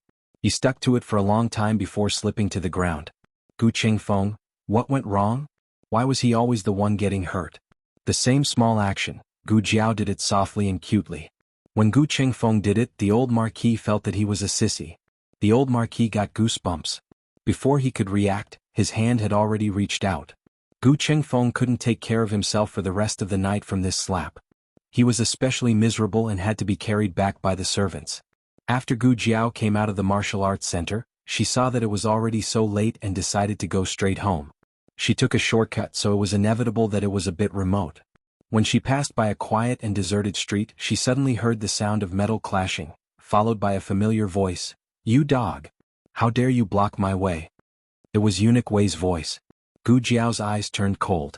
She turned around and stepped on the wall to the roof, then jumped down from the roof to another street. The distance was a bit far. Gu Jiao sped up, but when she arrived at the scene, Eunuch Wei was already lying in a pool of blood. Eunuch Wei. Gu Jiao walked forward and took gauze and hemostatic powder from her arms to stop the bleeding. Eunuch Wei grabbed her wrist with his blood-stained hand. No, don't worry about me, go and save His Majesty. Gu Jiao wrapped the gauze around the wound on his abdomen. Wait for me. Gu Jiao followed the direction Eunuch Wei pointed and caught up with the emperor who was being surrounded. The emperor was also injured. The last secret guard was stabbed in the heart in order to cover his escape. Seeing that a man in black was about to take his head, a red-tasseled spear suddenly came with a whistling sound. It pierced the man's shoulder and nailed him to the wall. If Gu Jiao was just having fun in the martial arts club, then at this moment she really felt the power of the red-tasseled spear. Blood splashed on the emperor's face. The emperor fell to the ground and his whole person was stunned. Gu Jiao grabbed the emperor. Let's go. When another wave of men in black arrived, the emperor was no longer in the alley. Gu Jiao first hid the emperor in a cowsheet, then turned around to look for Eunuch Wei. Unfortunately, she couldn't find him. The emperor was injured. If the other party wanted to investigate, they would start from the medical center. With that thought in mind, Gu Jiao brought him back to Jade Water Alley. She couldn't go to her son-in-law's house, nor could she go to Xiao Liulong's house. Little Jing Kong was already asleep. After thinking about it, there was only one room in the house that was empty. Gu Jiao helped the emperor to her great-aunt's house. What's wrong, Jiao Jiao? Yao Shi heard the commotion and came out. Gu Jiao put the emperor on the bed and said to Yao Shi, nothing, just a patient. Do you need help? Yao Shi asked. Boil some water. Gu Jiao said. Okay. Yao Shi went to the kitchen. Madam, let me do it. Yu put down the half-washed clothes and said to Yao Shi, go to the house and rest. I will boil the water. Yao Shi nodded and looked at the house with some worry. Gu Jiao had already closed the door. The emperor's wound was not in a good place. It was above his thigh and he almost lost his melon. Gu Jiao lit all the candles and used the night pearl that her great-aunt gave to Gu Yen. She opened the small medicine box and began to cut the melon for the emperor. No, perform the surgery.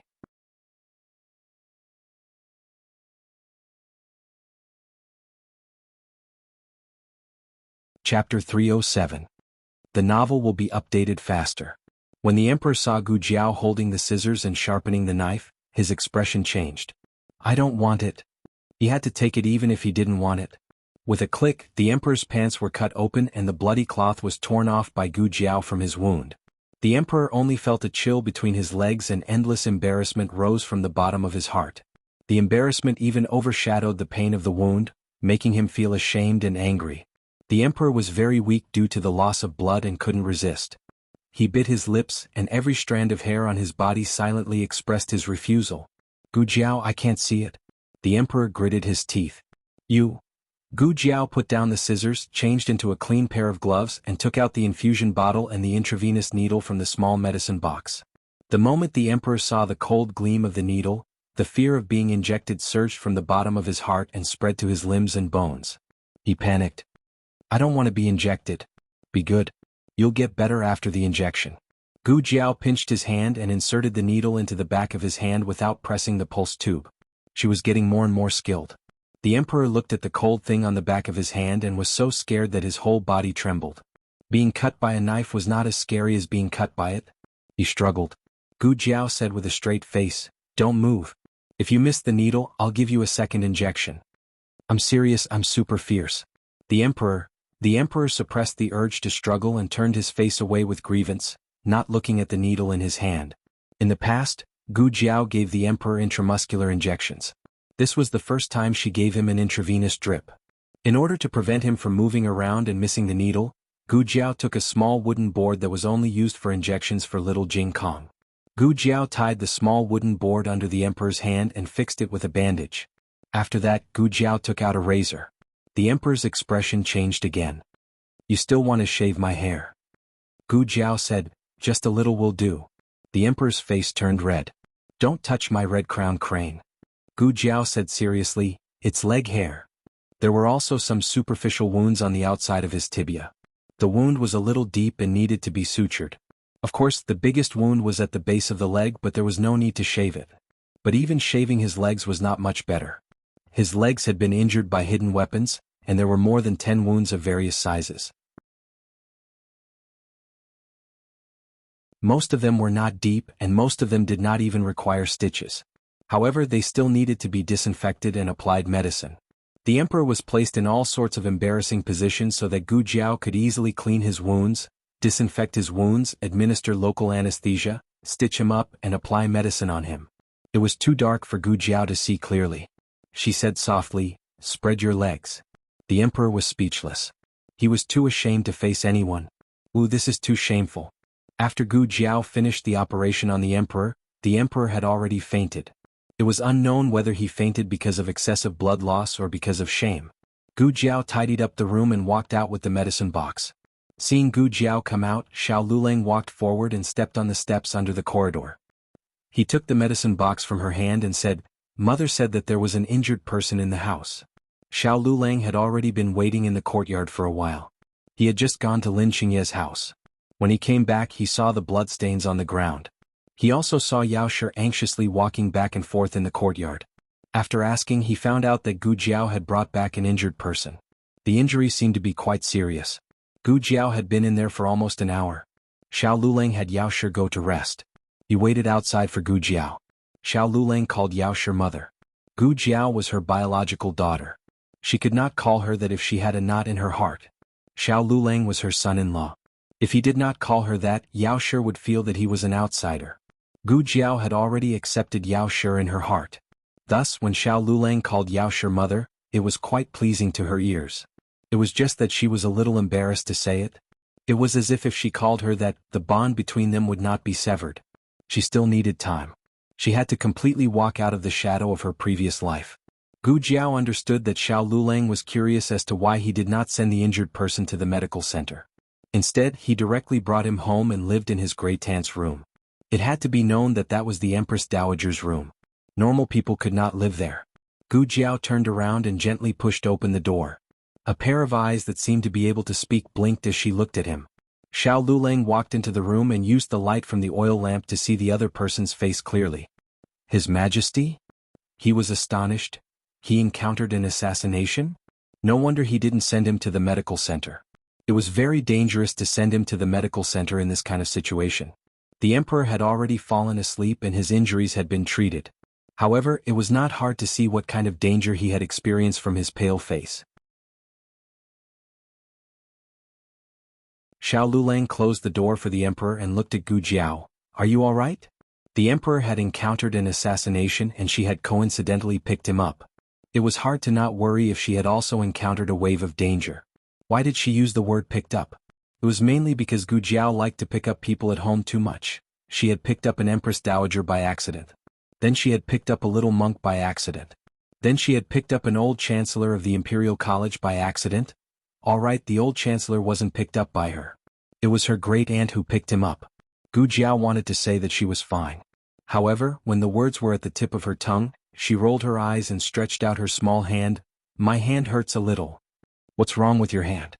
Xiao Luleng subconsciously held her pair of white hands and carefully examined them from the palm to the back of the hand, from the web between the thumb and index finger to the fingertips. After he finished examining, he didn't see a trace of injury. He looked at her strangely. "Sore." Gu Jiao explained without changing her expression. "Xiao Luleng?" Xiao Luleng was about to retract his hand when he suddenly heard Gu Jiao cry out in pain. One of her hands was held by him while the other hand was raised to cover her left eye, looking very uncomfortable. Xiao Luleng wasn't so easily fooled. He asked indifferently, "What's wrong? Your eyes are sore too?" Gu Jiao rubbed her eyes. "Sand got into my eyes." Xiao Luleng didn't know if the sand really got into her eyes or if it was fake. However, he could see that she had rubbed her eyelids and cheeks red. He couldn't help but raise his hand and move her hand away. "Let me take a look." His slender jade-like fingertips gently landed on her eyes while his thumb landed on her cinnabar birthmark. The birthmark didn't have any temperature, but his fingertips were inexplicably hot. Perhaps it was because the sand really got into her eyes. Her left eye was red and there was a glimmer of moist light flickering in it. The corner of her eye was also slightly red, giving off a trace of weakness as if she had just been bullied. It was extremely seductive. Xiao Yolang's throat moved and was a little dry and hoarse. He slowly lowered his head and got close to her eyes, blowing gently. "Is there still sand?" he asked softly. Gu Jiao blinked and felt for a moment, "There's more." He lowered his head again as if he wanted to kiss her eyes. I didn't see anything. Young master, please continue." Yuya, who had just finished cleaning up the kitchen, came out and saw the young master and her family's young miss playing kissing in the corridor. She was so scared that she quickly covered her eyes, turned around, ran back to the kitchen and closed the door in one go. Xiao Lulang felt a wave of shame in his heart. They didn't do anything kissing, but they had to bear the name of kissing. It really was a grievance. Gu Jiao's eyes were fine. Xiao Lulang planned to send her back to her room, but he didn't know if it was because she had pulled too much when she was saving the emperor, but the pipa button on her chest had broken and her clothes had split open, revealing a white undergarment embroidered with pink lotuses. Xiao Lulang unconsciously swept his eyes over it before quickly looking away. However, that pink and tender little lotus tip was like a nail that was hammered into a certain person's mind and couldn't be removed. But it was clear that Gu Jiao didn't realize that one of her buttons had been undone. "You." Xiao Lulang was about to remind her when Gu Xiaoshun and Gu Yan came back from outside. Ever since they had hidden guards, the two of them had been able to practice for a longer period of time, so they didn't have to worry about encountering any danger on the road. "Brother-in-law?" Gu Xiaoshun saw Xiao Lulang and, before his gaze could fall on Gu Jiao, Xiao Lulang moved to the side and firmly blocked Gu Jiao. He used his body to block Gu Jiao between himself and the wall. His hands were on either side of her, not leaving a single gap in his line of sight. This appearance was very much like a beast protecting its food. He turned around and said to the two of them in a deep voice, "You two enter the room first." The two who had never been treated so seriously by their brother-in-law even though they were at the bottom of the class in the exam, brother-in-law's eyes were so fierce. The two of them obediently entered the room. Gu Jiao blinked as she looked at Xiao Lulang, who was right in front of her. Her husband was pushing her against the wall. Xiao Lulang cleared his throat and pulled back the hand that was protecting her. He opened his mouth, but in the end he didn't remind her that her button was undone. Instead, he took off his outer robe and wrapped it around her body. "Go back to the room. It's cold at night." The emperor woke up in the middle of the night. The anesthetic's effect had worn off and he felt pain all over his body. Yuya was guarding his room. When she saw that he had woken up, she quickly went to call Gu Jiao. Gu Jiao said to Yuya, "You go rest. There's no need to guard the back." "Yes." Yuya returned to her room. Gu Jiao pushed open the door and entered. Yuya took very good care of the emperor. She didn't let him sweat or catch a cold. Everything was just right. "Help me up." The emperor wasn't used to speaking while lying down. Gu Jiao helped the emperor sit up and took a cushion for him to use as a backrest. The capital was hot during the day, but it was still a little cold at night. The emperor's original clothes couldn't be worn. His figure was similar to one of Gu Yan's secret guards. Gu Jiao took a new set of secret guard clothes for him to change into. Gu Jiao lit up the oil lamp. "Do you feel uncomfortable anywhere? Are you hungry?" The emperor shook his head. His face was pale and haggard. "I'm fine." "Where did Eunuch Wei go?" Gu Jiao said, "He was injured. He asked me to go save him. Don't worry about him. When I went back to find him, he was already gone. I hope he escaped and wasn't caught by that group of people." The emperor closed his eyes. Eunuch Wei had been with him for more than 20 years. He was no longer an ordinary servant. Speaking of which, he was careless.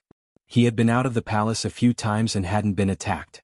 He thought it wouldn't be a big deal to bring a few less secret guards. Who knew that he would give the enemy an opportunity? "Why did you save me?" the emperor suddenly asked. Gu Jiao looked at him with a strange expression. The emperor felt a stabbing pain in his heart from this gaze. He turned his face and said weakly and dully, "Isn't letting me die what you want? Or do you think, if you save me again you can trick me into trusting you again? I can tell you clearly, don't waste your time. I won't be fooled." Gu Jiao stared at him. The strange expression in her eyes gradually changed to surprise. In the end, the surprise faded and there was a trace of understanding. She didn't say anything. She didn't say a word to defend herself. She just silently stood up and put down a painkiller and a cup of warm water on the bedside table. Then she got up and left. Her movements when she opened and closed the door were very light, as if she didn't have a temper. However, that silent and lonely little figure made the emperor's heart ache. She clearly knew that it wasn't like this. He couldn't die, so she needed to trick him into trusting her. If she hadn't appeared, he would have already died under the knives of those assassins. Why did she need to trick him into trusting her? But he couldn't control the anger in his heart. Since Ningyan left, he hadn't met anyone who could enter his heart for many years. As long as he thought that the little divine doctor who should have belonged to him had joined Empress Dowager Zhuang's camp, he couldn't help but feel angry. In fact, he also understood that he couldn't blame her. After all, she met Empress Dowager Zhuang first and he was the one who met her later. But the words that came out of her mouth were so hurtful. Perhaps it was because of their closeness that her words hurt even more. This was also good. It was better to have a short pain than a long pain. Since she chose Empress Dowager Zhuang, then he and she were destined to break all ties. His life was really miserable. The people he cared about were all taken away by Empress Dowager Zhuang one by one. First Ningyan, then the little divine doctor. He didn't know who would be next. But fortunately he didn't care about anyone else. No, there was one more. This person would never betray him. He and Empress Dowager Zhuang had been enemies since the previous emperor was alive. He put Empress Dowager Zhuang into the cold palace, and Empress Dowager Zhuang exiled him beyond the Great Wall. Anyone could join Empress Dowager Zhuang's camp, but he wouldn't. Thinking of this, the emperor finally felt a little relieved. The emperor was seriously injured and couldn't return to the palace. Naturally, he didn't go to the morning court the next day. But the court wasn't chaotic at all, and there was no turmoil in the capital. The emperor wasn't surprised. After all, Empress Dowager Zhuang was there to listen to the government. She was like a stabilizing needle of the Zhao kingdom. With her, the emperor was dispensable. Thinking of this, the emperor hated Empress Dowager Zhuang even more. Little Jing Kong and others didn't know that there was a patient at home. The three of them went to school after eating. Xiao Luleng also went to the Hanlin Academy. Gu Jiao went to the medical center to get some calming medicine. Aunt Lu came to the house. She came to return the bowls. When she passed by the old lady's house, she heard some noise inside and thought the old lady came back. She was so happy that she put a basket of bowls on the stone table and walked quickly. "Aunt Hua, play the leaf card."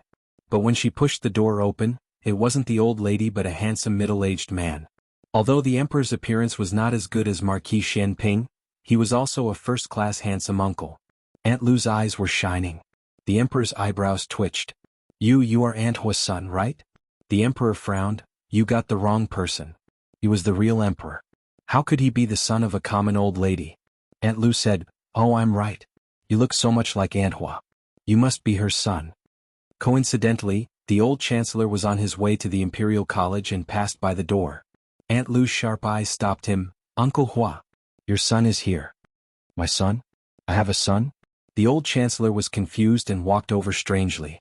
He pushed the door open and saw the emperor. The emperor also saw the old chancellor. They looked at each other and the sky above their heads collapsed at the same time. Gu Jiao thought of the emperor's son-in-law when she was on her way to the medical hall to get the herbs. She already knew that her granduncle was the Imperial College's chancellor. She thought that she should remind the emperor's son-in-law not to come here for the next 2 days when she went back, so as not to expose herself in front of the emperor. Gu Jiao didn't know that as soon as she left, both of them fell off the horse. Gu Jiao met Jianghu when she went to the medical hall. Jianghu came to see little Jiang Li. Jianghu was discharged from the hospital last month. After the old chancellor took office in the Imperial College, he used his connections to get him and little Jiang Li a real household registration in the capital. The old chancellor also found a job for Jianghu in the Ministry of Works, to be a formal apprentice in the Ministry of Works.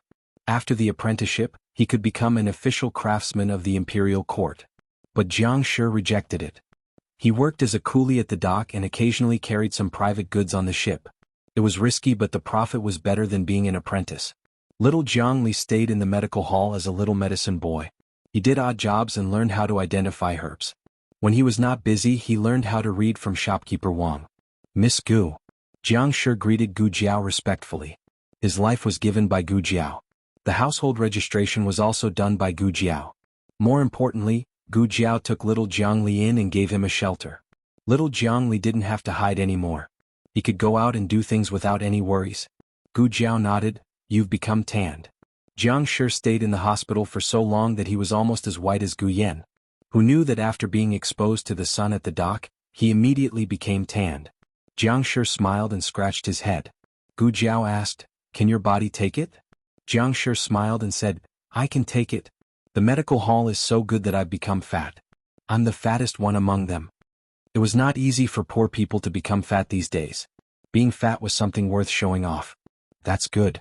Gu Jiao chatted with Jianghu for a while. She mainly asked about his physical condition and made sure that he was qualified to work at the dock. She didn't say anything else and asked him to go find little Jiang Li. Gu Jiao brought the herbs back to Jadewater Alley. She found Auntie Lu standing at the door of her house, peeking her head out. She had a sneaky, curious and slightly anxious look. Gu Jiao walked over. Aunt Lu, what's wrong? What's the matter? Oh, it's Jiao Jiao. You scared me. Aunt Lu patted her chest. Originally they heard Feng Lin and Lin Qingye call Gu Jiao Jianyang. But the old lady kept calling her Jiao Jiao, which sounded nice, so they followed suit. Aunt Lu whispered to Gu Jiao, your uncle came back and quarreled with your granduncle. They quarreled so fiercely. I heard a chair fall. Aya, your granduncle usually looks like such a refined person. Why is he so fierce when he's angry? I also heard him say, kneel down. Although he's his son, he's already so old.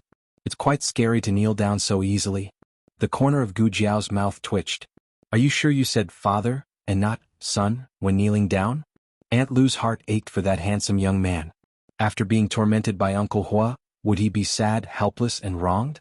The old chancellor, who was tormented by the fury of thunder, was obediently kneeling on the ground. He didn't even dare to breathe loudly. The emperor was so angry that his whole body trembled. How dare you? You're acting like my imperial father. Wuxia, you're going to ascend to heaven. The old chancellor hurriedly said, Your Majesty, please calm down. Be careful of your wound. The emperor said angrily, You still care about my wound. Aren't you just trying to anger me to death? Stop being pretentious in front of me. The emperor was simply sad to death. Helpless to death. Aggrieved to death. It was still acceptable for the little divine doctor to rely on Empress Dowager Zhuang. Empress Dowager Zhuang's methods were brilliant, but the little divine doctor was kept in the dark by that woman from the beginning to the end. He didn't know that she was a vicious woman. But Huxian, this old thing, had interacted with Empress Dowager Zhuang all his life. How could he not know what kind of character Empress Dowager Zhuang was? How could he not know that the biggest cancer in the Dazhao kingdom was Empress Dowager Zhuang? How could he not know that he and Empress Dowager Zhuang were irreconcilable? Your Majesty, the old chancellor wanted to explain, but he hesitated. He couldn't say that Zhuang Jins had lost her memory and mistook him for his wife. It wasn't that he couldn't convince the emperor. But he just didn't want to say that. He also didn't know why. The emperor said, Do you know what kind of crime it is to blaspheme the Empress Dowager of a kingdom? The old chancellor said, According to the law, you should be punished. The emperor said, Punished? I'll punish your 9 generations. The old chancellor suddenly calmed down. Perhaps he smelled the smell of death, so he wasn't so scared anymore. He kowtowed, knelt on the ground and said, I'm an orphan. I have no father, mother, sisters or brothers. I'm all alone. I lost my wife when I was young and had no children in my life. Among my 9 generations, there's only me. You. The emperor was so angry that he took the medicine bowl on the bedside table and threw it over. The old chancellor didn't dodge. However, the emperor was seriously injured and didn't have enough strength. The medicine bowl only fell on the ground in front of the old chancellor. The emperor was even angrier. Gu Jiao came to the door. She didn't want to stand by and watch, so she raised her hand to push the door. Suddenly, a hand with traces of age gently clasped her wrist. She turned her head and was slightly stunned. Great aunt? Who else could it be if it wasn't Empress Dowager Zhuang who dressed up as an old lady? Great aunt, why are you here? Gu Jiao asked. Empress Dowager Zhuang said majestically, Such a big thing happened, how can I not come? She couldn't say that she came out to play cards. Empress Dowager Zhuang said lightly, You go outside and wait. I'll deal with it. Gu Jiao obediently went to sit on the stone bench in the yard. Empress Dowager Zhuang pushed the door and entered. The emperor's angry scolding stopped abruptly. The old chancellor, who was originally kneeling on the ground, also straightened his body. He knelt with integrity. Empress Dowager Zhuang glanced at the old chancellor expressionlessly. You also go out. I have something to say to His Majesty. Yes, I will leave. The old chancellor didn't dare to look directly at Empress Dowager Zhuang's face. He lowered his eyes and bowed without looking sideways. Then he got up and went out. The emperor looked at the old lady who was dressed like a commoner in disbelief and was speechless for a moment. He had never seen Empress Dowager Zhuang like this. Even if she was going to go out in plain clothes, she didn't have to dress so shabbily, right? He almost didn't dare to recognize it. Empress Dowager Zhuang's fierce and domineering eyes swept over him. Emperor, there's that smell. Your Empress Mother? Is still your Empress Mother. If Empress Dowager Zhuang wanted to shine, she could shine like the sun even if she wore a sack. Wherever she stood, her fierce aura filled the whole room. I escaped from Leprosy Mountain and fainted on the side of the road. After I was rescued and woke up, I didn't remember the past. My memory was messed up and I recognized some people wrongly. Emperor, you don't have to hold on to those who don't dare to disobey me. This was the first time Empress Dowager Zhuang openly admitted that she had leprosy in front of the emperor and that she had wandered among the commoners. In fact, it was something that they both knew, but the two of them had to show off their acting skills in the palace. The emperor also thought about letting him say it, but it was Empress Dowager Zhuang who broke the window paper first. The emperor laughed at himself. In terms of courage and boldness, he really couldn't compare with his Empress Mother. Empress Dowager Zhuang continued, Emperor, if you want to blame someone, blame yourself. If you didn't cause me to have leprosy, how could it have involved so many things later? Another layer of window paper was pierced through. The emperor clenched his fists in shame and embarrassment. What about Empress Mother? He sneered, Empress Mother didn't want to kill me? In the palace, he wouldn't call himself emperor in front of Empress Dowager Zhuang. He would call himself son. But did she think that she was the only one who would break the window paper? The emperor sneered again and again. Empress Mother left the palace early in the morning to confirm whether I was dead or not. Last night's assassination failed. Empress Mother, are you disappointed? Empress Dowager Zhuang didn't rush to answer his question. Instead she asked, my leprosy has been cured. Are you disappointed? The emperor sneered, of course I'm disappointed. Extremely disappointed. Empress Dowager Zhuang said, then I'm the same. After she finished speaking, she went out expressionlessly. Sure enough, it was this poisonous woman who did it. The emperor was so angry that he punched the bedpost. Today Eunuch Qin also came. He accompanied Gu Jiao in the courtyard and waited. Eunuch Qin, sit. Gu Jiao patted the stone stool next to her and said. Eunuch Qin smiled, thank you Miss Gu. This old servant won't sit. Gu Jiao didn't make things difficult for him. She paused and asked him, Eunuch Qin, last night's assassination, was it really Grandaunt who did it? The two people's voices weren't loud but they weren't soft either. Gu Jiao and Eunuch Qin both heard it. Eunuch Qin held the whisk and sighed, this old servant doesn't know everything but, it shouldn't be Empress Dowager. What? Gu Jiao turned to look at Eunuch Qin and motioned for him to continue. Eunuch Qin hesitated for a moment and decided to tell Gu Jiao. He sighed, Empress Dowager once promised Princess Ningyan that no matter what, she would always keep His Majesty alive. Empress Dowager may deal with His Majesty, suppress His Majesty, put His Majesty under house arrest, or even kill His Majesty.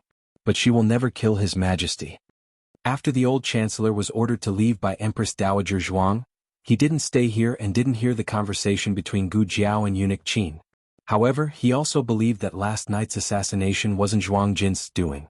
It wasn't that he knew the agreement between Empress Dowager Zhuang and Princess Ningyan, but he understood Empress Dowager Zhuang's means. She usually didn't make a move. Once she made a move, it would be a fatal blow. If the assassination was ordered by her, then His Majesty wouldn't be alive. But that person knew His Majesty's whereabouts like the back of her hand. She must have planted a spy in the palace. The old Chancellor pondered silently for a while in his courtyard. After thinking a lot, he finally decided to apologize and thank Zhuang Jin. The apology was because of his carelessness and exposed this misunderstood relationship, which made the already cold relationship between His Majesty and Zhuang Jin even worse. And the thank you was because Zhuang Jin spoke up for him. Whether His Majesty believed it or not, he didn't care. Of course he was still loyal to His Majesty. He wouldn't betray His Majesty for Zhuang Jin. But these were two different things. This didn't affect him from apologizing and thanking Zhuang Jin. What's more, she was misunderstood by her adopted son. She must be sad, right? After all, His Majesty was someone she loved. Thinking of this, the old Chancellor felt that it was even more necessary to comfort Zhuang Jin. Zhuang Jin went to the Zhao residence next door. The old Chancellor made a draft in his heart. How should he comfort Zhuang Jin when he saw her in a while and not make her sad? Thinking of this, he entered the Zhao residence. But who could tell him what he saw? 2 circles. Empress Dowager Zhuang crossed her legs and played a leaf card domineeringly. Where was the slightest bit of sadness and grievance on her face? She was clearly in high spirits. The old chancellor's mouth twitched fiercely. Why did he think that she would be sad? Did this woman know how to write the word, sad? Empress Dowager Zhuang threw out her cards confidently. Win. Pay up. The old chancellor, the emperor's wound was in danger of being infected at any time. He could only stay in by Shui Alley to recuperate. The emperor wanted to find eunuch Wei, so Gu Jiao informed Gu Changqing. Gu Changqing found the unconscious eunuch Wei in a sewer. It turned out that eunuch Wei used his last breath to find the emperor last night. Who knew that the sewer cover overturned and he fell into it. His injury was also very serious. However, the old chancellor also lost his horse, so Gu Jiao simply placed eunuch Wei next door. At noon, Empress Dowager Zhuang didn't return to the palace and stayed at home for lunch. Little Jing Kong didn't come back for lunch today. Madame Yao and Nanny Fong went to the temple to burn incense again. Only Gu Jiao, Empress Dowager Zhuang, Gu Changqing, the emperor, and the old chancellor were at home. The emperor only had one serious injury, and the rest were all minor injuries. He could still eat at the table. However, this made the atmosphere quite awkward. The emperor said coldly, "Why are you all standing? Sit down, am I a tyrant? I don't even give my officials a bite to eat?" The old chancellor braced himself and sat down. Gu Changqing also sat down. Gu Jiao brought the last bowl of corn keel soup from the kitchen and habitually began to ladle soup for everyone. After filling a bowl, she suddenly felt that something was wrong. She looked up and saw that the emperor and her grandaunt were staring at her, the bowl of soup in her hand. Gu Jiao,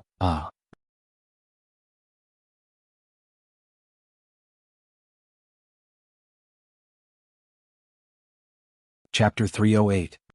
Originally, when they were eating at home, the first bowl of soup was originally given to the son-in-law because it was usually her granduncle who cooked and it was hard for him to cook. But now, Gu Jiao inexplicably felt that if this bowl of soup was given to the son-in-law, it would probably take the son-in-law's life. The old chancellor's heart was also trembling. He was afraid that this girl would be filial to him and give him the soup. If that happened, his position as the male head of the family wouldn't be able to be cleared. He would be chopped into minced meat and made into soup by his majesty. Gu Jiao put down the spoon and slightly handed the soup to her grandaunt. The emperor's eyes were like knives. Gu Jiao paused and slightly moved the soup to the emperor's direction. Her grandaunt's eyes were like knives. Gu Changqing didn't even need to think about it. Gu Jiao silently brought the soup back to her, picked up the spoon and drank it. The two snorted and also started to eat. This meal was still made by the old chancellor. Yu Yer's cooking skills weren't bad, but it was a bit difficult to serve the emperor's crafty taste. The old chancellor made 5 dishes and 1 soup, mainly taking care of Empress Dowager Zhuang and Gu Jiao's taste. He didn't know what the emperor and Gu Changqing liked to eat. Fortunately, Gu Changqing wasn't picky and the emperor and Empress Dowager Zhuang's taste was unexpectedly similar. Empress Dowager Zhuang liked to eat something sweet such as the sugar-skinned duck. After taking out of the pot, the crispy duck was poured with a layer of malt sugar and sprinkled with a few white sesame seeds. The skin was crisp and the meat was tender, salty and sweet but not greasy. Gu Changqing and Gu Jiao didn't eat much of this dish. It mainly went into the stomach of Empress Dowager Zhuang and the emperor. The other dish was the brown sugar glutinous rice cake. The old chancellor originally made 2 plates. One was sprinkled with sesame seeds, which Zhuang Jins liked to eat. The other one wasn't sprinkled with sesame seeds, which Gu Jiao liked to eat. After that, the emperor did not touch the plate with sesame seeds. He also liked to eat dishes with sesame seeds. The emperor had been eating alone in the palace and would only go to the harem occasionally. The last time he ate at the same table as Empress Dowager Zhuang was when Princess Ning and then concubine Jing were both in the palace. At that time, he and Empress Dowager Zhuang had not yet broken off their relationship. He treated her as a loving mother and trusted her wholeheartedly. He thought that she also treated him like her own son and cared for him just like consort Jing's mother. Reality was cruel. After helping him ascend to the throne, her disguise was gradually torn apart. She became detestable and unfamiliar. She had even gone so far as to lay her hands on imperial concubine Jing in order to prevent her from becoming the Empress Dowager of a nation. He had long been adopted by consort Jing, so he was her son. Why couldn't consort Jing be the Empress Dowager? The funny thing was that Consort Jing's mother was still speaking up for her even after being forced into the nunnery. She said that everything she did was for the sake of Zhao country and asked her not to hate her. She even said that she would understand the Empress Dowager's painstaking efforts one day. What painstaking efforts? One year there was a snowstorm in the capital, and Consort Jing's mother almost died of illness in the nunnery. As the emperor of a nation, he actually knelt in the snow outside Rinshou Palace and begged her to bring Consort Jing back. But she didn't. So he took a step back and begged her to give Consort Jing the Tianshan Snow Lotus to prolong her life. She didn't do that either. She didn't save her. She forgot how Consort Jing's mother had blocked the sword for her when the Lu family wanted to get rid of her. She also forgot how Consort Jing's mother had risked her life to steal the edict and burn it when the previous emperor had left behind a will for her to be buried with him. She had no heart. She was a vicious woman who repaid kindness with ingratitude. Your Majesty. Gu Jiao called out to him. The emperor came back to his senses and looked in the direction that Gu Jiao was looking at. He saw that he had been in a daze and had unknowingly picked up a piece of brown sugar glutinous rice cake that Empress Dowager Zhuang had picked up. This was the last piece of brown sugar glutinous rice cake sprinkled with sesame seeds. The emperor was embarrassed. No matter how much he hated Empress Dowager Zhuang, he shouldn't have disregarded his status and snatched a piece of brown sugar glutinous rice cake from her. If this spread out, where would the emperor put his face? In order to show that he didn't deliberately do such a childish thing, he coughed lightly and said seriously, I originally wanted to give it to Imperial Mother. I didn't expect Imperial Mother to pick it up herself. Everyone, it was obviously the Empress Dowager who picked it up first. If you want to smooth things over, you don't have to think that we're all blind. Empress Dowager Zhuang wouldn't be polite with him. She picked it up and ate it without a care. The world was big, but eating was the most important thing. Empress Dowager Zhuang's appetite would never be affected by anything. Seeing her so carefree, the emperor was so angry that he couldn't even eat properly. After eating, Gu Changqing helped the emperor back to his room. The emperor lay on a bed that wasn't too wide. He didn't like hard beds, but he also didn't like soft beds. This level was just right. Although the room was small and the furnishings were simple, it inexplicably gave him a sense of peace and stability. It was as if everything was placed where he wanted it. No one knew that the emperor of the Zhao kingdom had a small problem of being afraid of the dark. On the bedside table, there was an old metal box with a candle and a match in it. The candle was new and was obviously just a backup. He remembered that when he was a child, Consort Jing always left a candle and match at his bedside. He didn't expect the little miracle doctor to be so considerate.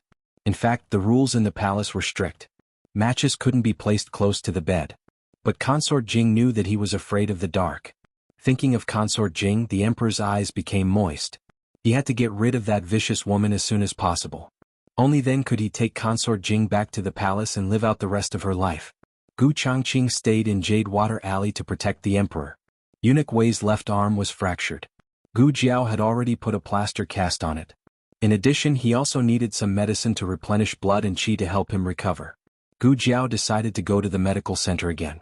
She ran into Gu Qingfeng as soon as she got the medicine. Gu Qingfeng was wearing a mask in broad daylight, but he was also wearing second young Master Gu's clothes. Gu Jiao looked at him strangely. What's wrong? You're disfigured and can't see people? Gu Qingfeng choked. Wasn't his face disfigured? His face was still swollen from the slap from the old man this morning. Gu Qingfeng cleared his throat and said seriously, Don't worry about my face. I came to find you today for a serious matter. What is it? Gu Jiao said mildly. Gu Qingfeng looked around and whispered to Gu Jiao, Someone wants to assassinate His Majesty. Gu Jiao said, It's not an assassination, it's already been done. Gu Qingfeng was shocked. What? Already done? So fast? I just heard the news yesterday. Gu Jiao asked, Where did you hear it? Gu Qingfeng said, Celestial Music House. Gu Jiao was slightly surprised. You went to Celestial Music House? Isn't that place very hard to get in? Gu Changqing had said before that there must be a way in. Normally it would be a recommendation from an acquaintance. It was a pity that a gentleman like Gu Changqing did not know anyone who could enter Celestial Music House. Gu Qingfeng waved his hand. I quietly snuck in and was almost discovered. I accidentally heard that someone was plotting to assassinate His Majesty. However, I did not expect them to act so quickly. They were plotting in the afternoon and they acted at night. No wonder His Majesty did not go to court today. He originally wanted to go to Celestial Music House to inquire about the news. He wanted to see if there really was someone who wanted to assassinate His Majesty, and where the time and place of the assassination was. He was not the same as his elder brother. He did not have the heart of an official who was loyal to His Majesty. He also did not have the loyalty to protect the country. He was just a wastrel from the Marquis Manor, a great bandit. But no matter how idle he was, he understood that Marquis Ding and Manor and His Majesty were grasshoppers on the same rope.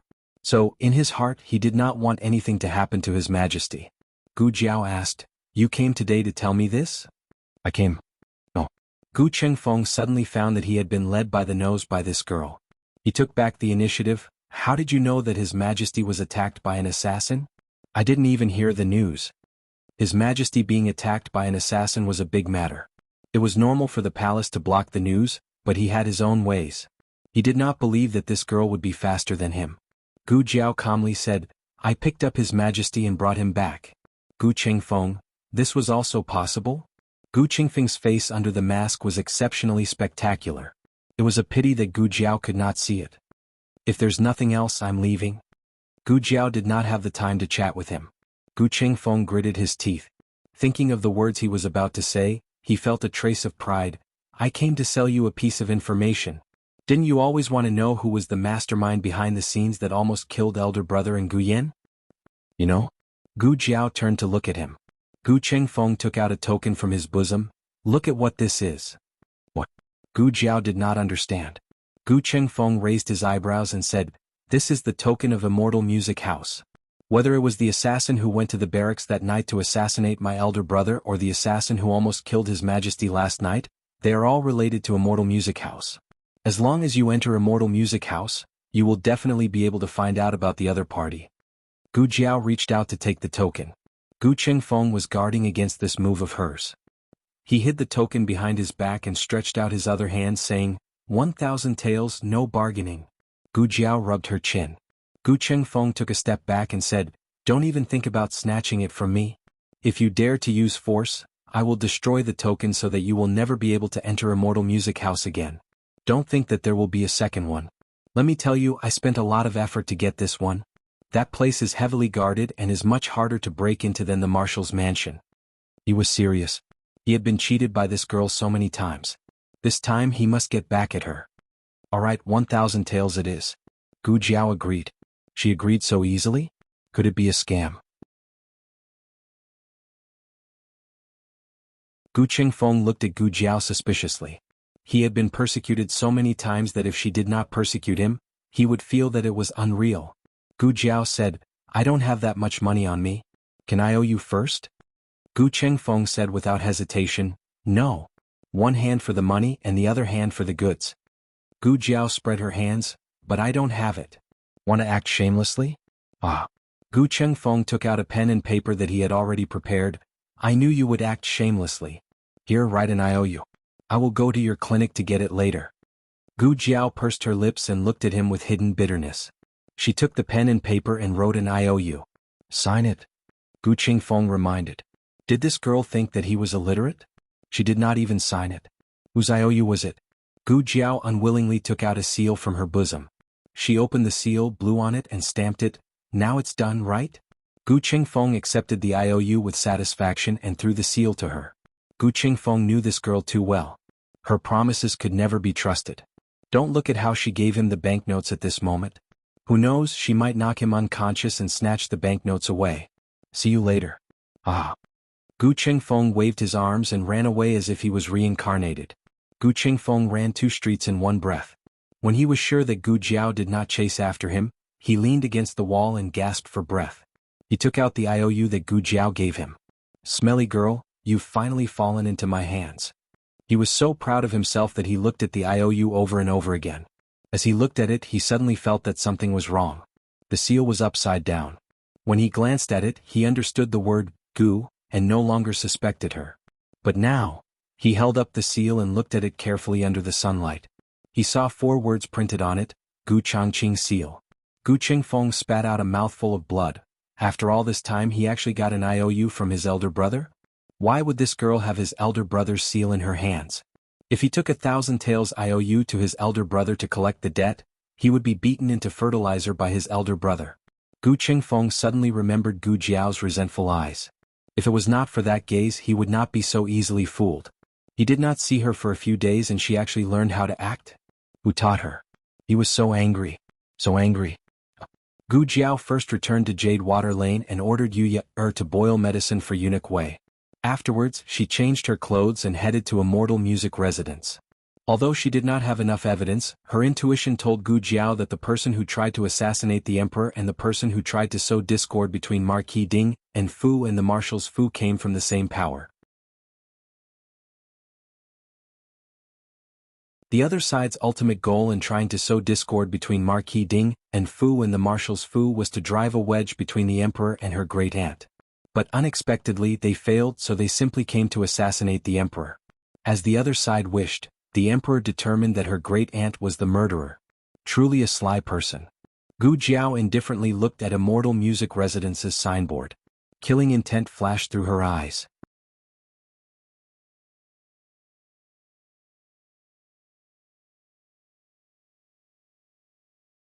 Chapter 309. As the fastest rising brothel in the capital, Immortal Music House overshadowed the former Soft Jade Pavilion. Apart from the fact that the girls inside were all fairy-like and talented, its unique business model was also enough to whet the appetite of the capital's influential officials. Gu Jiao arrived at the door. The guard at the door was a woman. The woman looked at Gu Jiao's token and didn't say anything as she let her in. It was Gu Jiao's first visit to a brothel, so it was quite refreshing.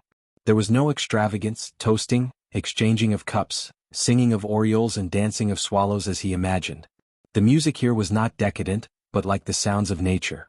Walking in the spacious lobby from time to time, girls would pass by her. Gu Jiao casually glanced at them. They really were fairies. It was as if she had entered a fairyland, just a little bit away from becoming a fairy. Suddenly, a begonia flower fell on Gu Jiao's shoulder. Gu Jiao didn't reach out to catch it, letting the flower fall to the ground. From the railing on the second floor came a soft sigh. Young master doesn't want this servant's flower, does he dislike this servant? This sentence shattered the fairyland filter in front of Gu Jiao's eyes. Finally there was a hint of a brothel. Gu Jiao raised her head. She was wearing a mask that covered her nose and face, but it didn't cover her rosy lips and delicate chin. It also didn't cover her pair of cold eyes. Oh! The girl upstairs let out a cry of surprise and couldn't help but straighten her body. Gu Jiao's figure was considered tall for a woman, and with her valiant temperament, there was no pressure for her to act as a handsome young master. The girl's cry of surprise attracted several companions. Everyone stood on the railing on the second floor and looked at Gu Jiao. Young master, look at me. Someone waved a handkerchief at Gu Jiao. Gu Jiao may not have eaten pork, but she has seen pigs walk. She has the spare time to strike up a conversation with a strange man. In Xianle House she can't be considered a very powerful person. Her target wasn't them. The few of them tried to seduce Gu Jiao for a long time, but there was no response, so they couldn't help but complain. How disappointing. Isn't it? Even our sister Lianxiang looks down on him. I wonder who he's here for? Lianxiang was the girl who threw the begonia flowers at Gu Jiao. Could it be that she's here for Sister Qianxue? Sister Qianxue can see him? Who wants to see me? A lazy and gentle voice sounded from the end of the corridor. Several girls who were chatting about Gu Jiao turned around and bowed respectfully. Sister Qianxue.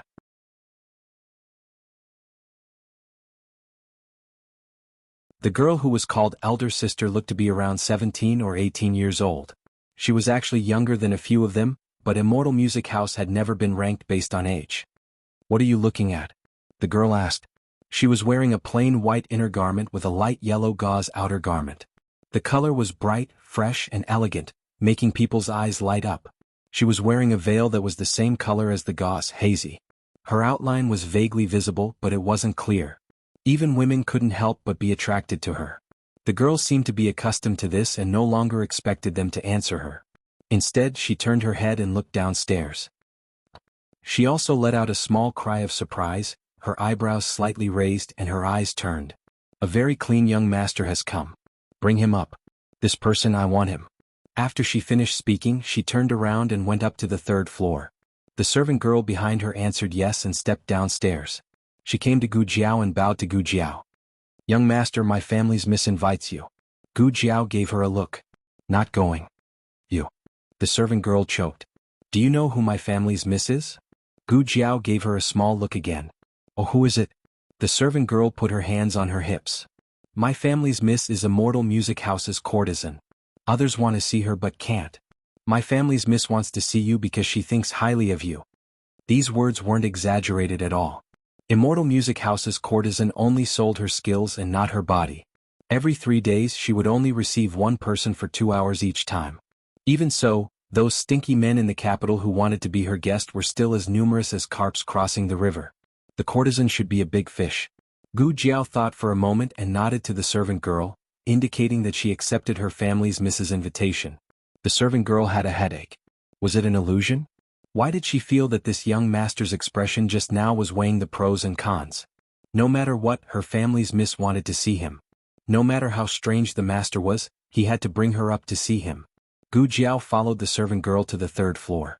She didn't notice how jealous the guests below looked at her. It was very difficult to enter Immortal Music House. In Immortal Music House, it wasn't the guests who chose the ladies, but the ladies who chose the guests. Those who were lucky could be chosen to go up to the 2nd floor. Those who were unlucky could only have a lonely night tour in the main hall. Those who went up to the 3rd floor could be counted on one hand. Of course, Gu Jiao didn't know how lucky she was, but she could faintly feel that the 3rd floor was particularly quiet. Miss, the young master is here. The servant girl reported from outside the door. Come in. The woman said. The servant girl pushed open the door and smiled at Gu Jiao, saying, Young master, please. Gu Jiao stepped into the room. The servant girl closed the door from the outside. The room's furnishings looked relatively simple, but it could also be because Gu Jiao didn't recognize antiques. Any vase in the room was an antique from the previous dynasty. The woman sat in front of the dressing table. While wiping her hands with vanishing cream, she looked at Gu Jiao through the bronze mirror. She also had a pair of eyes that could speak. She wore a veil, but Gu Jiao could still feel that she was smiling. She said, Young master, please sit. Gu Jiao sat down on the chair. After the woman finished applying the vanishing cream, she slowly stood up and walked towards Gu Jiao. She sat down on the chair next to Gu Jiao. There was only a small table between the two of them. The woman poured a cup of tea for Gu Jiao and handed it to Gu Jiao. She smiled and said, Is this the first time young master has come to Immortal Music House? Gu Jiao nodded but didn't drink the tea she handed over. The woman sighed, Is young master afraid that I will poison you, or do you think that my tea is not clean? Without waiting for Gu Jiao's reply, the woman directly took the cup of tea and drained it in one gulp. Then, as if this matter was over, her eyes curved as she asked, What is Sir doing here at the Immortal Music Abode? This question was strange. What could a man do in a brothel? Was it just to cover himself with a quilt and chat? The woman put her elbow on the table, her index finger gently supporting her chin. She said with a smile that wasn't a smile, Young master is too clean. With one look, I can tell that you are not a person who would seek pleasure. Gu Jiao wrinkled her small eyebrows. Her acting skills were actually this bad? She clearly took the script of the dissolute little hedonist today. Could it be that she was only worthy of tricking that kind of idiot Gu Qingfeng? The woman's gaze fell on Gu Jiao's throat. She actually suspected her gender? Fortunately, she was already prepared and stuck in Adam's apple. When the woman saw the Adam's apple, she withdrew her gaze and continued to look at Gu Jiao's eyes. Gu Jiao's eyes didn't avoid her gaze. After all, her acting skills weren't good enough. The woman looked for a while and didn't see anything fishy, so she asked again, Is young master here to find someone? Which sister's relative is it? Gu Jiao thought for a while, then took out a small notebook and charcoal and scribbled, To be honest, this prince is here to pick up girls. The woman's mouth twitched. Pick up what? Gu Jiao made a sound and scribbled out the last 2 words. He wrote in a mighty and domineering manner, Seek pleasure. The woman chuckled. But in the next second she couldn't laugh anymore. Because Gu Jiao wrote on the paper, Call out the most beautiful girl here. The woman's smile froze on her face. Young master means that I'm not beautiful enough. Gu Jiao wrote, If you want to say it like that, I can't do anything about it. The woman was so angry that she forgot to ask Gu Jiao why he didn't speak and only wrote on the paper. She was the #1 courtesan of Xianle House, the #1 beauty in the capital. How could there be a day when she was despised for her looks? She angrily said, Young master, when did you go blind? Gu Jiao scribbled, "I'm not blind, I just don't think you're particularly good-looking. Not as good-looking as my husband." This sentence simply drew the woman's hatred to the max. The woman was so angry that she sent a palm strike towards Gu Jiao. Gu Jiao's figure dodged. The wind from the palm strike fell on the chair behind Gu Jiao, shattering the mahogany chair into pieces. Sure enough, she has martial arts. Gu Jiao put away the brush and small notebook and began to fight with her in the room. The woman's martial arts were so high that it was beyond Gu Jiao's expectations. Fortunately, she had received guidance from the old marquis, so there were a few moves that could restrain the opponent's moves. Gu Jiao pinned the woman's hands behind her back and pressed her on the bed. But the woman was far more cunning than what she showed. She twisted her body and slid out of Gu Jiao's body like a loach. Taking advantage of Gu Jiao's unpreparedness, she threw Gu Jiao onto the bed. Her hands clasped Gu Jiao's hands and her legs pressed down on Gu Jiao's legs, saying that this old lady isn't beautiful enough, this old lady will take off your mask and see what kind of virtue you have, daring to say that this old lady isn't beautiful. She used her right hand to clasp Gu Jiao's wrists above her head, and raised her left hand to take off Gu Jiao's mask. But Gu Jiao broke free of her shackles and kicked her to the inside of the bed. She took the initiative and pressed down on her hands and legs. Gu Jiao sat on her lap, untied her hair tie and tied her hands to the bedpost. The woman struggled and her clothes slipped, revealing a large area of snow-white skin. "You." The woman was ashamed and angry. Gu Jiao took out the small notebook again and scribbled, "Who was the person who tried to assassinate the emperor last night?" The woman was startled. Gu Jiao was actually not sure if she knew, but she was the top courtesan here and her status and martial arts were so high, so it was very likely that she knew. Perhaps she was also involved. The woman chuckled, "I am a prostitute, how would I know about the current emperor's matters? Young master, did you find the wrong person? If you want to investigate a case, shouldn't you go to the yamen?" Gu Jiao wrote, "Shouldn't a normal person's first reaction be to ask if the emperor was assassinated?" Gu Qingfeng reacted this way. The woman choked on the spot. Gu Jiao wrote domineeringly, "If you don't tell me, I will take off your clothes and do you on the spot." The woman's expression changed, but then she smiled slowly, "All right, come on. If you don't mind my jade arms and body, then go ahead and do it. I was the one who took a liking to young master. It is my fortune to be able to serve young master." But, as she spoke, she glanced under Gu Jiao's clothes and laughed, "Young master doesn't seem to be interested in me." Gu Jiao thought, I didn't arm you, fake melon." The woman looked at Gu Jiao meaningfully, "Young master, your skin is so white, your appearance is so delicate, and your body is so thin. In front of such a beautiful woman like me, you are still indifferent. Young master, you can't be a male." Before she finished speaking, Gu Jiao tore her outer clothes, threw it under the bed and looked at her fiercely. At this moment, the door was suddenly knocked open and a drunk man rushed in. In the blink of an eye, Gu Jiao grabbed the long gown on the ground and covered the woman's body, covering her completely. "Oh, what's wrong with you? Why did you let someone break into Miss Qinshue's room? Miss Qinsue is receiving a guest. Can you afford to pay for ruining Miss Qinshue's mood?" It was the woman's personal maid who spoke fiercely. "Sorry, Miss Qinshu." A female guard entered the room without looking sideways and grabbed the drunkard out. Then Gu Jiao got down from the bed and didn't force the woman to answer. She turned and walked towards the door. The woman was already stunned the moment she was wrapped in Gu Jiao's clothes. When she saw Gu Jiao let her go and leave just like that, her eyes moved slightly.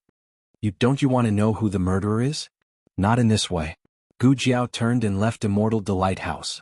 If it was in her previous life, she would use all means to force a confession. After all, from childhood to adulthood, this was what her godfather taught her. But in this life, it seemed that something was different. Gu Jiao looked at her hands. Suddenly, a small box fell into her palm. Gu Jiao raised her head and looked at the third floor of Immortal Lighthouse, but only saw a window that was closed in a fit of pique. Gu Jiao opened the small box. Inside there was a pendant of a tassel and a note. "Imperial Palace, southwest corner. The murderer is from the Imperial Palace and lives in the southwest corner. And this tassel is the murderer's personal item."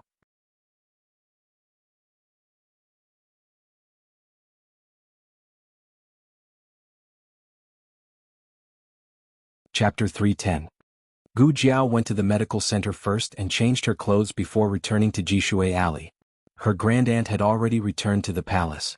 The emperor was injured and couldn't manage the court. As the empress dowager, she couldn't really idle around all day, After playing mahjong they dispersed. The old chancellor also went to the Imperial College to deal with today's official business. The news of the emperor's assassination wasn't spread to the outside world, and no one was mobilized from the palace. Instead, Gu Changqing stayed by the emperor's side to protect him. Gu Changqing lived openly in Jishui Alley. Xiao Lulang and her 3 younger brothers hadn't returned yet. Gu Jiao went next door to see Eunuch Wei. His injury was more serious. He drank medicine in the afternoon and fell asleep not long after. Yu Yer said, "Eldest miss, did I make a mistake?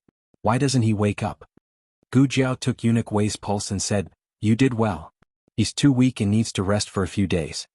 Hearing Gu Jiao say this, Yu Yer was relieved. Gu Jiao went to her grandaunt's room to take the emperor's pulse.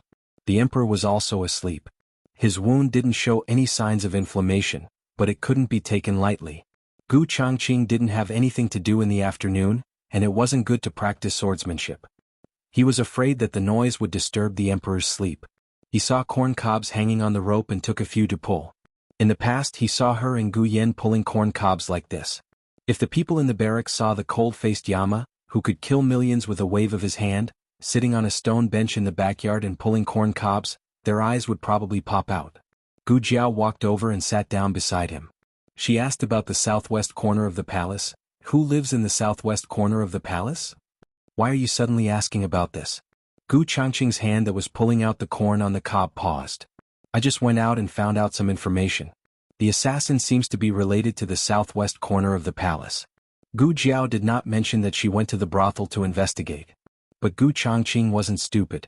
Such a big piece of news couldn't be found outside. The only place he didn't investigate was Immortal Music House. Gu Changqing narrowed his eyes and put down the corn in his hand. His face became serious. You went to Immortal Music House? Gu Jiao said seriously, No, I'm a gentleman. I don't go to that kind of place. She had already changed her clothes. If she didn't admit it, she wouldn't go.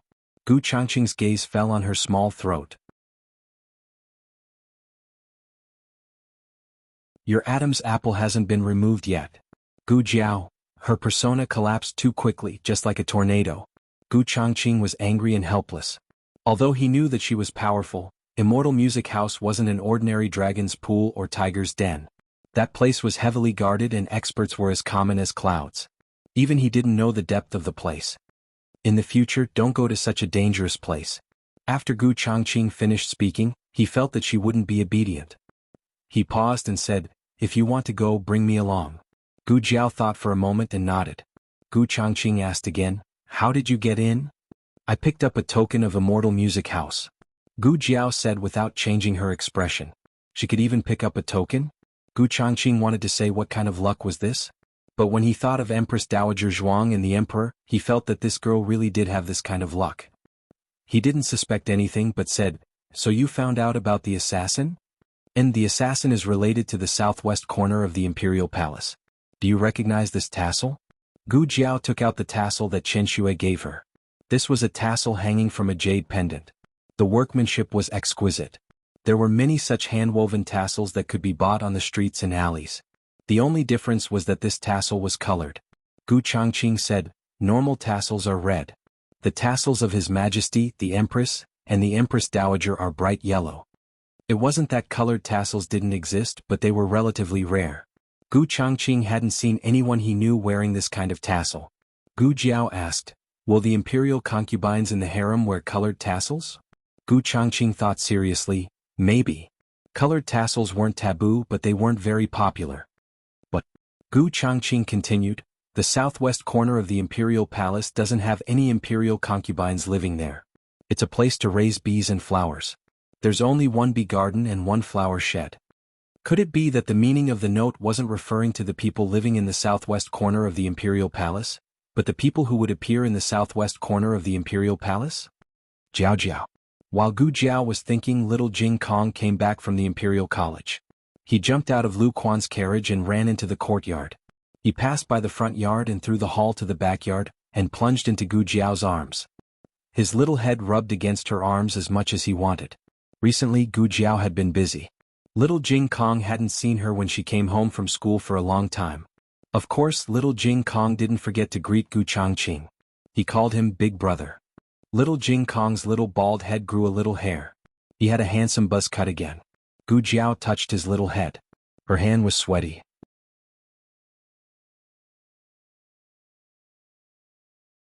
The weather was so hot that he couldn't wear his clothes anymore. Gu Jiao went to the kitchen to get some water for him to bathe.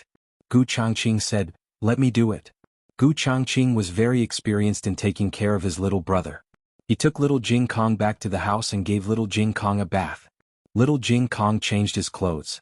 After putting on his pants, he seemed to have discovered a new world. He walked valiantly to Gu Jiao and pointed at his pants and shoes. "Jiao Jiao, Jiao Jiao, I've grown taller." His pants were shorter. They used to cover his shoes, but now they were on top of his shoes. It wasn't much. It was only 2 inches. But 2 inches was still enough to make him taller. Gu Jiao nodded. "Yes, you've grown taller." Little Jing Kong was overjoyed. He began to announce to everyone in the courtyard that he had grown taller. He even showed off his pants that were shorter. However, everyone had gone out today and hadn't come back yet. Little Jing Kong had never looked forward to his bad brother-in-law, Brother Yen, and Brother Shaoshan as much as he did now. He wanted to show off to the whole world that he had grown taller. However, after waiting and waiting, Xiao Lulang was working overtime at the Hanlin Academy. Gu Yen and Gu Shaoshan went to Nanxiang to learn from Master Lu. Even Madame Yao, who went to the temple to offer incense, stayed overnight at the temple with old servant Fong. He was so worried. He didn't even have a place to show off. Little Jing Kong sighed and paced back and forth in the courtyard with his hands behind his back. He walked like Master Zhao, who was worried that the price of rice would increase tomorrow. Ahem, a low cough came from Grandaunt's room. Little Jing Kong's eyes lit up. "Oh, is Grandaunt back?" He ran over and pushed open the door. "Great Aunt." "It's not Grandaunt?"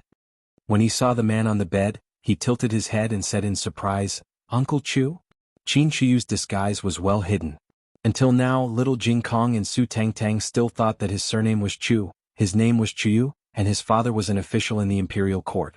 The emperor had just woken up and was still in a daze. When he saw Jing Kong, he remembered that he was sleeping at little divine doctor's place. "Oh, it's Jing Kong," he greeted weakly. "Uncle Chu, are you sick?" Little Jing Kong came to the bed and looked at him with wide eyes. Gu Jiao was a doctor, so it wasn't strange for her to have a patient in her house. The strange thing was that he was staying in Grandaunt's room. "Why is Uncle Chu staying in Grandaunt's room?" Little Jing Kong asked. Children didn't have as many twists and turns as adults, so they asked whatever was on their mind. "Why isn't Uncle Chu staying at my place?" That way he could sleep with Jiao Jiao at night. The emperor didn't expect that this room was Empress Dowager Zhuang's room. He was very surprised. "This is Empress, your Grandaunt's room?" "Yes." Little Jing Kong nodded quickly. "Then the thing's here." The emperor paused in the middle of his words. He was saved by little divine doctor in the middle of the night. He was almost dead and little divine doctor was busy saving him.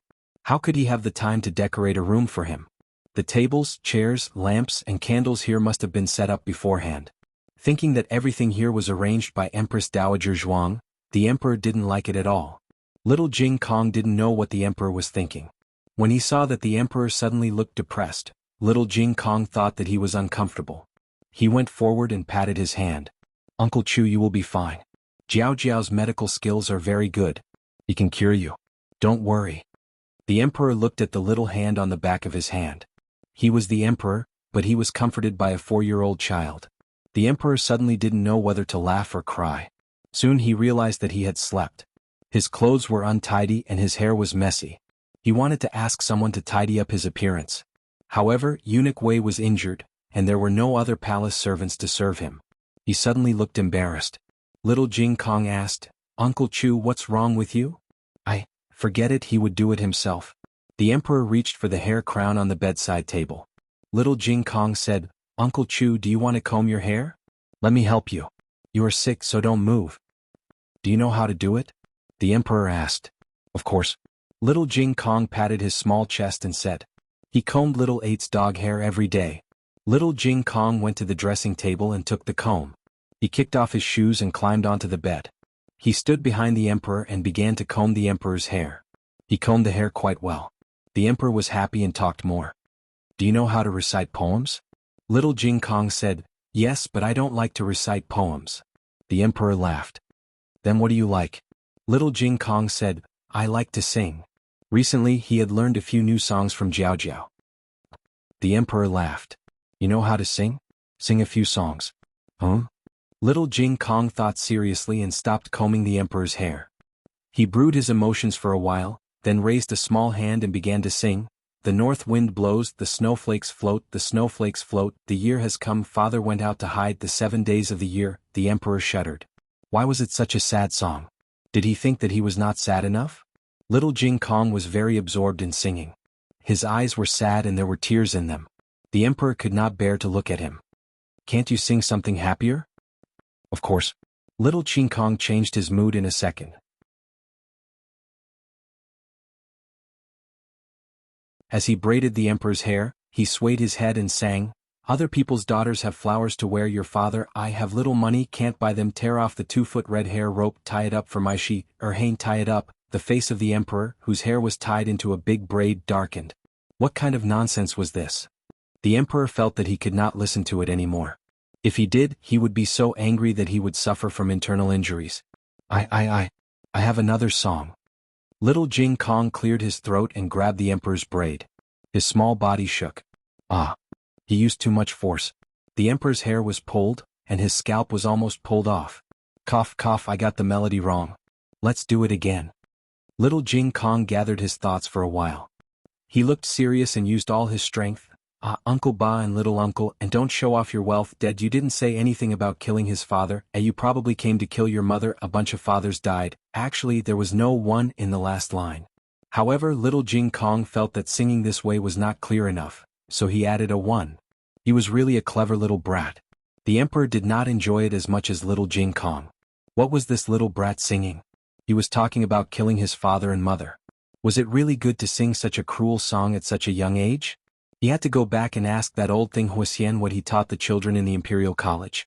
Also, he could sing, but could he not pull his hair? Was it easy to keep such a thick head of hair at his age? Be careful not to make him bald. Xiao Lulang came back from the Imperial College first. Little Jing Kong finally stopped damaging the emperor's hairline and ears.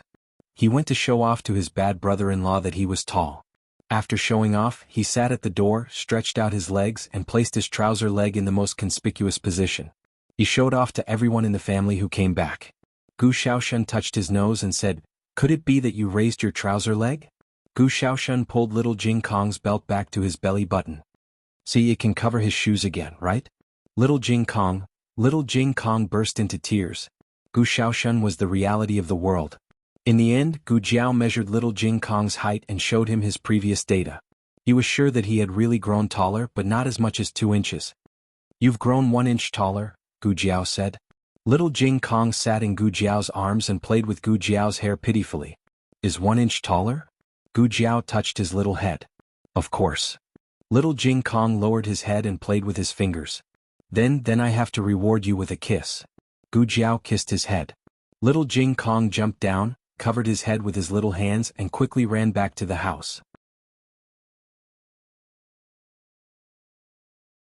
At night, when Gu Jiao went to change the emperor's medicine, she asked the emperor if he had seen the tassel. The emperor shook his head. I haven't seen it. The next day Gu Jiao went to the imperial palace. Empress Dowager Zhuang went to the court. Gu Jiao took the tassel and asked Eunuch Qin, Eunuch Qin, have you seen this tassel?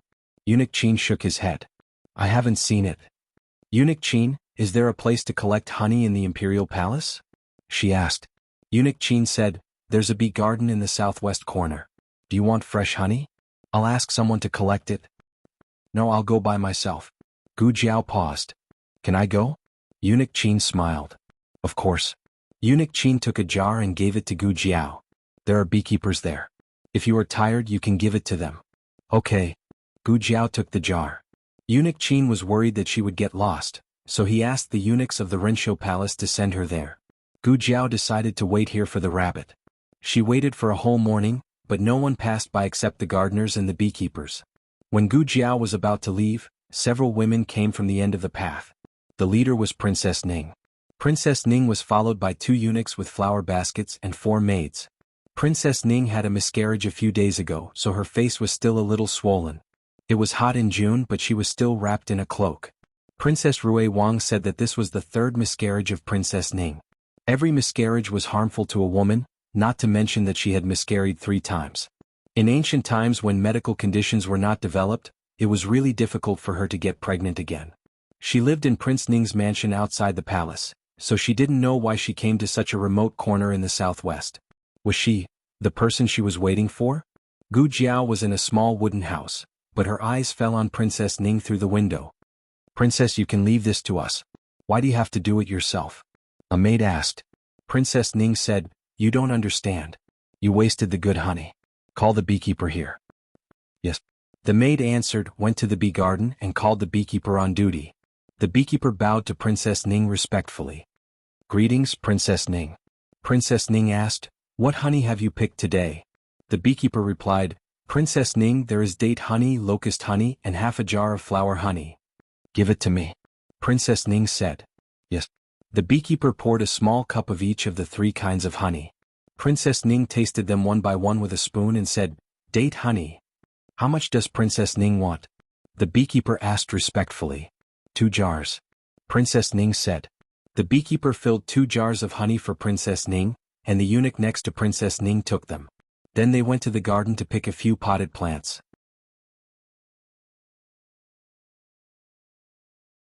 Looking at Princess Ning's back, Gu Jiao came out and said to the beekeeper, "I picked up a tassel on the ground. Is it Princess Ning's?" The beekeeper took the tassel and caught up with Princess Ning. Gu Jiao saw the beekeeper give the tassel to Princess Ning, but Princess Ning shook her head. Her expression didn't seem to be fake. "Miss," Princess Ning said it wasn't hers. The beekeeper returned the tassel to Gu Jiao. Gu Jiao wasn't dressed like a concubine or a maid, but she was from Rinshou Palace, so the beekeeper still didn't dare to neglect her. Gu Jiao took the tassel and asked, "Has anyone else been here?" The beekeeper smiled and said, "There are a lot of bees here, so it's easy to sting. Usually no one comes here." Was the courtesan of Immortal Music House teasing her? Gu Jiao pondered the words, Imperial Palace, southwest corner, in her mind. Aside from the beehive, there was only the garden in the southwest corner. She had been watching the garden, but there was no movement. Gu Jiao touched her chin. While she was puzzled, someone else came. This time it was the Crown Princess. The Crown Princess had been recuperating in the East Palace since she was beaten up by Gu Jiao. Her injuries had completely healed yesterday, and she walked out of the East Palace this morning. The beekeeper was frightened. It was fine if Princess Ning came, but why did the Crown Princess also come? The beekeeper hurried forward and bowed. "This servant greets the Crown Princess." The Crown Princess nodded lightly. Gu Jiao was standing at the entrance of the beehive. Before she could return to the wooden hut, the Crown Princess saw her. The Crown Princess recognized Gu Jiao. After all, she had seen Gu Jiao from afar. And Gu Jiao also recognized the Crown Princess. After all, she had beaten the Crown Princess deeply. However, in the impression of the two, the other party should not recognize them. This was their first official meeting. As a woman who could charm the Crown Prince, the Crown Princess's appearance was impeccable. It was not an exaggeration to say that she could cause the fall of a city at first sight. In comparison, Gu Jiao, who had a red birthmark on her cheek, paled in comparison. At least in the eyes of others. The Crown Princess was the moon in the sky. Even the beauties in the imperial harem were overshadowed by her, let alone this young girl with a disfigured face. "Who are you? Why don't you kneel when you see the Crown Princess?" The chief eunuch beside the Crown Princess asked. If it was the Crown Princess's female official, she would probably recognize Gu Jiao. Unfortunately, this chief eunuch had never seen Gu Jiao before. The bee craftsman hurriedly said in a small voice, "Gong Gong, this girl is from Rinshou Palace." The chief eunuch's expression changed, but it was only for a moment before he raised his voice. "The people of Rinshou Palace are the most disciplined. Even Miss Zhuang has to respectfully bow when she sees the Crown Princess." This flattery and trampling was clearly telling Gu Jiao that even Empress Dowager Zhuang's legitimate grandniece had to bow when she saw the Crown Princess. Regardless of her status, could she surpass Zhuang Yueshi? The Crown Princess looked at Gu Jiao. She suddenly wanted to see this woman bow in front of her. But Gu Jiao did not bow to her. As a member of the Eastern Palace, the chief eunuch naturally did not get along with Rinshou Palace. But he could not go up and punish Gu Jiao. He had to use the rules to suppress Gu Jiao. "Does the Empress Dowager know you are so rude? Is it any of your business whether the Empress Dowager knows or not?" It was Gong Gong Qin. The chief eunuch's expression changed and he lowered his head. They were both chief eunuchs of the master, but he could not be compared to Gonggong Qin. Only Gonggong Wei could be compared to Gonggong Qin in terms of status. The crown princess also showed a trace of confusion when she saw Gonggong Qin. Gonggong Qin came to Gu Jiao and bowed respectfully. Miss Gu, the Empress Dowager has left the court and asked why you have not returned to Rinshou Palace for dinner. After saying this, he turned around and bowed to the crown princess. This servant greets the crown princess. His smile and etiquette were flawless, but he greeted Gu Jiao first before greeting the crown princess. This was already embarrassing the crown princess. A subtle light flashed through the crown princess's eyes, but her expression was normal. Gonggong Qin, you are excused. Miss Gu, have you picked the honey you wanted? Yes. Gu Jiao nodded. It's in the room. Gonggong Qin personally took out 2 jars of honey and said with a smile, Miss Gu, is there anything else you want? There are many flowers in the garden. Miss Gu, do you have any flowers you like? Gu Jiao shook her head. I don't grow flowers. Gonggong Qin smiled. Okay. Then let's go back. If we don't go back, the Empress Dowager will be worried. The crown princess could hardly hide the surprise in her eyes. She had known Gonggong Qin for so long, but she had never seen him so polite to anyone. Even in front of Empress Xiao and noble consort Zhuang, he was just polite. But his politeness to Gu Jiao seemed to be more than just politeness. There seemed to be a trace of love and affection in that respect. During the whole process, Gonggong Qin treated the crown princess as heir and only asked Gu Jiao questions. It seemed that he had endless worries. In the past, Gonggong Qin was not so talkative. The crown princess frowned. The two then left. The moment they brushed past each other, Gu Jiao suddenly pointed at the tassel on the ground and said, Your tassel fell. The crown princess lowered her head to look. It's not mine. Gu Jiao, oh. It was also not the crown princess's.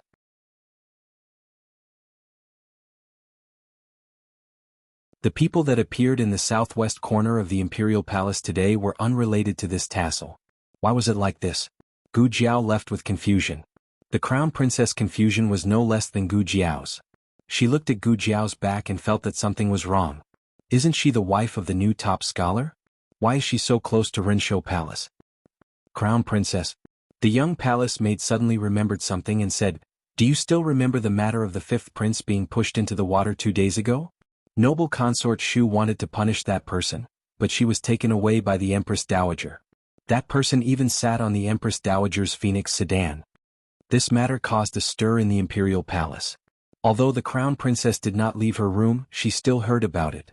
That person was noble consort Shu's niece, the true eldest miss of Marquis Ding and Fu. It was said that she had great medical skills and was treated as a guest of honor by the Empress Dowager. The crown princess's expression was slightly startled. It's her? Xiao Lulang didn't marry a normal peasant girl, but a true Marquis Fu's daughter? In this instant, the crown princess's heart didn't know what to feel. The young palace maid muttered, Speaking of which, has this Marquis Fu's daughter gone crazy? Marquis Ding and Fu is His Majesty's trusted aide. Xiao Lulang is also His Majesty's new top scholar. Her father, brother and husband are all His Majesty's people, but she wants to be with Empress Dowager Zhuang.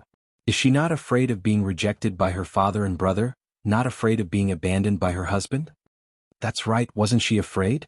How could she live so fearlessly, so unscrupulous? Gu Jiao returned to Rinshou Palace and personally made a dish of honey crispy duck for her grandaunt. It was similar to the sweetness of the sugar-skinned duck, but it wasn't as sweet. It also had a trace of honey's natural sourness, making the taste richer. Without the emperor's annoying son fighting for food, Empress Dowager Zhuang ate happily. After eating, Gu Jiao took out the tassel. Grandaunt, have you seen anyone wearing this tassel? Empress Dowager Zhuang looked at the tassel and frowned. Such an ugly tassel, I've never seen it before. Not ugly, Gu Jiao felt. Wait, it seems like I've seen it before.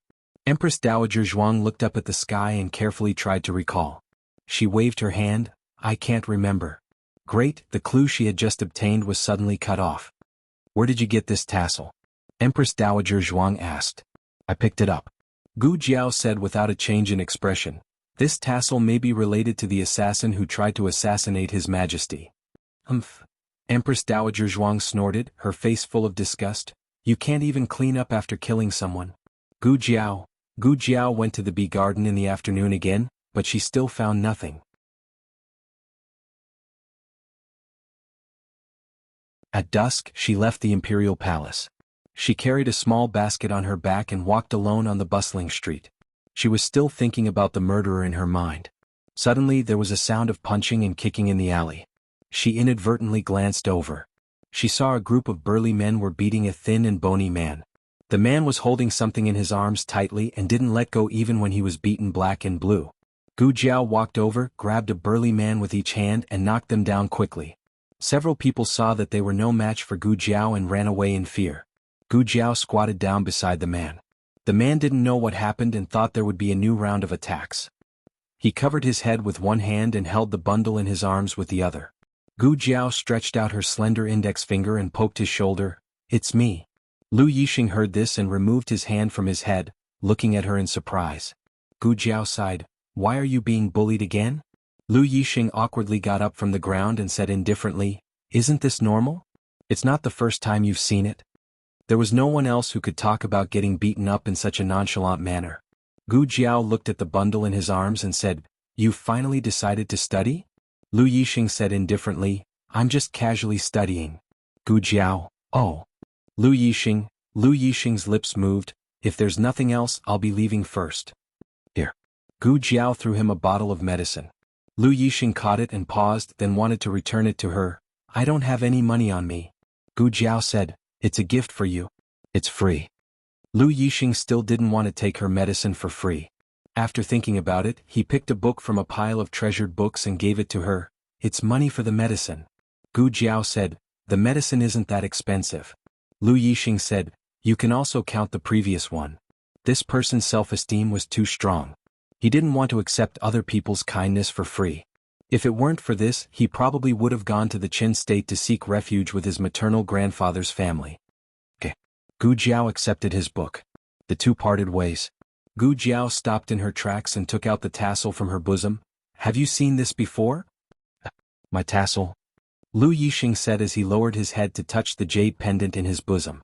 When he took out the jade pendant, he saw an identical tassel hanging on it. He said apologetically, "I mistook it for someone else. It's not mine. Mine is still here." Gu Jiao pointed at his tassel. "Have you always had this tassel?" Lu Yixing nodded. "Yes, my mother gave it to me. It's always been hanging on this jade pendant."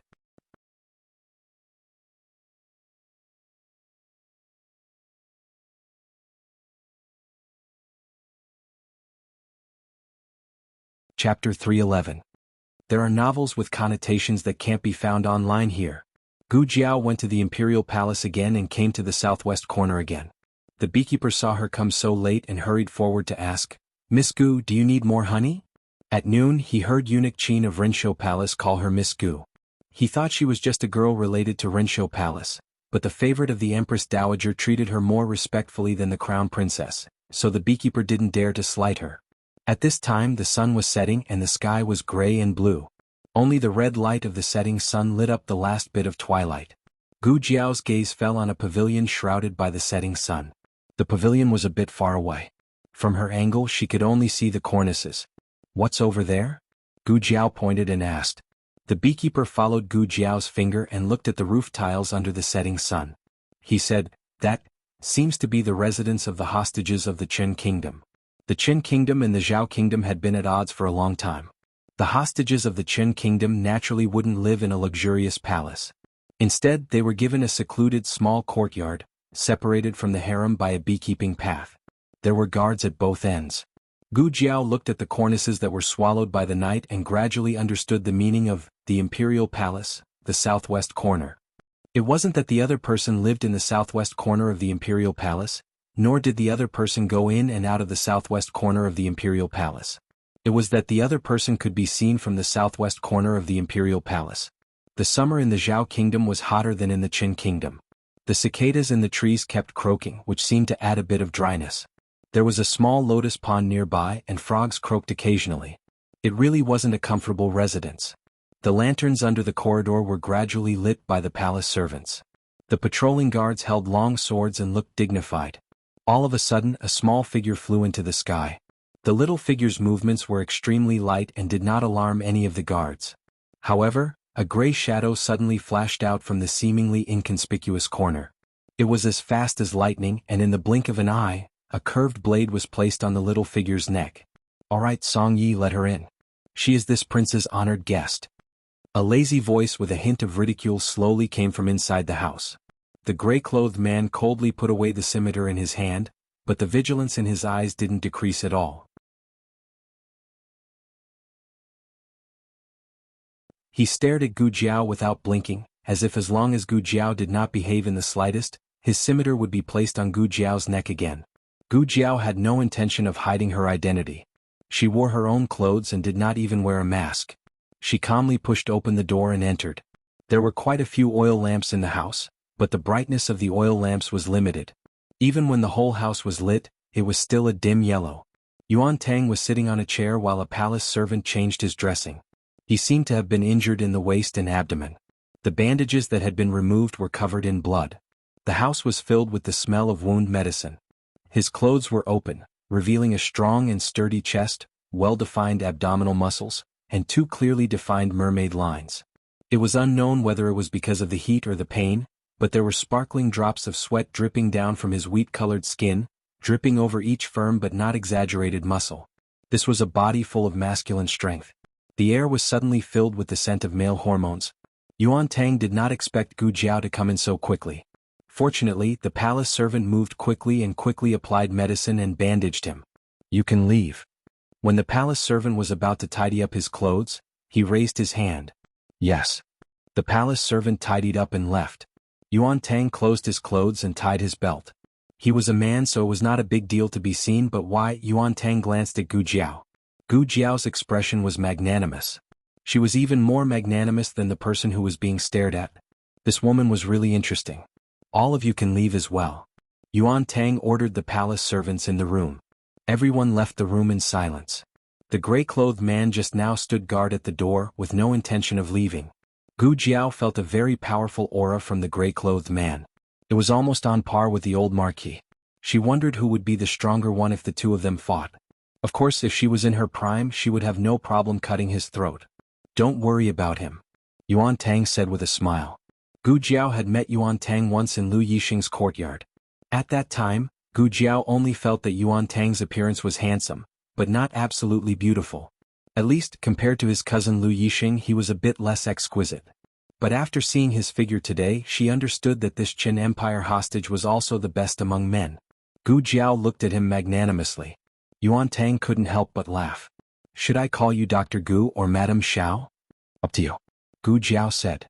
"That's good, Dr. Gu." Yuan Tang smiled and said, "You came to see me so late. Is something the matter?" This was a question he already knew the answer to.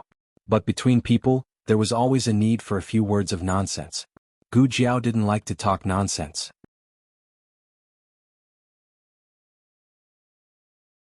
She glanced at his wounds and got straight to the point.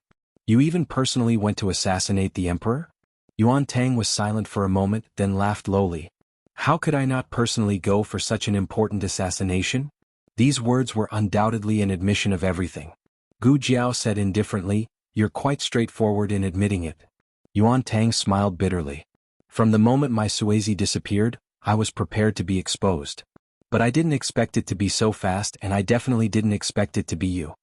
Yuan Tang didn't make any unnecessary excuses. Only a fool would treat someone else as a fool.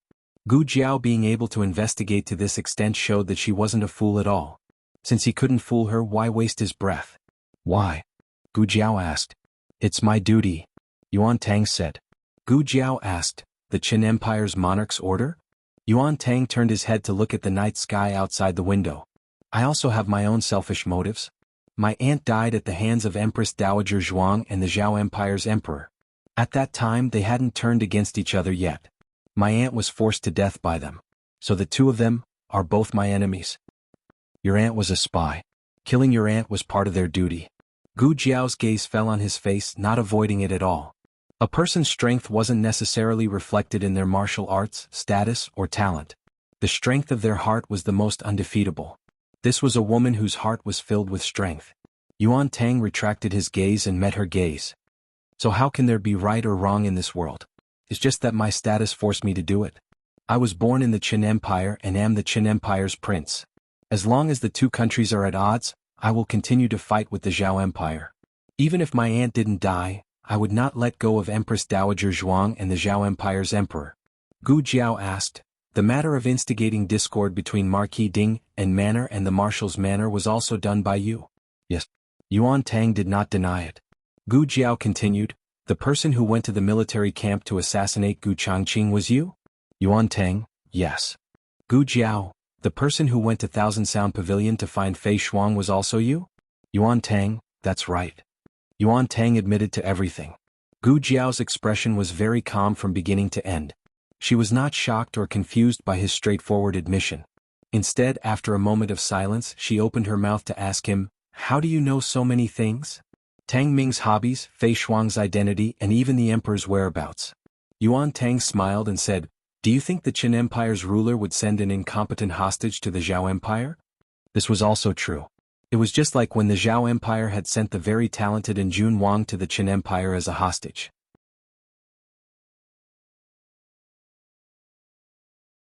A hostage without any ability would only die in a foreign land if they went to the enemy country. Yuan Tang reached out a hand, can you return the Sui Zi to me? No. Gu Jiao flatly refused. Yuan Tang sighed helplessly, that was given to my mother by my maternal grandmother. It was hung on a jade pendant. There were only 2 pieces in total. One was given to my mother and the other was given to my maternal aunt. Playing the sympathy card did not work on Gu Jiao. If she did not return it, she would not return it. Yuan Tang saw that Gu Jiao was really determined. He knew that there was an 80% chance that he would not be able to get his Sui Zi back. His heart ached as he accepted this fact. What do you plan to do? He asked. I'll report you, Gu Jiao said bluntly. Yuan Tang. Was she that direct? Yuan Tang said, in any case I helped you before. Have you forgotten? Gu Jiao said, you speak as if you didn't benefit from it. The corner of Yuan Tang's mouth twitched. Why did my cousin tell you everything? When the crown princess used the cat to test Xiao Lulang, it was Yuan Tang who had the cat taken away. However, that cat originally belonged to Yuan Tang. If Gu Jiao had not told him about this, he would have been implicated as well. This matter could not be considered as a debt. At most, Yuan Tang was being kind and helping others to benefit himself. After Gu Jiao left, the gray-clothed man stepped in. Your Highness, this subordinate will kill her. Yuan Tang snorted coldly. Do you think it's easy to kill her? The gray-clothed man said, she's still young. Her martial arts are not up to standard. In another 2 or 3 years, I'm afraid that we won't be able to kill her. With the gray-clothed man's ability, he should be able to detect any movement within 100 steps. However, that girl was only discovered when she was right under his nose. Yuan Tang smiled faintly, you won't be the same person in another 2 or 3 years. What? Are you afraid of her? No. The gray-clothed man said. Yuan Tang covered his wound and finally showed a hint of pain. All right, this girl is a useful talent. Our main goal is to recruit her. It's a pity to kill her. The gray-clothed man thought for a moment and nodded. There's no one in this world that your highness can't win over. Except for my cousin. Yuan Tang snorted and said angrily, I can easily win over people with my means. However, he can't feel it when I treat him with my heart. Gu Jiao returned to Jade Water Alley. Xiao Lulang had already finished his duty at Hanlin Academy and was tutoring little Jing Kong in the study. Gu Jiao did not disturb the two. She first went next door to check on Eunuch Wei's injury and then went to her Grey Tant's room. The emperor suddenly wanted to eat sugar-coated duck. Gu Changqing went to the kitchen to help the old chancellor pluck duck feathers. Only the emperor was in the room. Seeing her coming, the emperor's eyes lit up.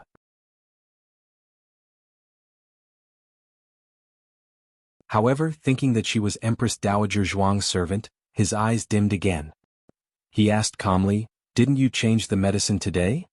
I have something to tell your majesty, Gu Jiao said. What's the matter? The emperor asked.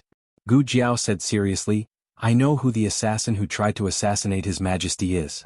The emperor sneered, don't deliberately find someone to take the blame for your great aunt in order to get rid of the crime. I'm not that bored. Gu Jiao took out the colorful tassel from her arms. I pulled this from the assassin when I fought with him. I asked your majesty if you knew this tassel. Your majesty said you didn't know. Your majesty, do you know why you don't know?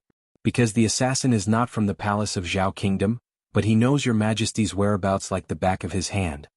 The emperor frowned. Who is he? Gu Jiao stared at the emperor and said, the hostage of Qin Kingdom. Gu Jiao's words were half true and half false. Other than the fact that the tassel was not pulled from the assassin's body, everything else was true. However, Gu Jiao only had this piece of tassel. There was no other evidence. Whether the emperor believed it or not depended on his trust in Gu Jiao. This was one of the reasons why Yuan Tang dared to be honest with Gu Jiao. So what if Gu Jiao knew the truth? It was too far-fetched to convict him based on a piece of tassel. Compared to him, the hostage of Qin Kingdom, the emperor was more willing to believe that Empress Dowager Zhuang was the mastermind. The emperor said coldly, "Do you think that by framing the hostage of Qin Kingdom, you can get rid of the crime for your great-aunt? If your majesty wants to make your loved ones suffer and your enemies happy, then let's just assume that for now." Gu Jiao finished speaking and turned to leave. The emperor was furious. He had thought that she had gone to the clinic after running around day after day, but it turned out that she had gone to find evidence for that vicious woman. That vicious woman was so nice. One after another, they all fell in line for her. Old concubine Jing Ning-en and the little miracle doctor had all been poisoned by that vicious woman. They would be fooled by her, but he would not. I definitely won't. That night, the first thing Eunuch Wei did after regaining consciousness was to drag his heavily injured body to visit the emperor and beg for forgiveness. This old servant failed to protect the emperor. "Please punish me, your majesty." The emperor looked at Eunuch Wei, whose hands and neck were bandaged, and couldn't bear to see him like this. "You're not a guard. Why do I need you to protect the emperor? Get up." This old servant doesn't dare. "I order you to get up." "Yes, your majesty." Eunuch Wei stood up shakily. The emperor told him to sit and talk. Eunuch Wei said awkwardly, "Your majesty, please don't make this servant feel unworthy." The emperor sighed.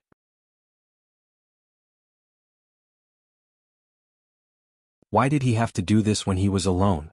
"Your majesty," Eunuch Wei said, "I met Miss Gu in the courtyard just now." The emperor's eyes turned cold. "Are you here to speak for the Empress Dowager as well?" Eunuch Wei hurriedly said, "Why would I speak for the Empress Dowager?" This servant was only thinking that this servant was lying in a pool of blood and was about to die. Miss Gu was alone, and this servant had completely forgotten that she was just a woman. This servant did not let her escape but instead asked her to save His Majesty. What kind of feelings did she have when she went without hesitation? She knew how dangerous it was ahead, and she knew that Your Majesty and the Empress Dowager were not on good terms. Gu Jiao had saved the emperor, but she didn't mention any details. The emperor thought that she had met him by chance, but he didn't know that she had risked her life to find him. The emperor's mood suddenly became complicated, and he didn't feel good about it. Eunuch Wei looked at the emperor with tears in his eyes and said earnestly, "Your Majesty, you can choose not to trust the Empress Dowager, but can you not trust the little miracle doctor?" The emperor fell silent. The next day Yuan Tang was recuperating in his room when several guards from the Dali Temple and the Honglu Temple came to his residence. The official from the Dali Temple said, "Your Majesty was attacked by an assassin." The Dali Temple caught an assassin, and that assassin turned out to be one of the sixth prince's people. We also found the sixth prince's personal belongings at the scene. We asked the sixth prince to come with us to the Dali Temple. Yuan Tang frowned. He didn't expect that Gu Jiao had the ability to make the emperor believe her. That witness was naturally used by the emperor to frame Yuan Tang. After all, a single spike was not enough to hold Yuan Tang. Yuan Tang could say that his spike was lost or stolen. However, the sudden appearance of a witness was a pain in the ass. And that witness was one of Yuan Tang's bodyguards. Not a personal bodyguard, but a third-class bodyguard. Yuan Tang's face became very ugly. He actually bribed the people around this highness. This highness really underestimated the imperial family of Zhao country. When he bribed him, Yuan Tang had no way to find out. Fortunately, the other party was only a third-class bodyguard. He didn't have many opportunities to see him, and it was unlikely that he would come in contact with his secrets. But no matter what, he was bitten by this person and the situation became a bit tricky. The man in gray said with a murderous look, "I'll go kill him. Let's make it so they can't testify." Yuan Tang said coldly, "It's useless. He already confessed and signed the confession. Even if he's dead, the evidence is still valid." Of course, Yuan Tang wouldn't obediently let himself be captured.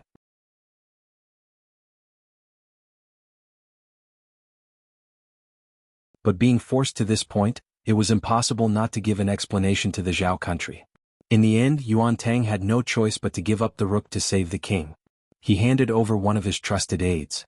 The aide took all the blame on himself, saying that it was his own personal behavior and had nothing to do with Yuan Tang. When he was in the state of Qin, this advisor was a retainer of his residence. He was resourceful and loyal to him. He had given him advice on many occasions and helped him avert danger. When he handed over the aid, Yuan Tang's heart was bleeding. He wanted to hand over a random bodyguard as a scapegoat, but the Zhao country wouldn't buy it. It wasn't that he was greedy for life and afraid of death, but he couldn't die before his great cause was completed. The news of the emperor's assassination caused a huge uproar in the capital. The imperial court was also slightly shaken. However, the emperor didn't do anything. He completely became a hands-off shopkeeper in Bishui Alley. Of course, he didn't say that he lived in Bishui Alley. He announced to the public that he lived in the temporary imperial residence. Although the misunderstanding of the assassination was resolved, the relationship between the emperor and Empress Dowager Zhuang was still as cold as ice. The emperor still didn't like Empress Dowager Zhuang. Empress Dowager Zhuang still ignored the emperor. Empress Dowager Zhuang left after playing cards. At first, Empress Dowager Zhuang played cards secretly from the emperor. Later, when she saw that the emperor didn't leave, Empress Dowager Zhuang didn't bother to hide it anymore. I just want to play cards. Do whatever you want. The emperor looked at Empress Dowager Zhuang's back as she went to play cards. He gritted his teeth and said, "You don't abide by the virtue of a woman. You have no sense of shame. You violate the rules of the imperial palace. You don't listen to the teachings of the ancestors. You don't deserve to be." Gu Jiao stuffed a thermometer into the emperor's mouth. "Keep it in your mouth. Don't talk," Dr. Gu said seriously. The emperor was speechless. The news of the emperor's assassination caused a stir in the capital. Although he didn't announce his identity to Xiao Lulang and Gu Jiao's family, little Jing Kong and Gu Xiaoshan were the only two people in the family who didn't guess his identity. Little Jing Kong had already accepted the fact that he was Chu Yu's biological father, Uncle Chu. Therefore, it was difficult for the outside world to affect him. Gu Xiaoshan was pure naive. Even Gu Yen guessed the emperor's identity. After all, there was no one else in the world who had the guts to stare at his great-aunt. The weather was too hot these days. Gu Yen had a heat stroke in the Qinghe Academy. After that, Gu Jiao went to the academy to ask for leave for him so that he could rest at home.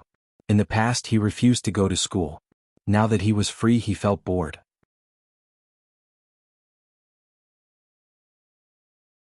Bored to death, he sat under the shade of a tree in the yard inside.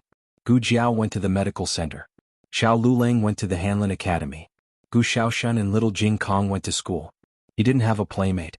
He really wanted to go to school. While he was bored to death, a tall figure loomed over him, blocking the light above his head. Then, an exquisite wooden bow appeared in front of him. Gu Yen was stunned. He looked at the bow and then looked up at the person holding the bow. "It's you?" Gu Yen turned his face away. Gu Changqing went in front of him and pulled the bow in his hand.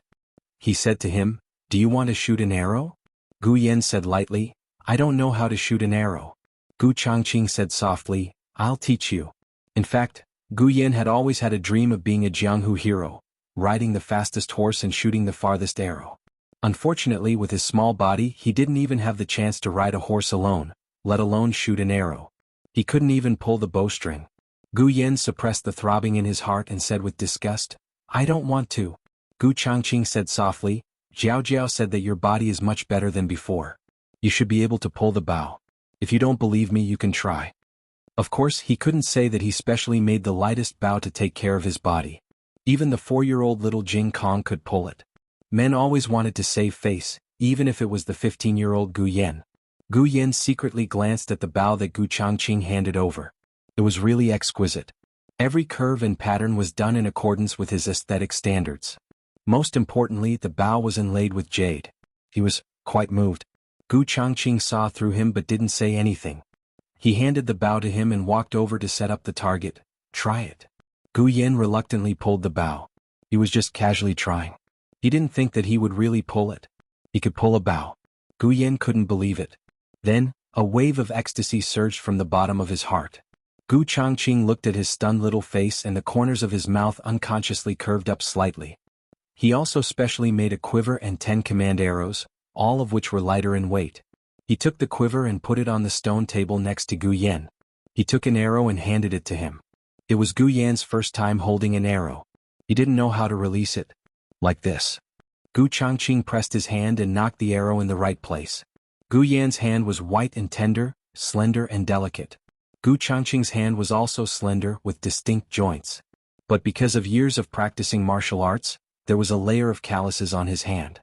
He just gently pressed the back of Gu Yan's hand, but a red mark quickly appeared on the back of Gu Yan's hand. Gu Changqing was a little distressed. He hurriedly let go of his hand and said to Gu Yan, "Try shooting it."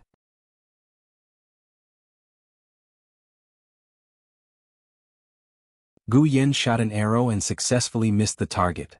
"It's okay. It's already very good that you can shoot the first arrow." Gu Changqing took another arrow and gave it to him. In the end, Gu Yan missed the target again. Gu Yan was discouraged. "Your posture is wrong." Gu Changqing came behind Gu Yan and held his hands with both hands.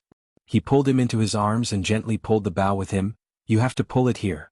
Aim your eyes and look at the bull's eye. Release the arrow." Both of their hands let go at the same time. With a whoosh, the arrow left the bowstring and hit the bull's eye. "Gu Yan, wow." Gu Changqing looked at him deeply, his eyes full of affection. "Ah Yan, you're really good." Gu Yan snorted, "Of course I'm good. I don't need you to tell me that." The tuft of hair on the top of his head stood up again. Gu Changqing couldn't hold back and laughed softly. His laughter wasn't loud, like a warm string under the sun. His smile wasn't exaggerated either. His body trembled slightly as he tried to hold back his laughter. It was inexplicably infectious. Gu Yan wanted to put on a sour face, but suddenly he couldn't. He felt that he was too disappointing. He turned his head and fiercely said, "Are you going to teach me archery or not?" Gu Changqing tried hard to stop laughing, but he couldn't stop the corners of his lips from rising. "Teach, teach." He hugged him from behind again and gently held his delicate hand. He suddenly regretted that the bow was too rough. It was touching Gu Yan's hand. Gu Changqing taught Gu Yan archery for the whole afternoon. Gu Yan and Gu Jiao were twins from the same mother, but they were worlds apart in terms of martial arts. Gu Changqing taught for the whole afternoon, but Gu Yan couldn't hit the target even once. Gu Yan was furious, but he refused to admit that it was his fault. He exploded, "It's all because of this bow. What kind of bow did you make?" Gu Changqing's lips curved slightly, "And it's the bow's fault. I didn't make it well. I'll make a new one for you tomorrow." Gu Yan turned his face away. "Humph." The emperor recuperated in by Shui Alley. He ignored the court and the affairs of the world. After a few days of living in a paradise, his complexion improved a lot. Even his hair seemed to have increased. The old chancellor's cooking skills were excellent. The emperor felt that it was unfair for him to be the chancellor of the imperial college. He should have invited him to the palace to be the imperial chef. The busiest time of the day was at night. The courtyard was in chaos. A few children were pushing and shoving each other. The smell of food floated out of the kitchen. The sound of playful and angry scolding came from the alley. After being the emperor for a long time, he sometimes felt numb. But these days his heart was always touched. He was in the middle of it all. This was the Zhao country under his rule. It was the light of the thousands of families that he tried his best to protect. The emperor decided to return to the palace. He couldn't let the power of the court fall into the hands of others. However, the night before he returned to the palace, he suddenly had a high fever and fell ill. No one expected that such a mishap would happen. Gu Jiao went out to see a patient. Xiao Lulang and the old chancellor worked overtime overnight at the Hanlin Academy and the Imperial College, and Eunuch Wei himself was still a patient, so he couldn't help much. Gu Changqing went to the Miracle Hall to invite a doctor. Empress Dowager Zhuang had just finished playing the leaf card and was about to return to the palace when she heard Yuya crying at the door. She walked over and asked, "What's wrong?" Yuya cried until she was out of breath. Your master is sick. I didn't take good care of him." Empress Dowager Zhuang didn't want to care about the emperor's life or death, but this girl was crying so sadly. She frowned and went into the room to take a look. After all, she had sold Gu Jiao's medicine. Although she wasn't proficient in medicine, she could barely deal with the emergency. The emperor had a bad fever. His whole body was hot and his consciousness was blurred. "Go and get wine." Empress Dowager Zhuang ordered Yuya. Yes. Yuya hurried to the kitchen to get a jar of Huadiao wine. No one drank at home. It was a gift from the neighbors. Empress Dowager Zhuang dipped a cotton cloth in the wine and wiped the emperor's armpits and forehead. She had seen Jiao Jiao reduce little Jing Kong's fever in this way. However, Jiao Jiao didn't use strong wine, but the refined wine in her medicine box. Jiao Jiao called it alcohol. This method seemed to have some effect. After about half an hour, the emperor's fever gradually subsided. But after a while, it flared up again and the fever was even worse than before. No matter how Empress Dowager Zhuang wiped it, it was no longer effective. The doctor from the medical hall arrived. It was Dr. Liu. He used acupuncture to reduce the emperor's fever, but the effect was minimal. He wrote a prescription and asked Gu Changqing to go to the medical hall to get the herbs. Gu Changqing directly boiled the herbs in the medical hall and brought them over. The emperor refused to drink. "You can leave," Empress Dowager Zhuang said lightly. Yes. The few of them left. Empress Dowager Zhuang looked at the medicine bowl on the table and then at the emperor who was in a mess. She took a deep breath and closed her eyes, as if she had made a very difficult decision. Then she went to the bedside with a look of disgust. The emperor's fever was fierce and his whole body was uncomfortable. In a daze he seemed to hear someone calling him. Hong who was Hong Was it him? Who was calling him? Hong it's time to take your medicine. The voice was gentle and warm.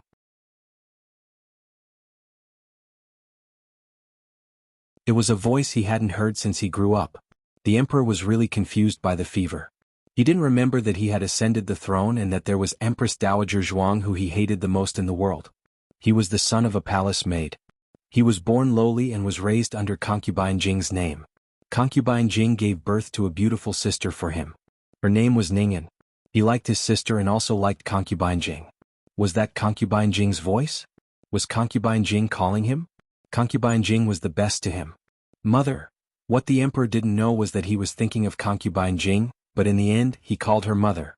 He grabbed Empress Dowager Zhuang's hand and held it for the whole night. You're tuning in to the Han Li's Wuxia Adventures YouTube channel. We're so grateful for your support and don't forget to subscribe to join us on this incredible journey through captivating stories. Your generosity through donations truly makes a world of difference, as it's the primary source of revenue that allows me to expand and enhance this channel for you. Thank you from the bottom of my heart for being a part of this adventure.